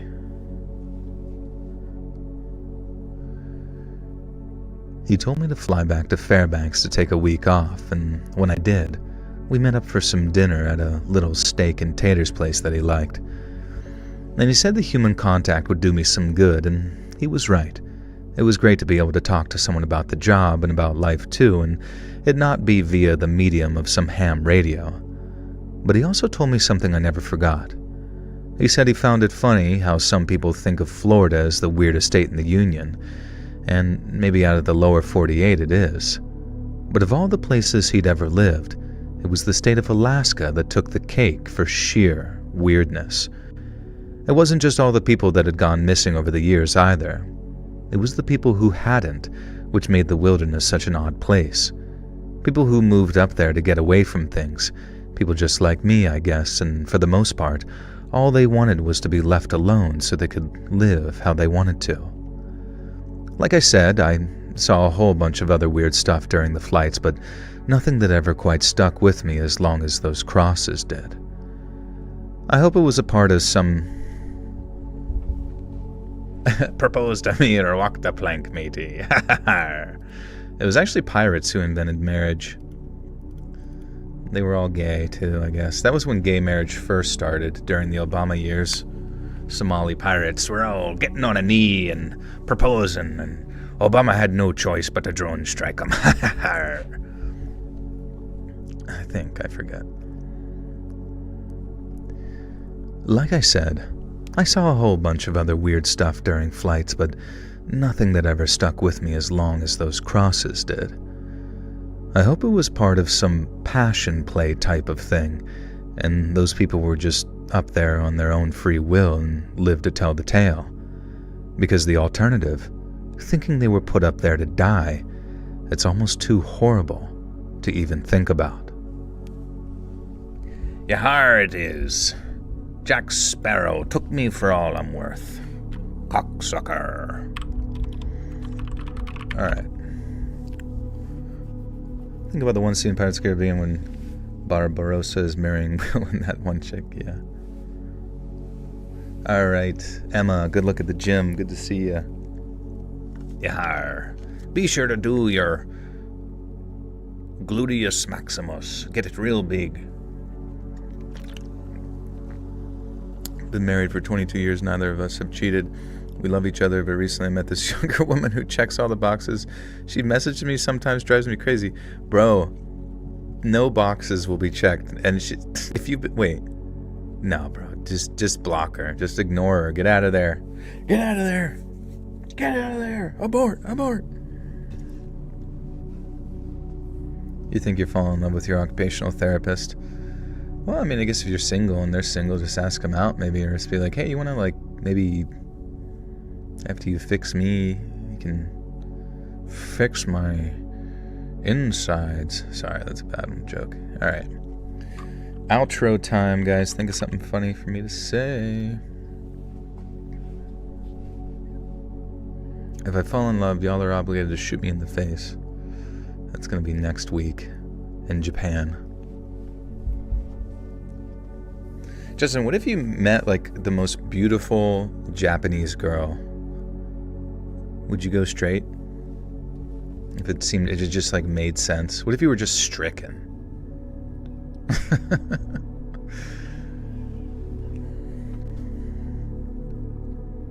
Hey, friends, thanks for listening. Click that notification bell to be alerted of all future narrations. I release new videos every Monday and Thursday at 9 p.m. EST, and there are super fun live streams every Sunday and Wednesday nights. I'd love to see you there. If you got a story, be sure to submit them over at my email, letsreadsubmissions@gmail.com, and maybe even hear your story featured on the next video. And if you want to support me even more, grab early access to all future narrations and bonus content over on Patreon, or click that big join button to hear about the extra perks for members of the channel. And check out the Let's Read podcast, where you can hear all of these stories in big compilations located anywhere you listen to podcasts. I also have a true crime channel called Saturn Soul. Go check it out. All the links are down in the description below. Thanks so much, friends. And remember, get a prenup.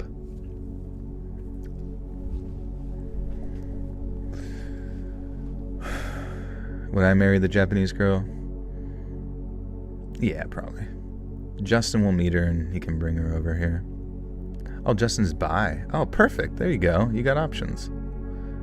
Playing the whole field. He's a dual agent.